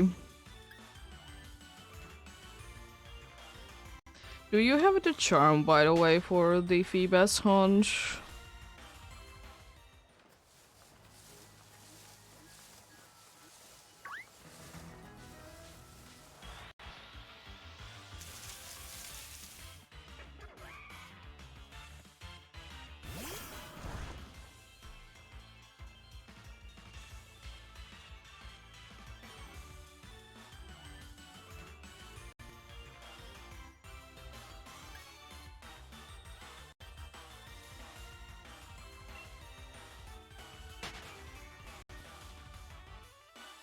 Well, it's not that bad then that you haven't gotten that many faces, because if it would be witch charm, that would be bad.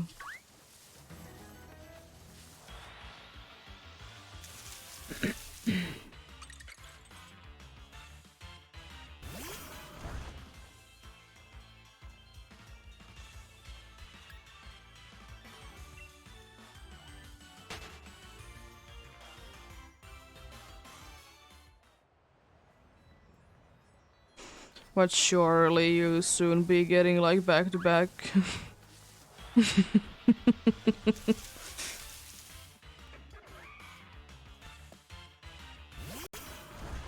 Yeah, fair enough. You do hunting the way that you want to be doing the hunting.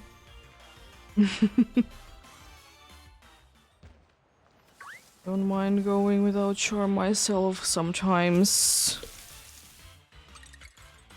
Still only on stream, the only one that is having the charm is the Sinistry hunt. That I occasionally will be doing on the Full Odds file as well.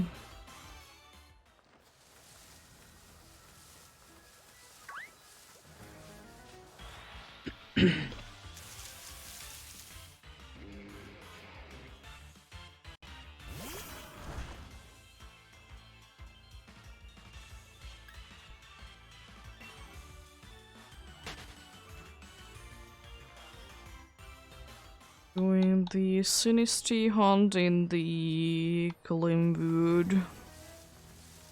1%. 1% there, 30 faces. Haven't done it in a while, but to be going back. When do I be going back? I just thought that it would be smart to try to at least get some other hunts to be completed as well.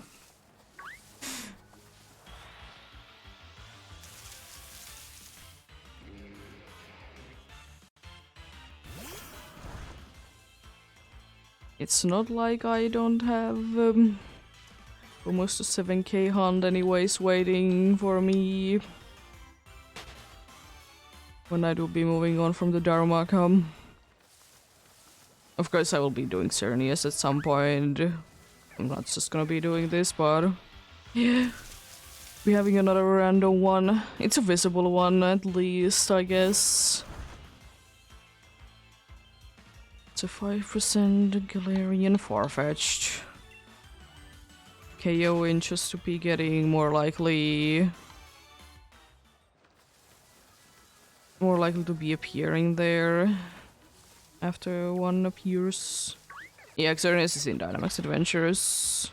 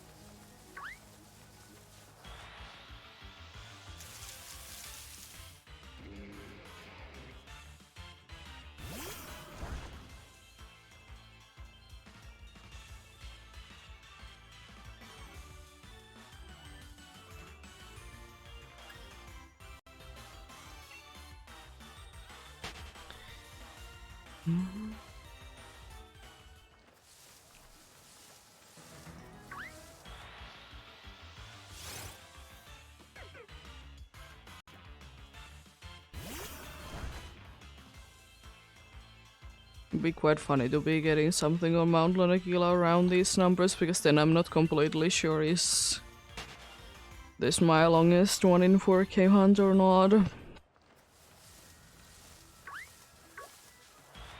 Because as I mentioned it already while I've been doing this, that it is around like 10,600-ish, like what it is the longest one, and it was during the badge quest for Scarlet.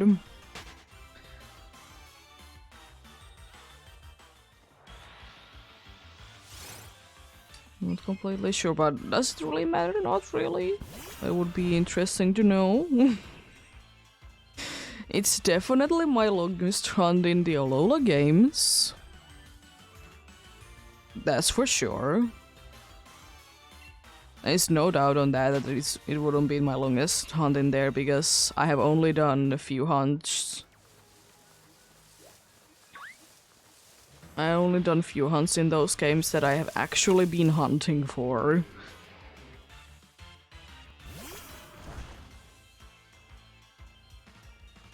Because Poipole was like about like half of the encounters from this one. It was like 5,000 something, I don't remember exactly. Then there was the first phase for Mount Lanakila that was around 2K.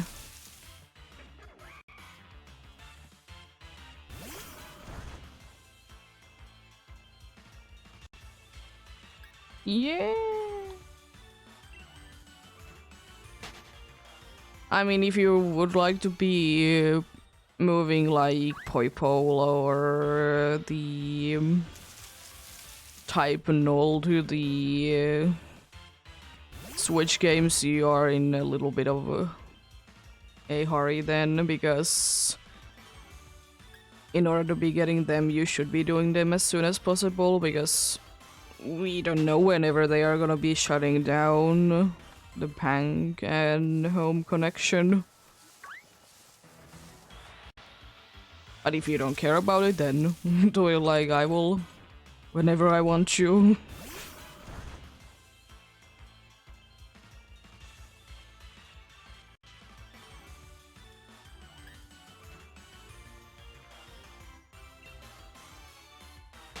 Yeah. We don't know when exactly bank's gonna be going down though. Because bank is like, I think the only thing that is still on when 3DS, otherwise it's gonna be shutting down.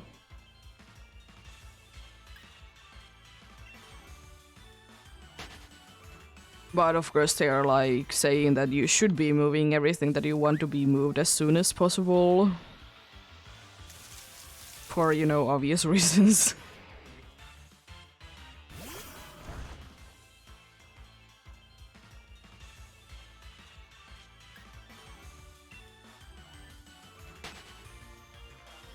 The only thing that we know is that in April the 3DS is shutting down. It's the only thing that we really know.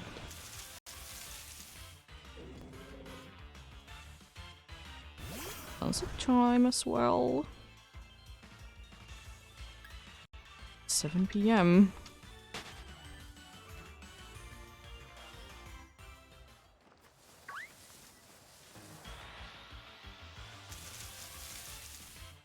I mean, it is. But then again, it's an old console and, you know, they want to be safe and they don't want to be keeping them going on anymore. Which I understand.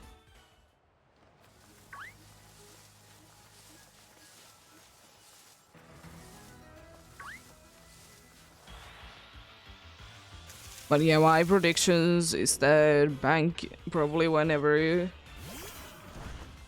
whenever is the time that 3DS is actually shutting down. I don't remember the exact date, but I think like year, maybe 2 would be my prediction when bank would be shutting down.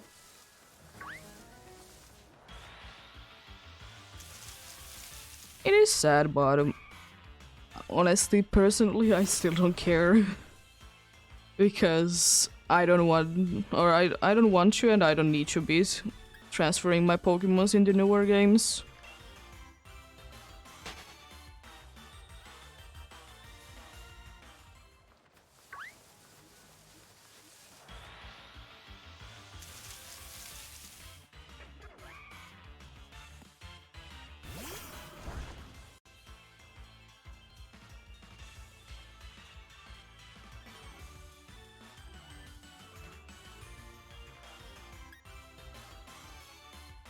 But yeah, I understand why they want the 3DS to be shut down, because it's an old console. They're not updating it anymore. They don't have new games.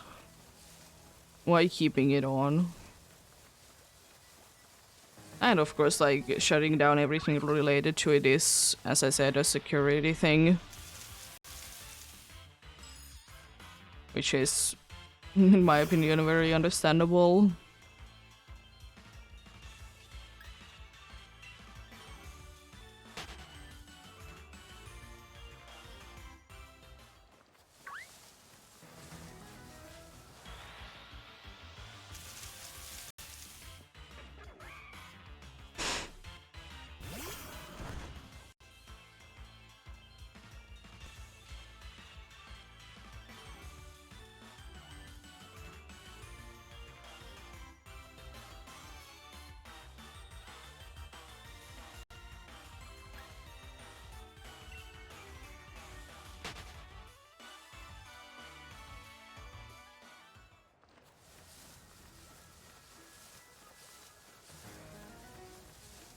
Yeah. I personally, because I don't care about completing my Pokédex in bank or something like that, I don't care at all to be transferring things. But yeah, I do be understanding why for some people it is an issue. Especially because with that, like, quite a good amount of the ribbons that would be cool to be collecting, they are kind of gonna be not available. Which is sad, but unfortunately everything needs to be coming to an end at some point.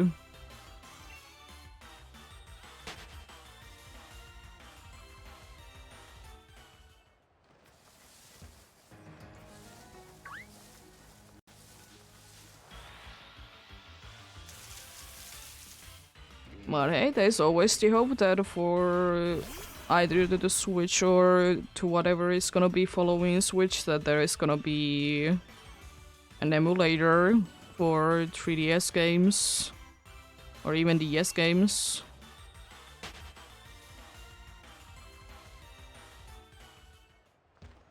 So, you know, you could be then like somehow be able to transfer them like that.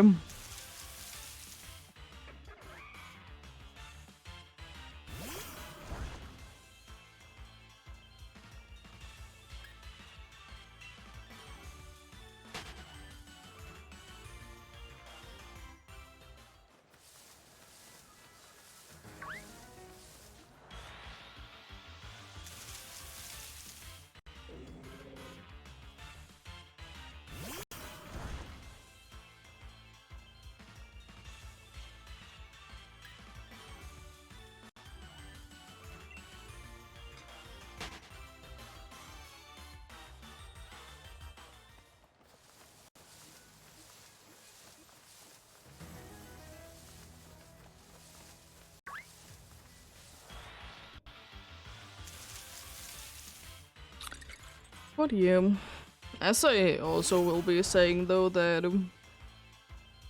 with, you know, 3DS being a 3DS and, you know, Pokemon slash Nintendo fans being what they are, there's always a possibility that there may or may not be a alternate way for online features to be still a thing.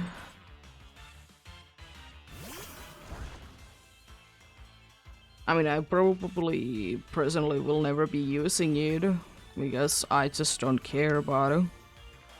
It is quite likely, as I'm been saying, that it's already a thing for the DS games.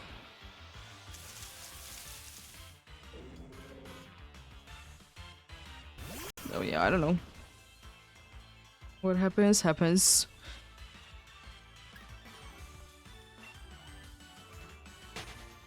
Thankfully, the games, they are not gonna be going anywhere. They're still gonna be there.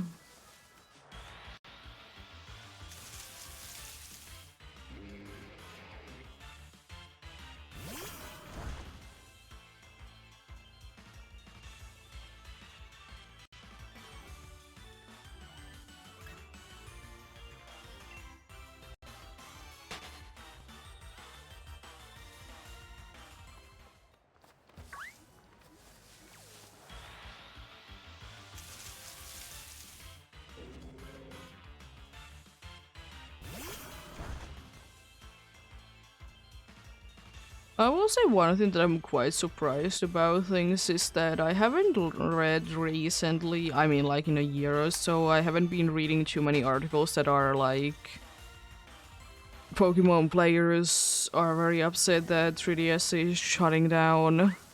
Because I remember like when it was like first announced and that you can't be anymore like re-download things. It was absolutely everywhere, but now I haven't like still like read really anything. Yeah. I guess because like they knew it already, so it's not as big of a shocker anymore. But yeah, all the clickbaity articles. Pokemon fan is very upset that he is gonna be losing every Pokemon he ever owned because of 3DS going down. They're not gonna be losing them, they're still going to be the games. They're not gonna be deleting your save data.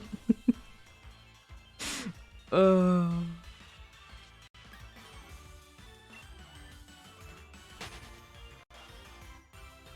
But I'm kind of like a little bit sad about it that it hasn't been like talked about that much, because it is still a pretty big thing for some people that, you know, goodbye to the online features.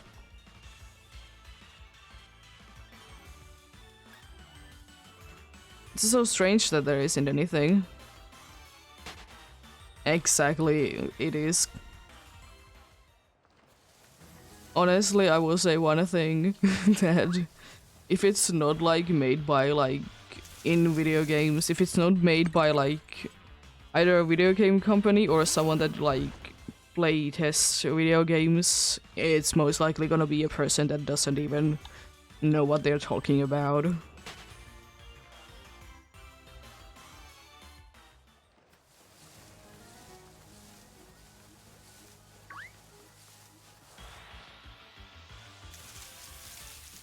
That's why they are in so many situations like filled with nonsense if you know anything about the game. Because they just don't know. And it's so stupid as well, like... Why? I mean, of course, if you're actually, like, interested about a thing, you're gonna, of course, be checking out multiple different sources, but still... I would wish that they would be having... like, more reasons to be... I guess more, like, correct about things.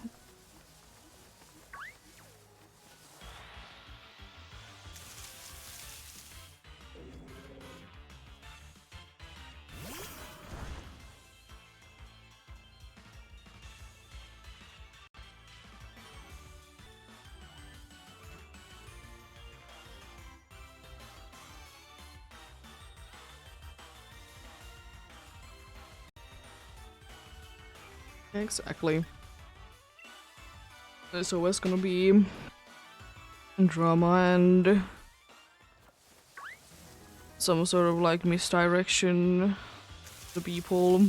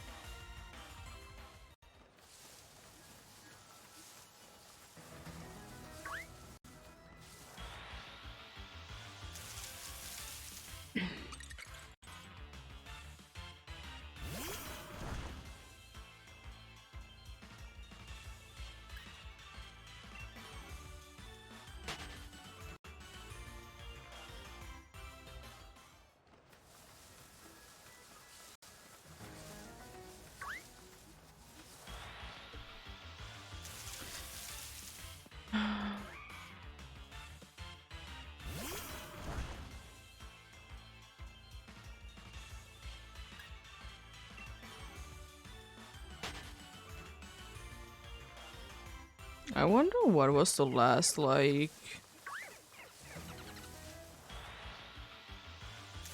in quotes good game to be released on 3DS even.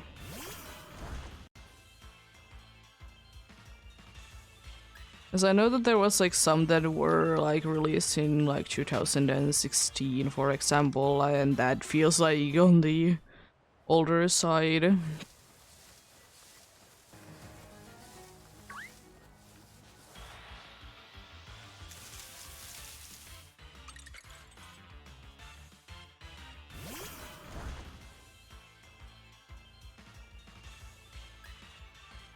I guess like yeah, I don't think that there has been indeed for like in few years. It's gonna be 10 years then.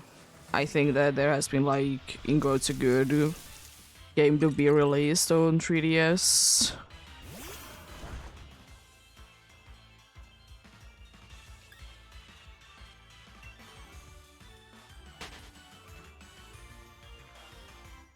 Let's try to check it out even, I'm curious now.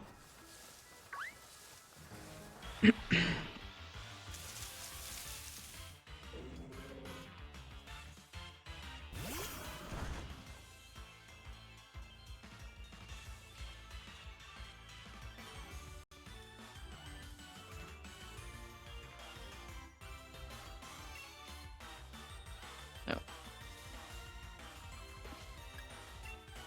Oh, there are you.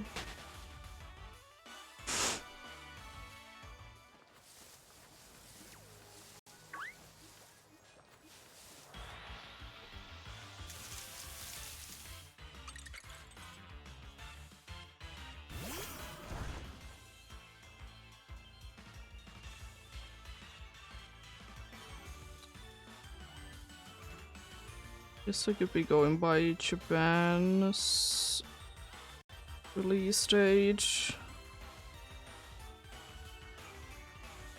If this website will be working.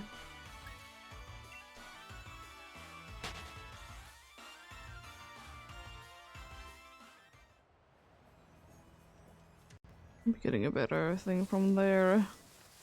No, that's not really helpful.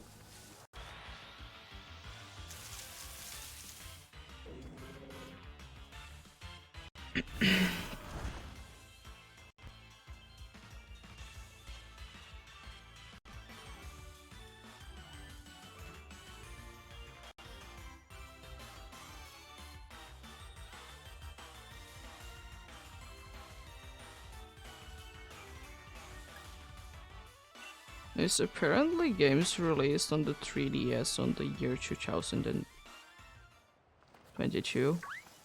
Huh? It was only 5 games, and honestly I've never heard of one of these.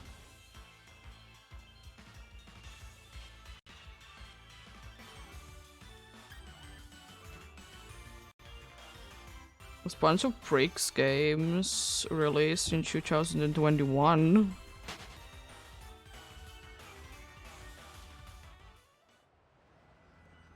It just seems like there has been like a lot of like small games to be released like pretty recently to 3DS, which is interesting.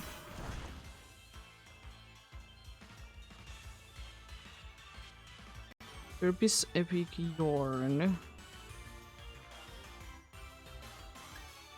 It's like the first like an actual like game that I could be considered to be like an okay game. And I think it's the first game, according to this site, that has to even be getting any scores.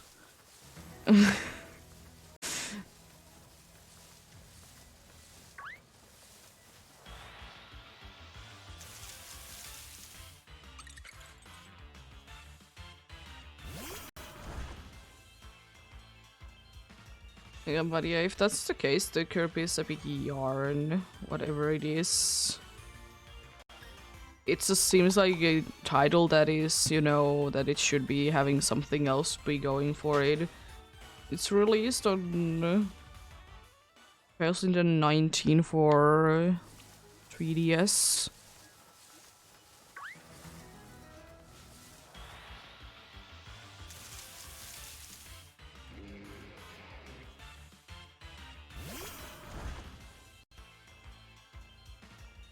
And 2018 was still like a decent year for like okay ones.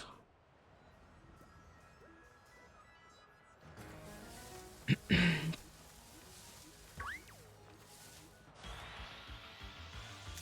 Pokemon the Crystal version was released, for example, then. And Lucas Mansion as well. A lot of like Mario games. Because 2017 was the last Pokemon game released on the 3DS with Ultra Sun and Ultra Moon.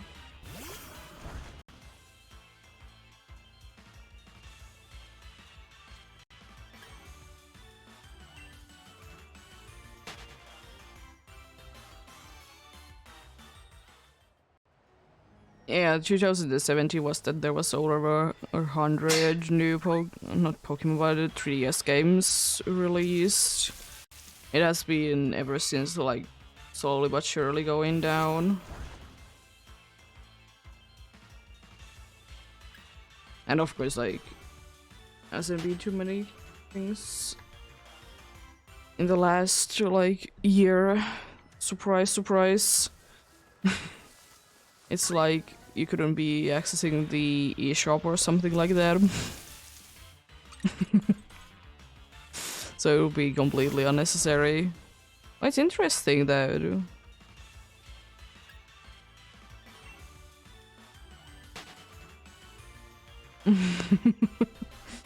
Yeah. There always can be more Rotom forms.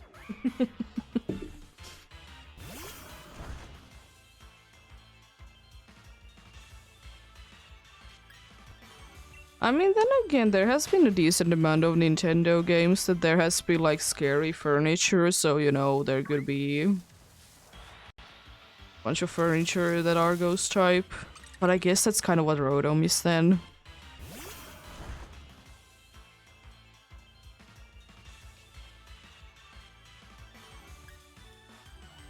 But yeah. 7 years it has been. Not right now, but like this year that the Ultra games did come out.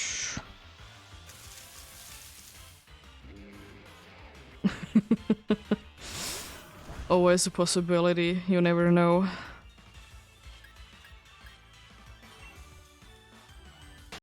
I will say though that if we would be having more like... If we would be having more of the kinds of like furniture to be Pokemon, I think piano would be one of the first ones. Definitely not because it was in a certain Mario game that there was a very scary piano. But yeah, couch could be working because it could be one of those like that you could be couch or sofa, whatever my thing. Those like you could be like adjusting like how it is. You know, those adjustable ones. I guess they could be technically be working with an electric motor.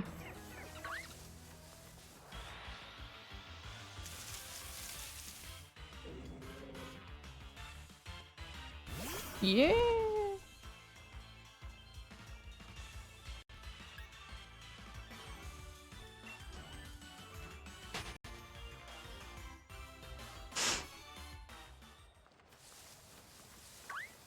I honestly will say that I don't really get it why pianos are specifically scary things, but sure, sure.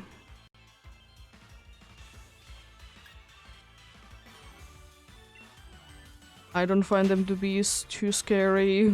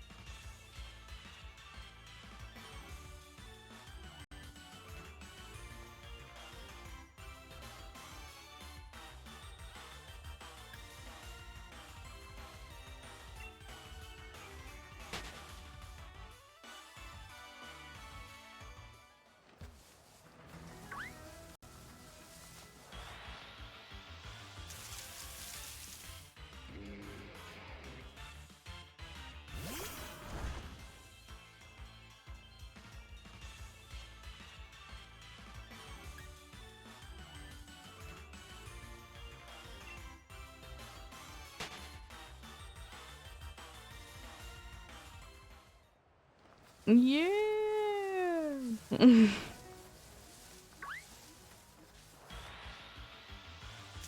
I mean, it depends what you mean, how to play the piano, because I think everyone can be smashing.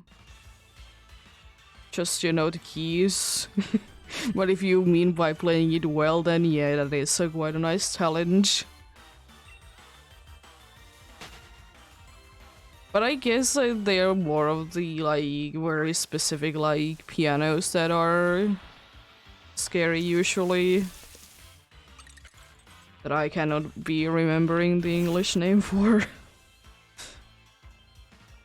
But doobie what it doobie.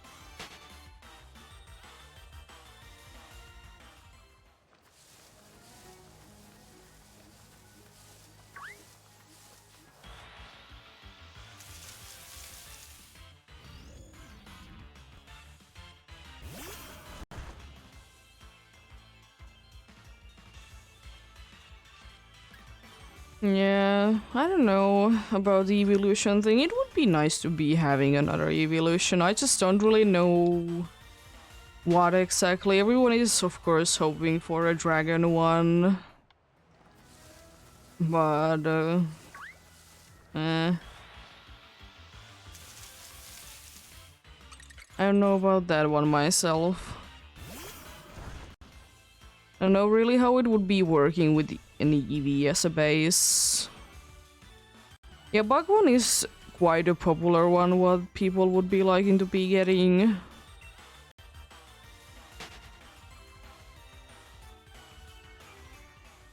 Another one is a ghost one, because it is quite an easy one to be making.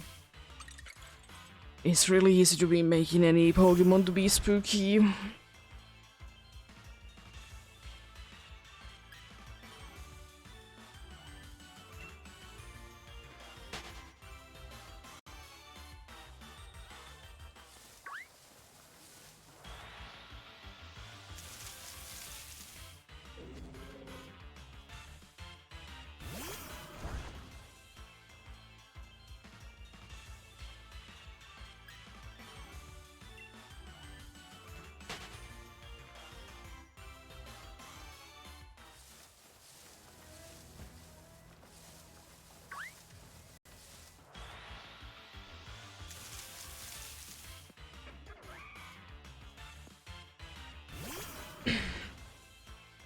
But yeah, I don't know what would be the evolution that I would be liking to be getting the most. Um,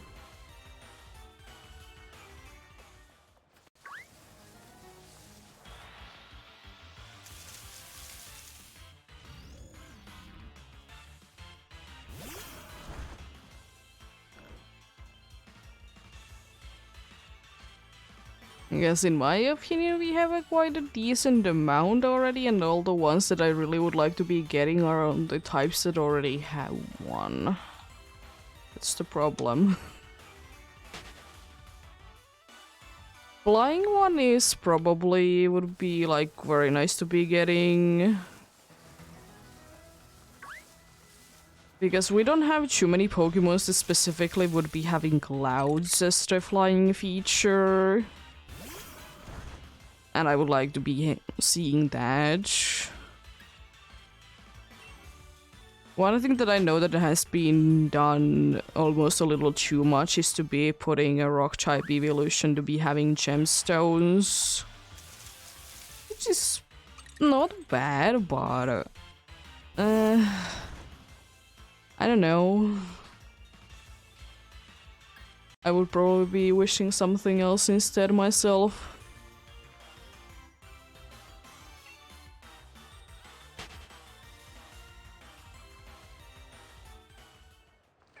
Fighting wouldn't be too bad.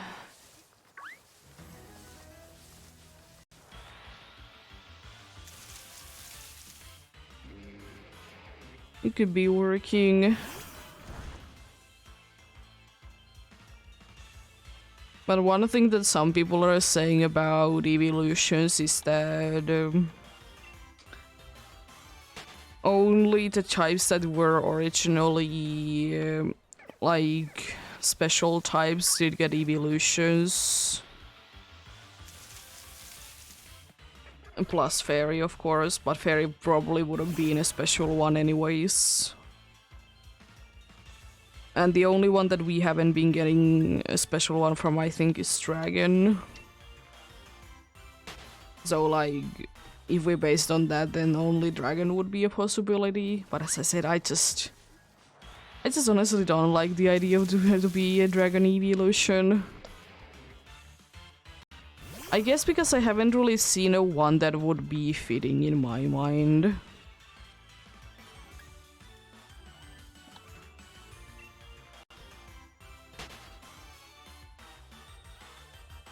Maybe one day.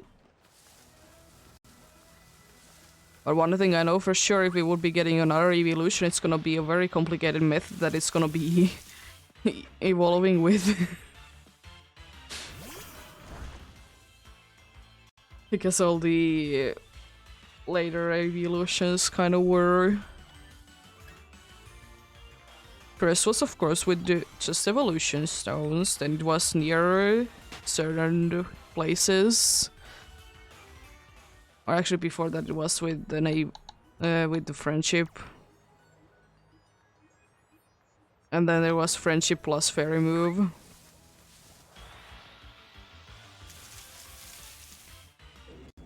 Next one will be like you need to be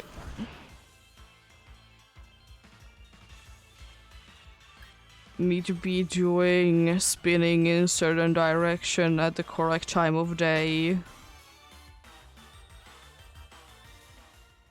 while holding something.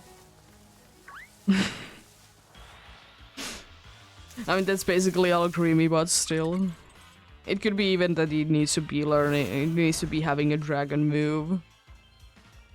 Or it could be interesting in that it would be the evolution, if it would be a dragon one, it would be needing to be having all the usual like dragon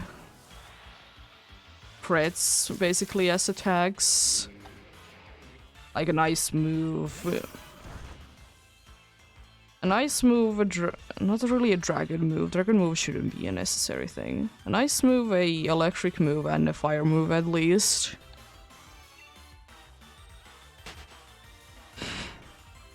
That could be a very interesting one. For sure. You know, wouldn't be the easiest one to be getting.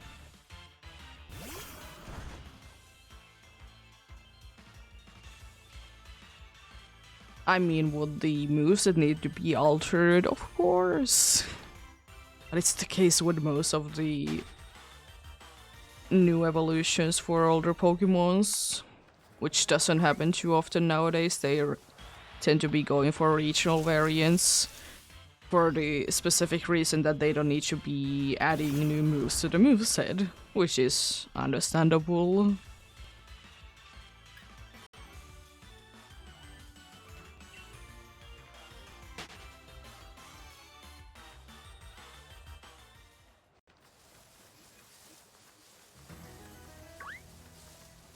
But yeah, Ruby, what did you be?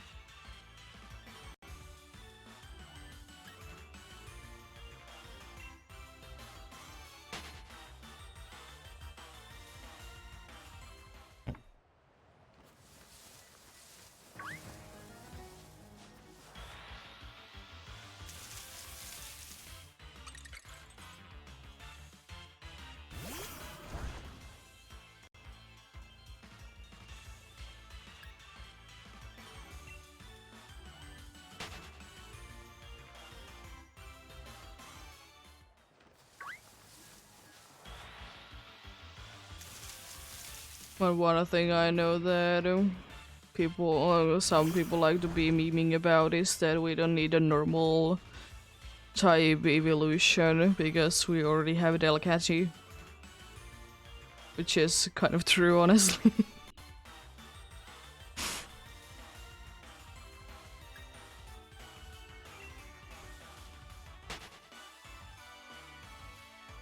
Hilarious.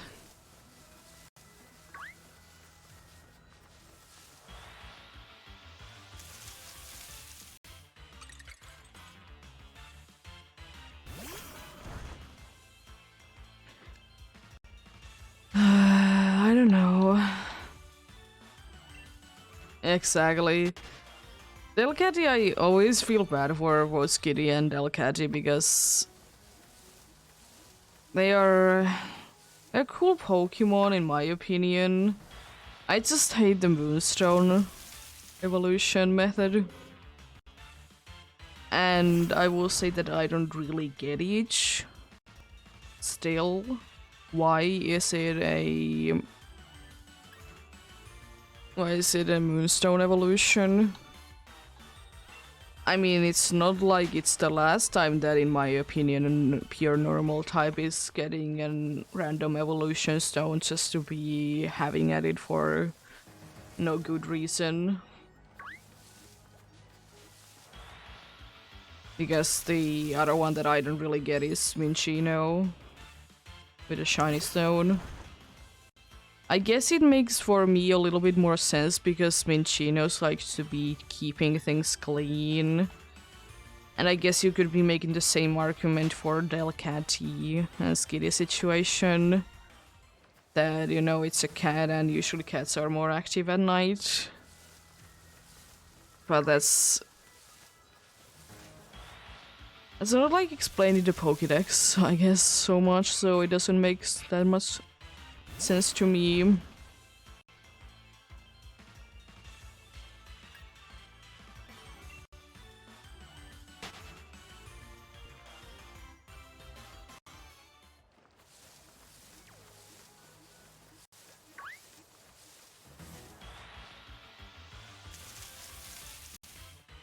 I will say one thing though, that I'm quite glad that they decide to be making more cat Pokemon that aren't just normal type. Because we had first Meowth, then we had Delcat, then we have Skitty, and then we have Glameow. And then it only started to be like... Then it can be, you know, be... Not just... cats wouldn't be then only normal types.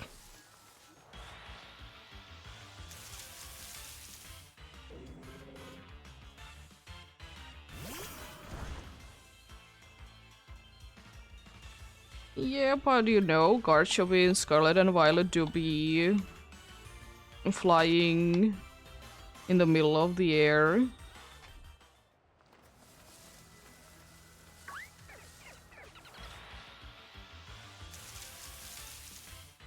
And in the anime as well,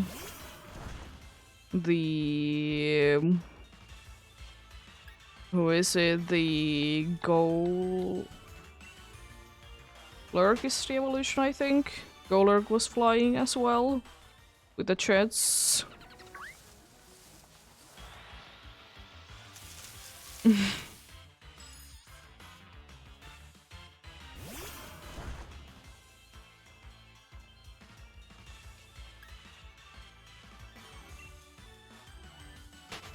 And also Gyarados was flying in Legends Arceus.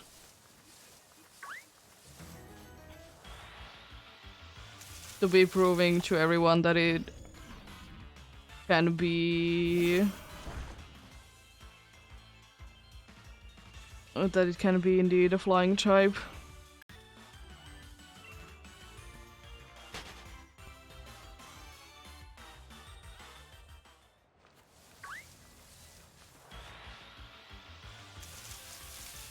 But Golurk doesn't really fly, it just uses the jet power in order to float. kind of like a rocket would be doing.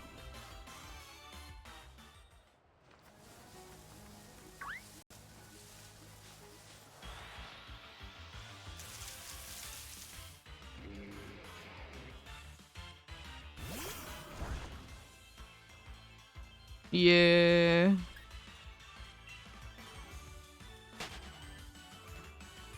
But then again, it's a kid's game. Does it need to be making sense? In my opinion, no. You gotta love the nonsense sometimes.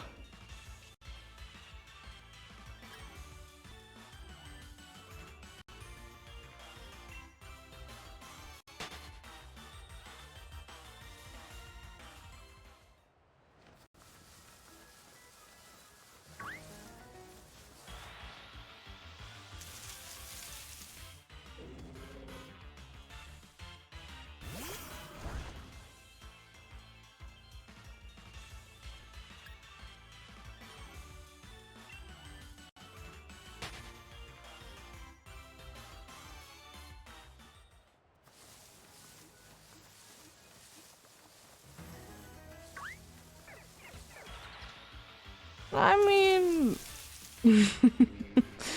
yeah, I guess. I mean, I will say one thing that, in my opinion, doesn't make more sense than the Pokédex saying that certain Pokemon should be learning certain moves. And it's that way too many Pokemon can learn the move Fly that technically shouldn't be able to, logically speaking, to be able to carry the trainer. That's why I guess they did replace it with taxis and whatever my things now.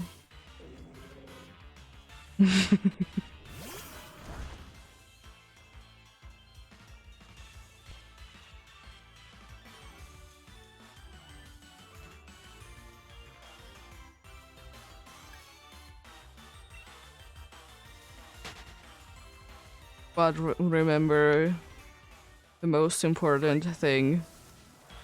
A very chunky cat can be outspeeding a jet balloon.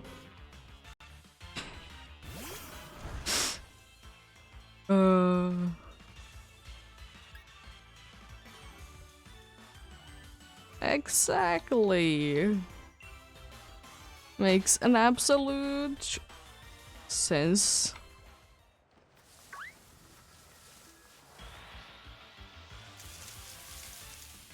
Yeah, but you know, it is a flying type at least. So that checks out. I mean, I don't mind that more Pokemon can learn fly, honestly. It's just the thing that they can be carrying the trainer. That's like the weird thing.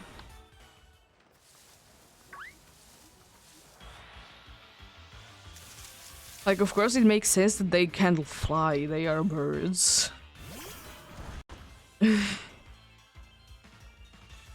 But yeah, carrying the trainer is the thing that confuses.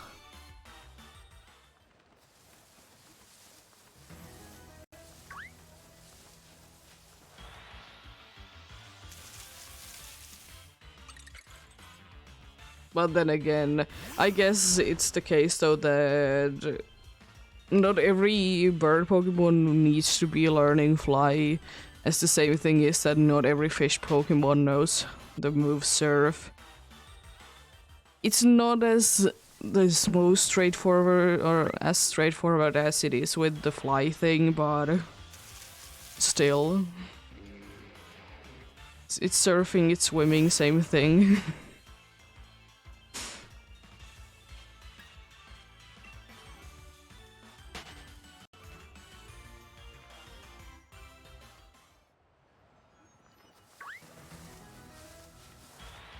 But yeah, there was like, if you're honestly curious about these things, I don't know who did it, but someone did like do a scientific reason why like certain Pokemon can or cannot learn fly or surf. It's pretty entertaining, honestly.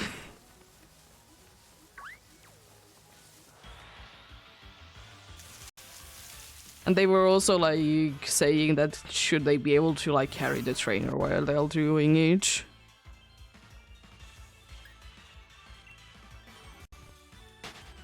If you like maths, that's a cool one. I don't really like maths, but it was interesting. Nonetheless.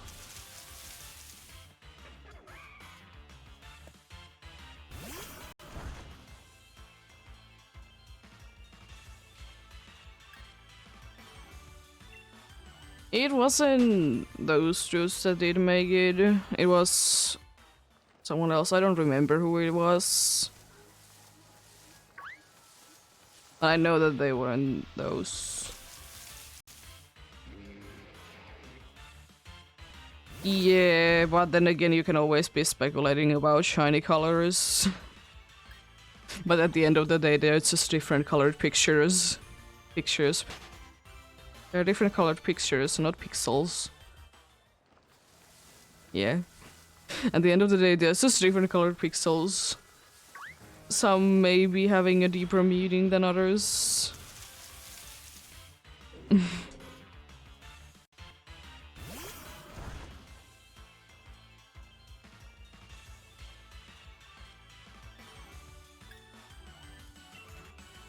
It is a kid's game.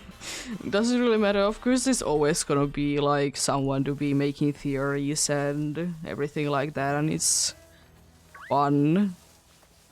And people can be thinking about things too much. But yeah. It is what it is.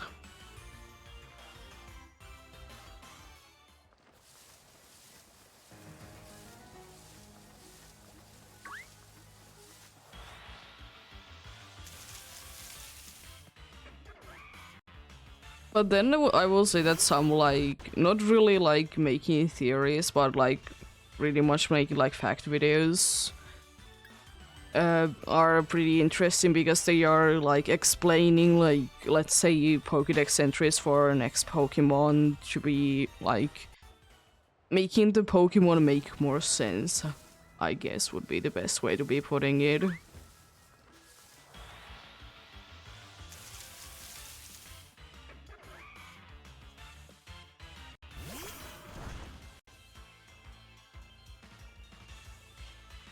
Yeah.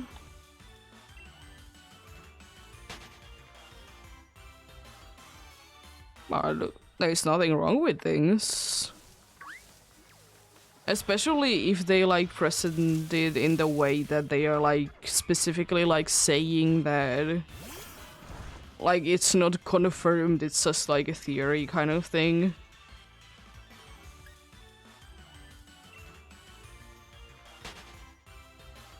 Like, I don't mind if they're like specifically like saying that, you know, this is not 100% real kind of thing.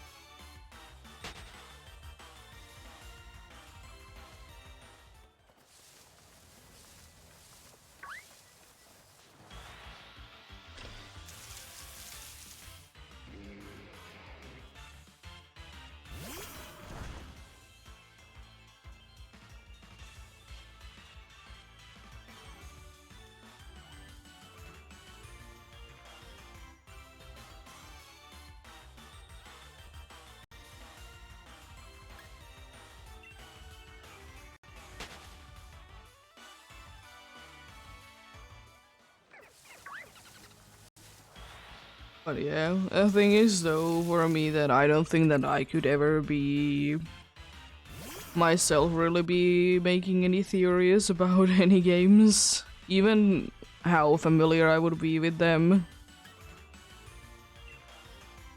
Because, I don't know, I just don't feel like it would be a thing that I could be, like, convince myself at least with it. Even though it is usually the easiest part to be convincing yourself about a scenario. But I just have a feeling that I might not be able to convince myself that it could be real.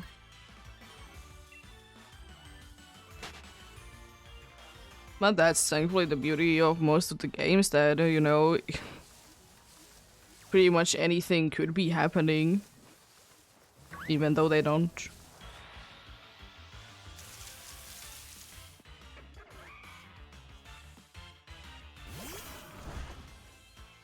As I said, I do be enjoying watching, like, some theories about things. Especially if they are, like, explained well and make sense. Of course.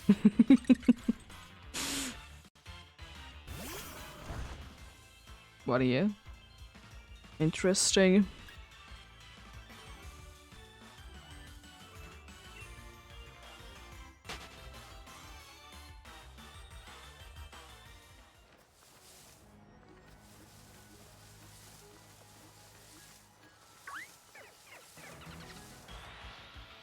I don't think that theories are specifically needed for anything, but I think it really shows sometimes the interest for the person for whatever is the game, or is it a game series. I mean, it goes with anything though. Because of course there's gonna be always the ones that are just interested in playing or watching things. And then there is the ones that are more interested in the lore of things. And how would, like, things like logically, like, could be leading up to whatever is happening right now. That's why I still will be saying that I think in Pokemon games, one of my best, like, moments that have been in Pokemon games has to be the destruction of the Spear Pillar or the Temple of Shino, whatever thing it is, in Legends Arceus, because it makes sense why it's, you know, broken nowadays. It's just cool. It is also very interesting that, you know, it has been thousands of years, I don't know how long, but has it ever been fixed? Are they still scared that something will be happening? Which is, you know, kind of true. That something did happen there in the current time as well. But I think it's mostly thanks to the knowledge that the evil team did have.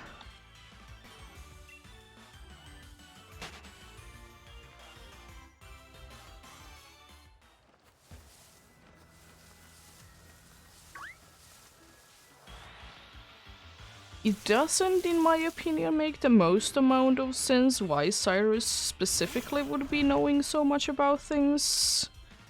And why it nowadays seems like no one else really does.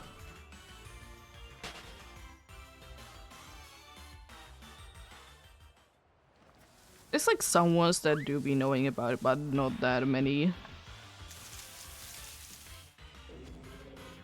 But could be what it do be.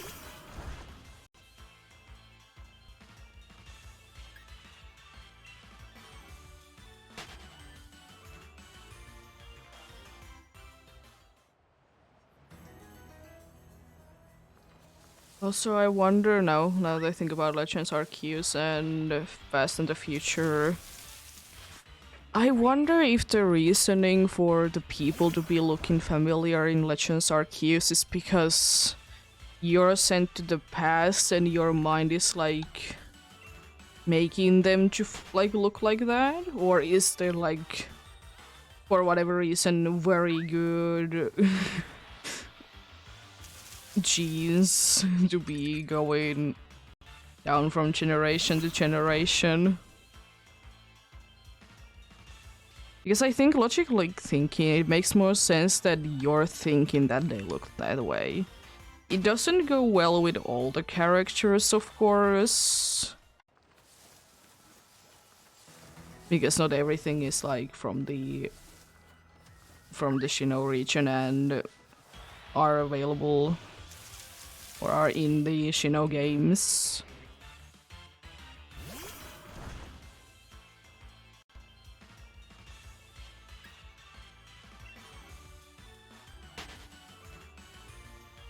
But are they really the ancestors? Like, do they actually look like that? But is your mind making you look like that they look like that?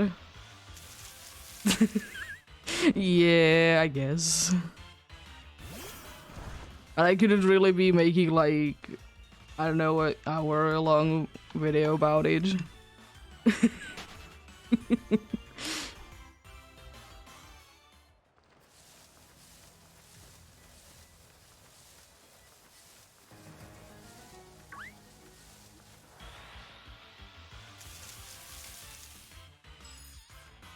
But yeah, I don't know. Could be, could be. But then again, it's a video game. Of course they are gonna be like showing references into certain characters that, like, logically speaking, they don't make sense.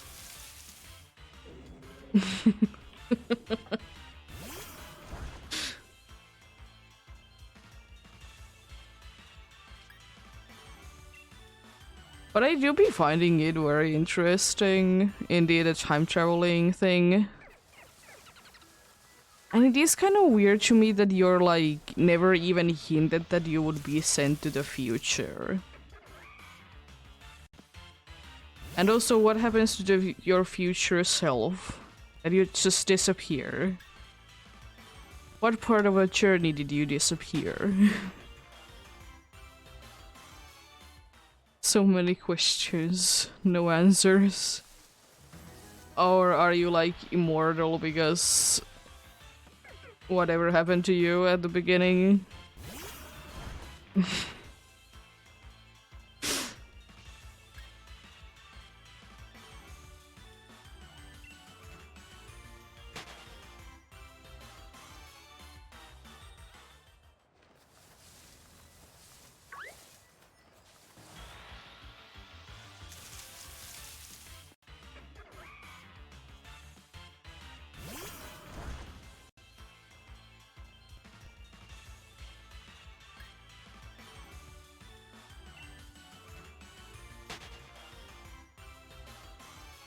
I don't watch TV too much, so I don't know.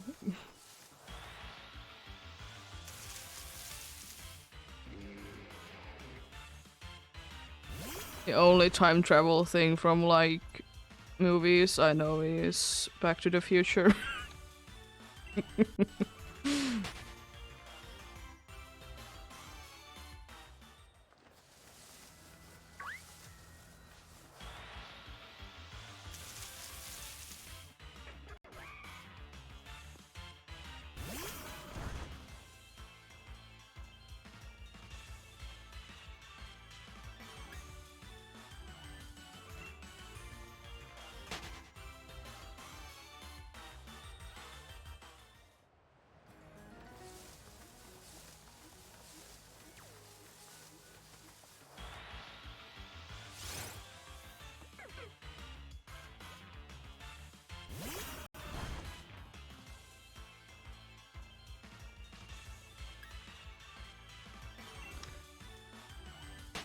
Yeah, I honestly don't know myself.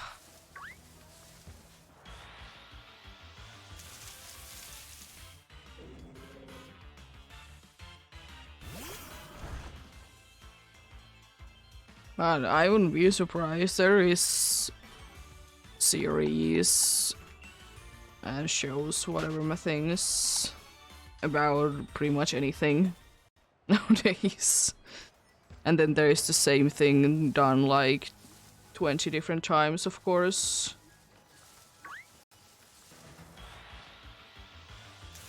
Some because they are just based on another place. One is based on the UK, one is based on America, one is based on, I guess, sometimes in Finland, I don't know why. And I will say one thing, every single time that I see a series that has been made somewhere else, and there is a Finnish version of it, it's so bad. It's like so obviously staged sometimes, and all the acting is like I mean, I will say that I have never been the biggest fan of Finnish acting in general, but still it's I guess I just don't like it personally when like certain things are done in just in multiple different places, because it's, as I said, basically the same thing. I mean, sure, there is different characters, but if the base idea is the same, it's like whatever. Then there is, I guess, some series that do be changing quite well depending on where it's from. And I don't mind those.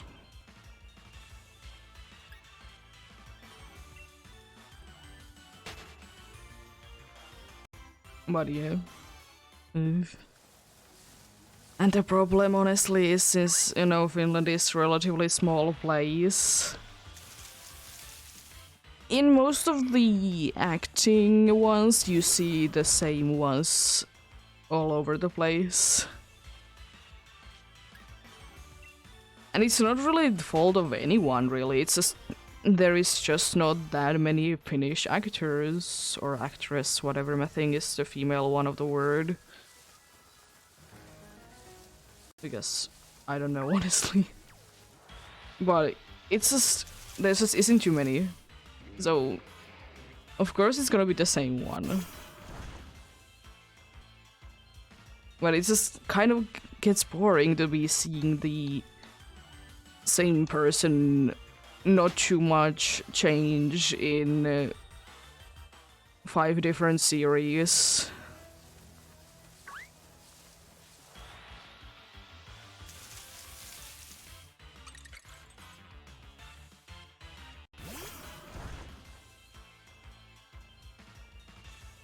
And the funny thing is that I don't usually see too many new young ones either. It's usually the same, like, literally old ones. By old, I mean like 40 to 50 in age.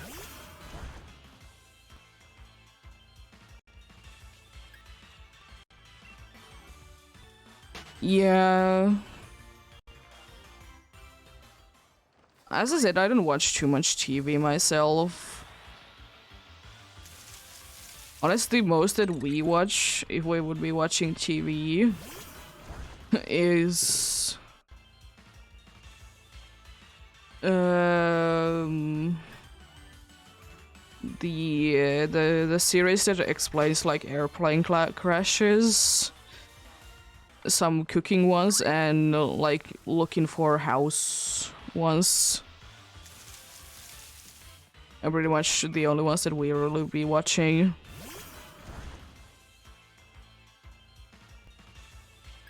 Yeah. Everyone has their own taste.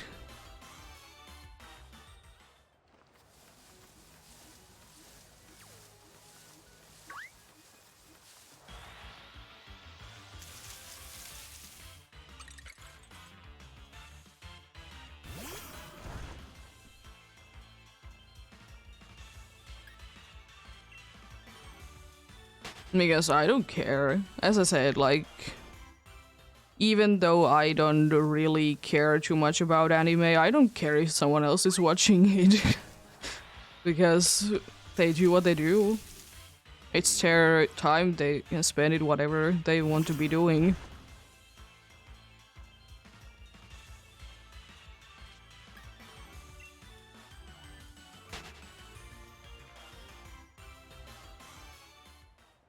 Yeah. But I will say one thing that I usually don't want to be judging something before I have watched at least a little bit of it, so I don't usually have any opinions on most things. Because I just feel wrong to be assuming that it's bad. Because I'd rather be watching a little bit at least to be knowing how whatever it is actually is.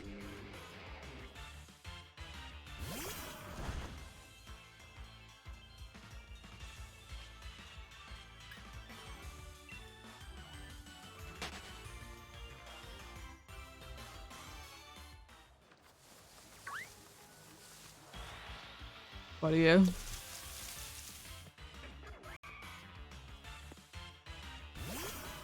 Yeah. Understandable. It is always frustrating though that when you think that you would be liking something and then you watch it and then you're like, this is garbage. Yeah. Honestly, if you ask me, you're always old enough to be knowing what you like and don't like. Because you're gonna be having opinions no matter what.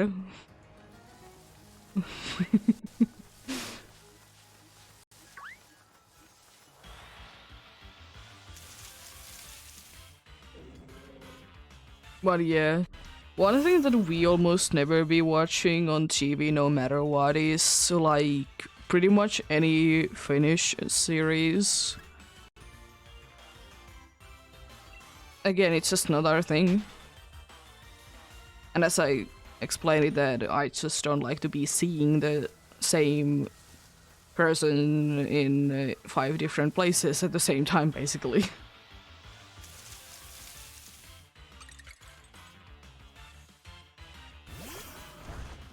And then again, do you need to really be watching TV? Not really. You would be saving quite a good amount of money if you wouldn't be.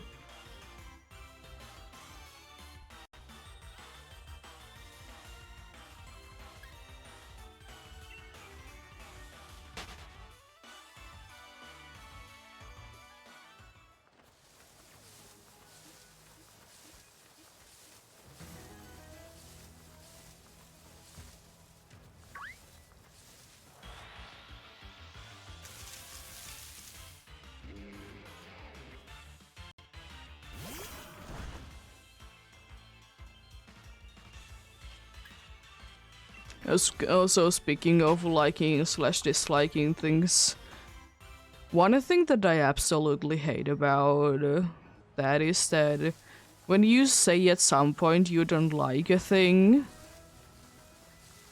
and then you like for whatever reason start to like it, and then like people are like, you said that you didn't like this.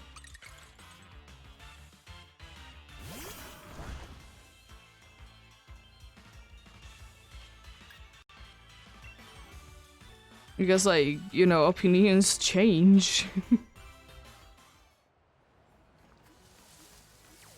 Probably the best example is like all the foods that you did like dislike when you were a kid, and once you grow up, you might like them now.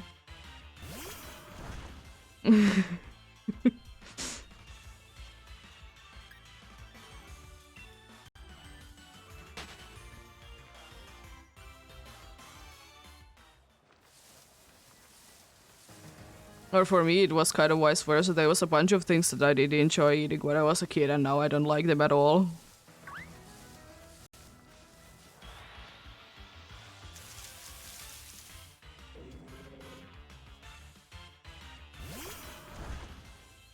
I will say for that, like, mustard is, I guess, like a very good example of those things that as a kid you don't really have the taste bud for it. And then, like, once you get older, you kind of be getting the taste bud for it.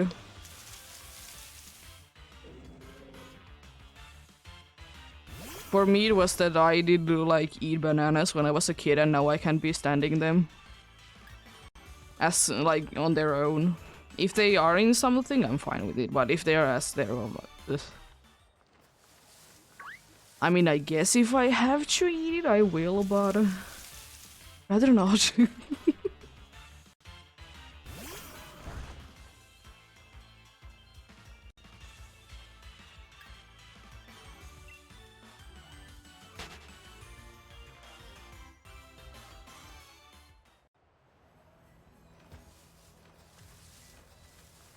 Also, one thing as well that I kind of hate sometimes is that when, I don't know, some people are joking about it, but some people are serious about it, that your favorite color can be changing. I will say that my favorite color has changed at least 3 times.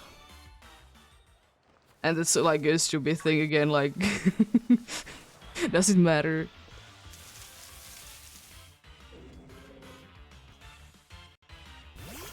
Because of course I was the classic one, I'm a girl, I need to be liking pink when I was like very little, and then I started to dislike it.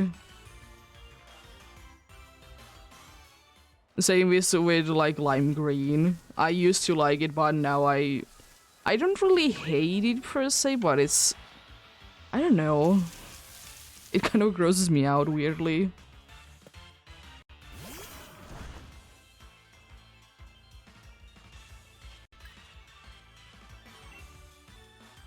I think why I did like lime green at the time was because my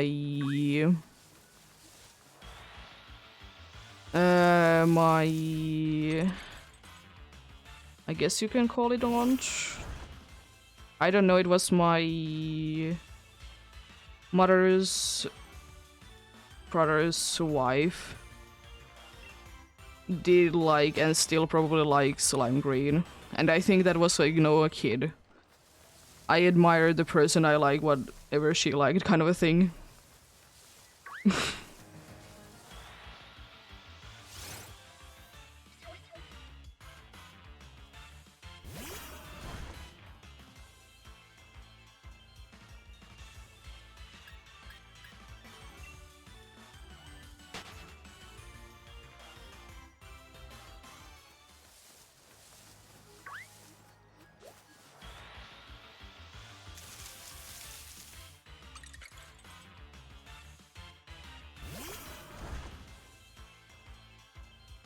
But yeah, always remember that even though they always say that you can be fighting about tastings, like what do you like, what do you don't like, but at the same time, it's literally the only thing that you can be fighting about.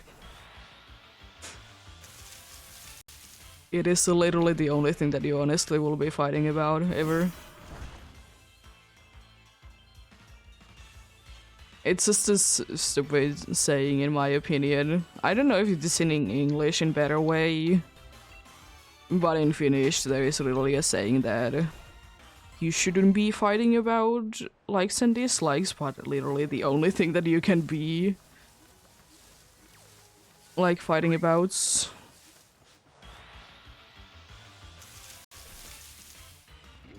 Because honestly, where else but in disagreement you would be fighting about things?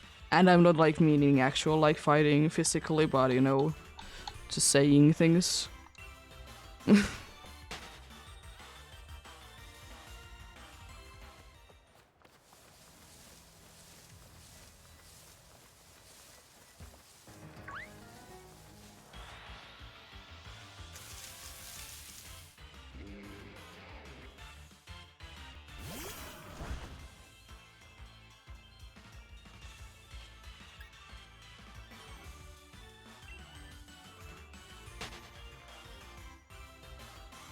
Oh yeah, there is one other like food related thing that I thought as a kid that I would never be liking it ever again, and that was potatoes.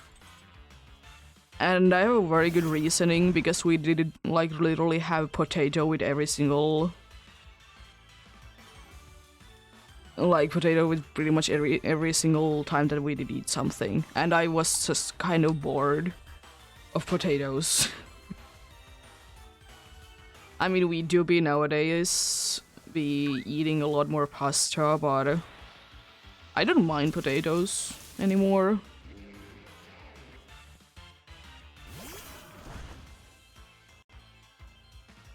Yeah, I guess it could be that. I honestly don't know. There's some things that don't go well to from Finnish to English, and then there's the vice versa ones.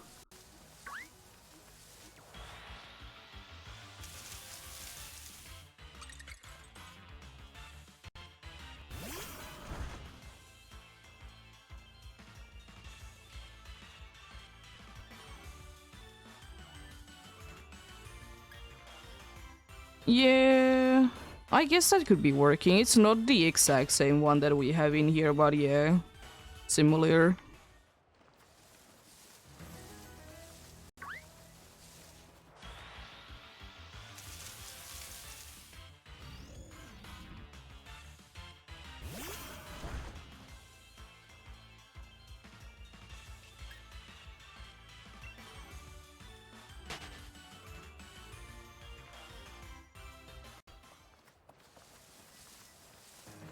For example, in Finnish, we don't really have an exact version of don't pick a book by its cover, or don't judge a book by its cover.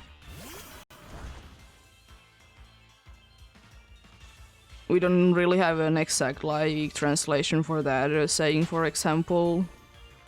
But then again, it is what it is. Some sayings just work on one language and then it can't really be translated, or it's not even needed to be translated.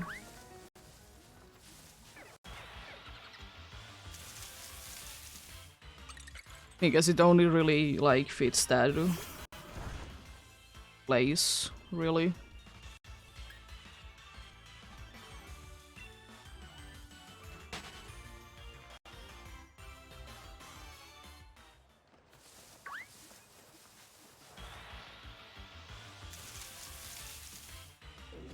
That's why it's sometimes so funny when you're working in like coding and stuff, and then you would need to think of what is the very not making sense a Finnish version of that word, and then you give up and just say the English one.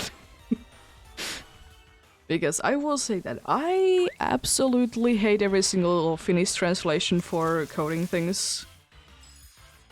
They don't make sense. I don't care. I want English. Everything that I will be searching for it is gonna be in English. But I guess it's better to be like speaking to a client with Finnish words. But then again, you can't really be using technical words with a client. You need to be simplifying things.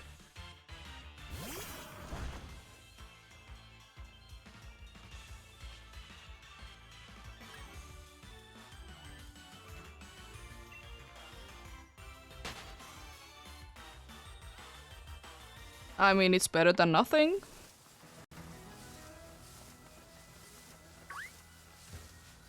It is better than nothing.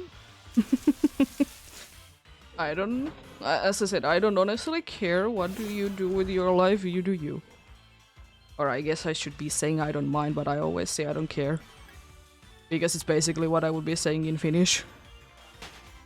And I don't care, it's your life. You'll live your life whatever way you want.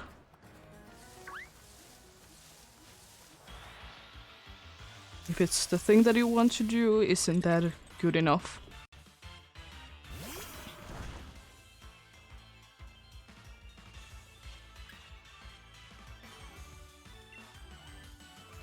Yeah, exactly.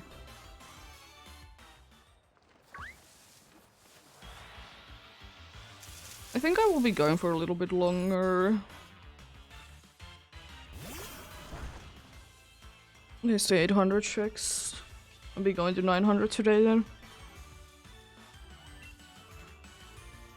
As usual, I'm saying that I will probably be having a shorter one, and I still will be having the same amount that I usually do.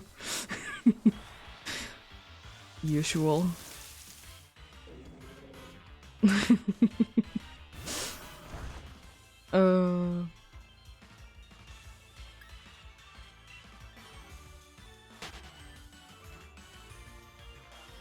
Or if not, that 850 wouldn't be too bad either. I did do the same amount this week already.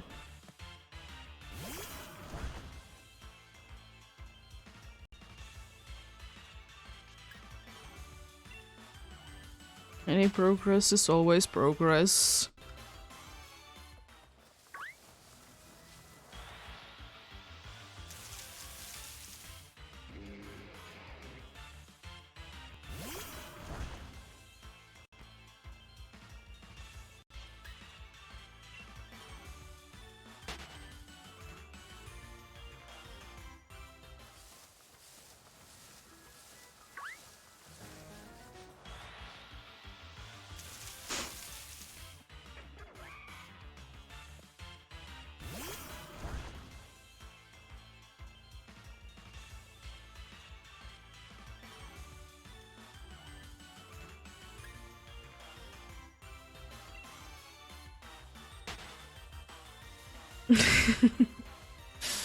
Yeah.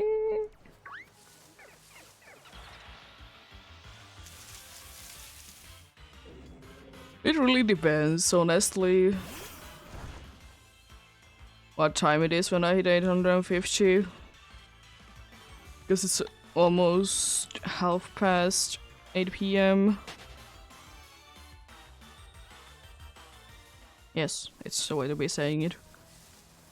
And still the way that I remember how to be saying that in English, it's because it's the opposite of what we say.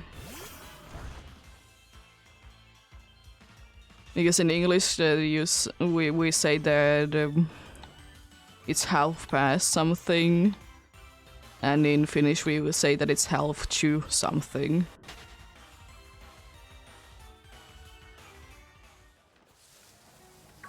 Which I will say that once I was learning English on the 3rd or 4th grade, I don't remember which. I don't think it was the first year. I think it was the second year of studying English. Or was it even later? I don't remember.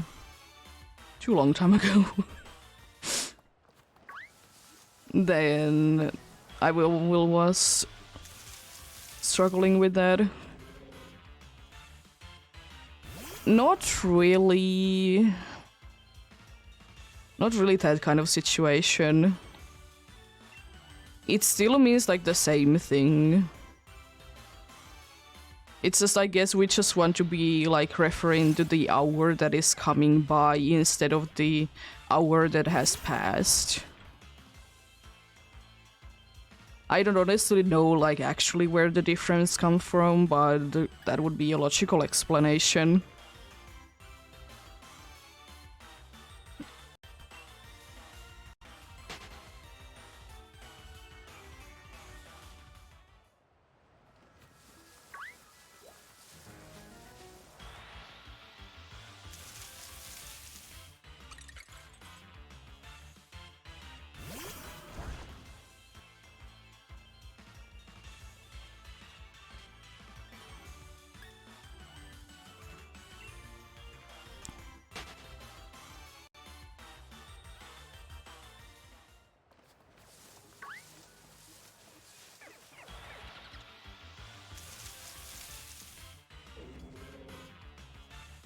Nice.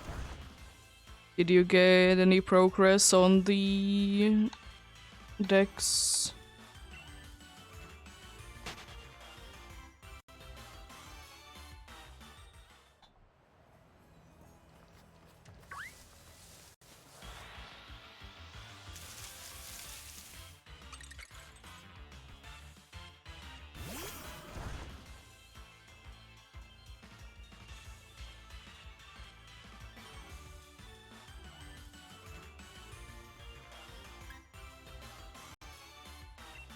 Nice.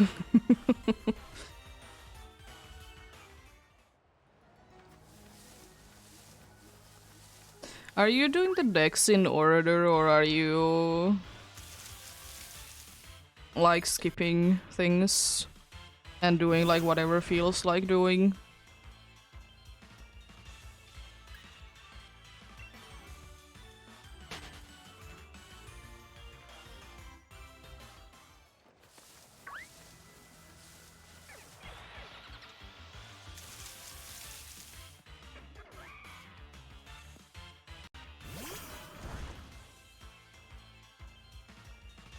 Yeah, okay.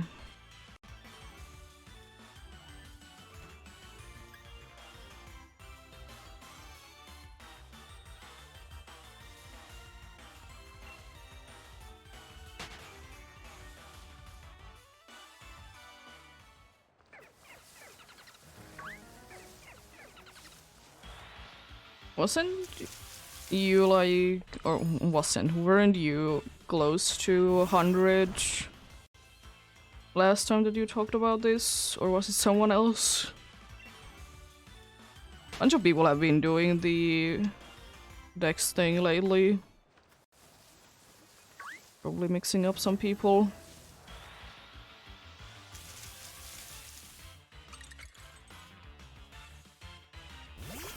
Nice. Is it about like double that then, more or less, until it's done?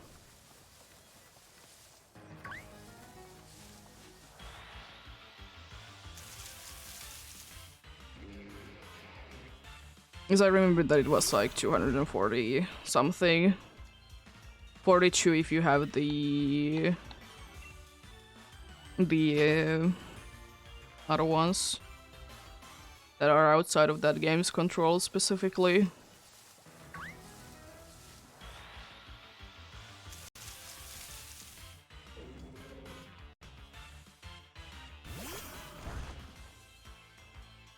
But yeah, I remember that the Dex is wide. Quite a small one, which is not a bad thing. It's a little unfortunate, but it's what it is.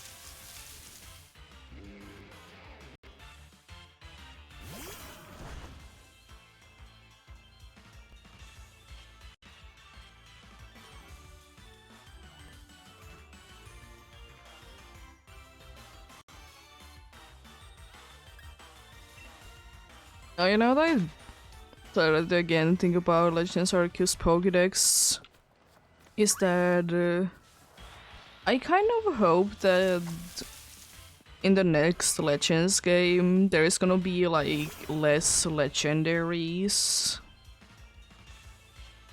Because maybe the explanation could be that they are doing something somewhere else.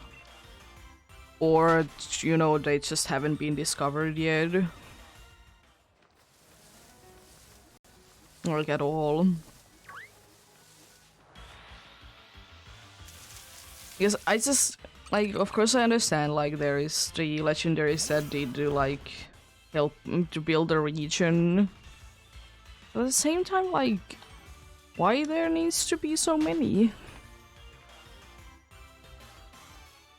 I mean, then again, we have a bad example of Shino being, like, absolutely filled with them.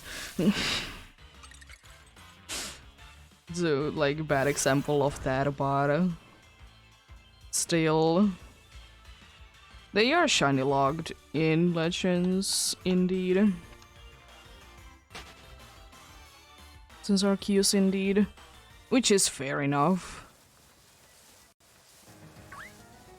Indeed. But yeah, I just hope that they are not gonna be always be like pack full of legendaries, the Legends games.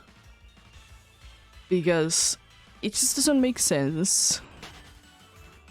Especially like, let's say that if we would be having a Legends game based on Kanto, it doesn't make too much sense that there would be like 10 legendaries, in my opinion.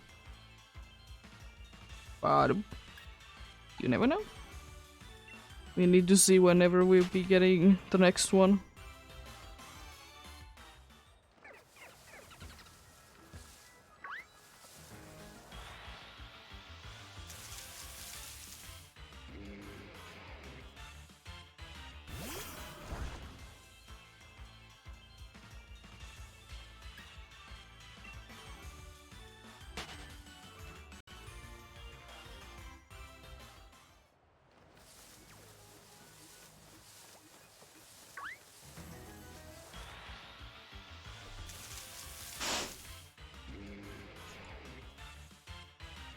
But yeah. And I guess it would be also interesting to be seeing like a legend, like new legendaries, like we did get one in Legends Arceus. Even though I will say that the buff cloud dudes don't make too much sense to be in there, in my opinion. I think it would have been better if they would have been waiting, if they would be having like Legends based on Unova or whatever it would be called.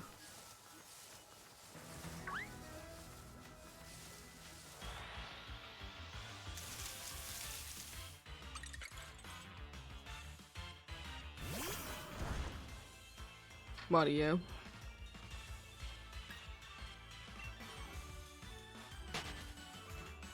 Would be quite cool. But then again, does it make really too much sense that it's nowhere to be found nowadays? Not really, but then again, it could be that for one of the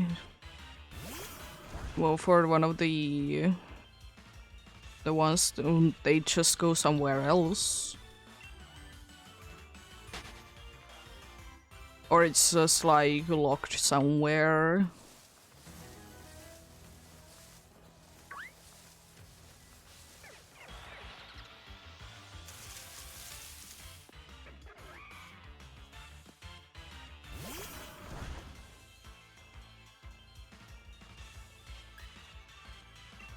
I will still say that I absolutely do be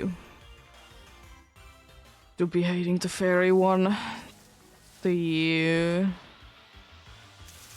other form. Oof. Like, I understand like where it comes like lore wise, but it just doesn't look good how it is made.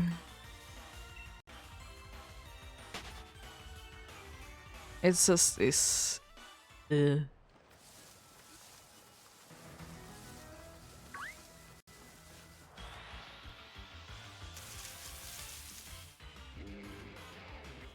And it's just kind of hilarious. It's kind of the opposite of the puff cloud dudes, that they are like in for at least for me the complete opposite, that in their cloud forms they don't look that like cool, but in their like the other form they look better.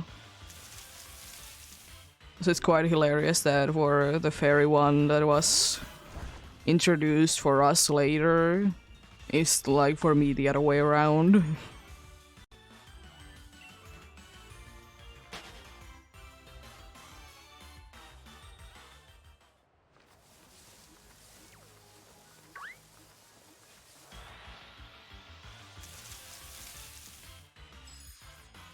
But oh jeez, I hope that the dudes are nowhere to be seen ever again in Legends games, because they were such a pain to be capturing.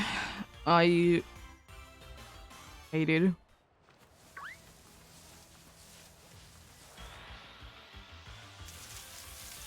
Like, of course I understand like their attacks are like pretty good because, you know, being legendaries and such, but could they be less annoying? It's like they want me to hate them or something.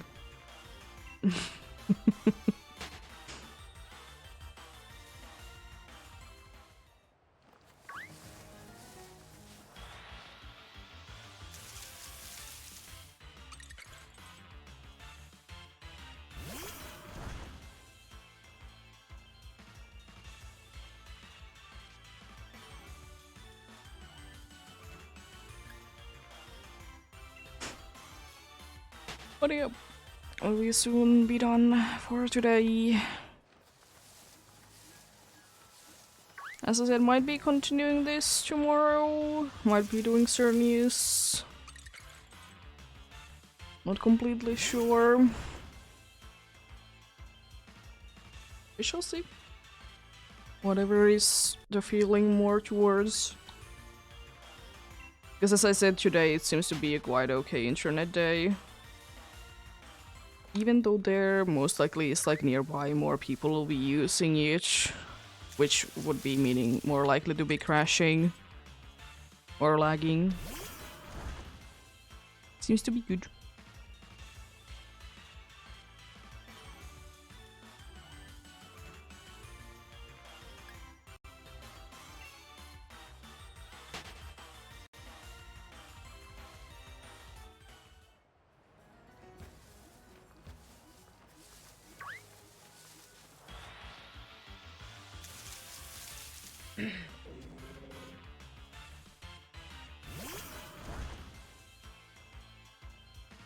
But I don't think that I will be raiding anyone today. I need to head out quite quickly as well.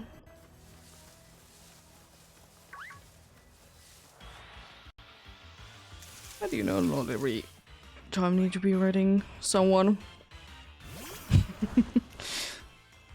Sometimes I do be going a few weeks without raiding anyone anyways. And I did take a look a little bit earlier, and it seems like quite a good amount of people are getting more views than I do, so I don't want to be rating them.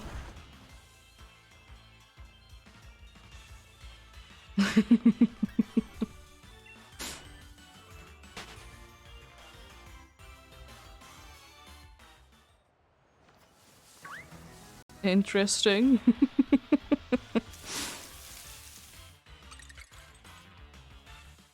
Thanks for that.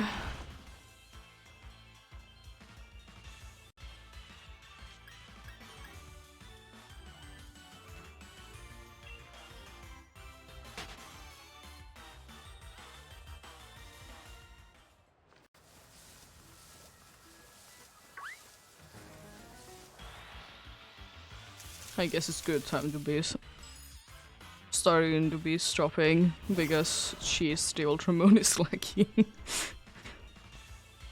I guess it needs to break.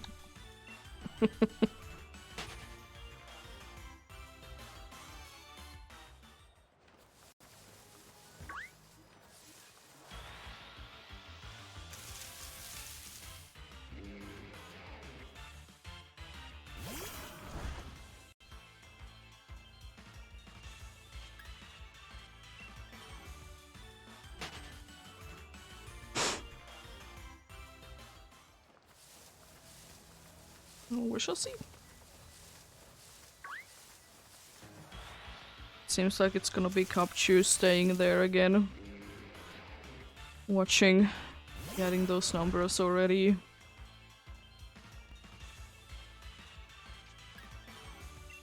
Capchu, it's so nice to be leaving you there because you're gonna be making a lot of sounds when I'm waiting about.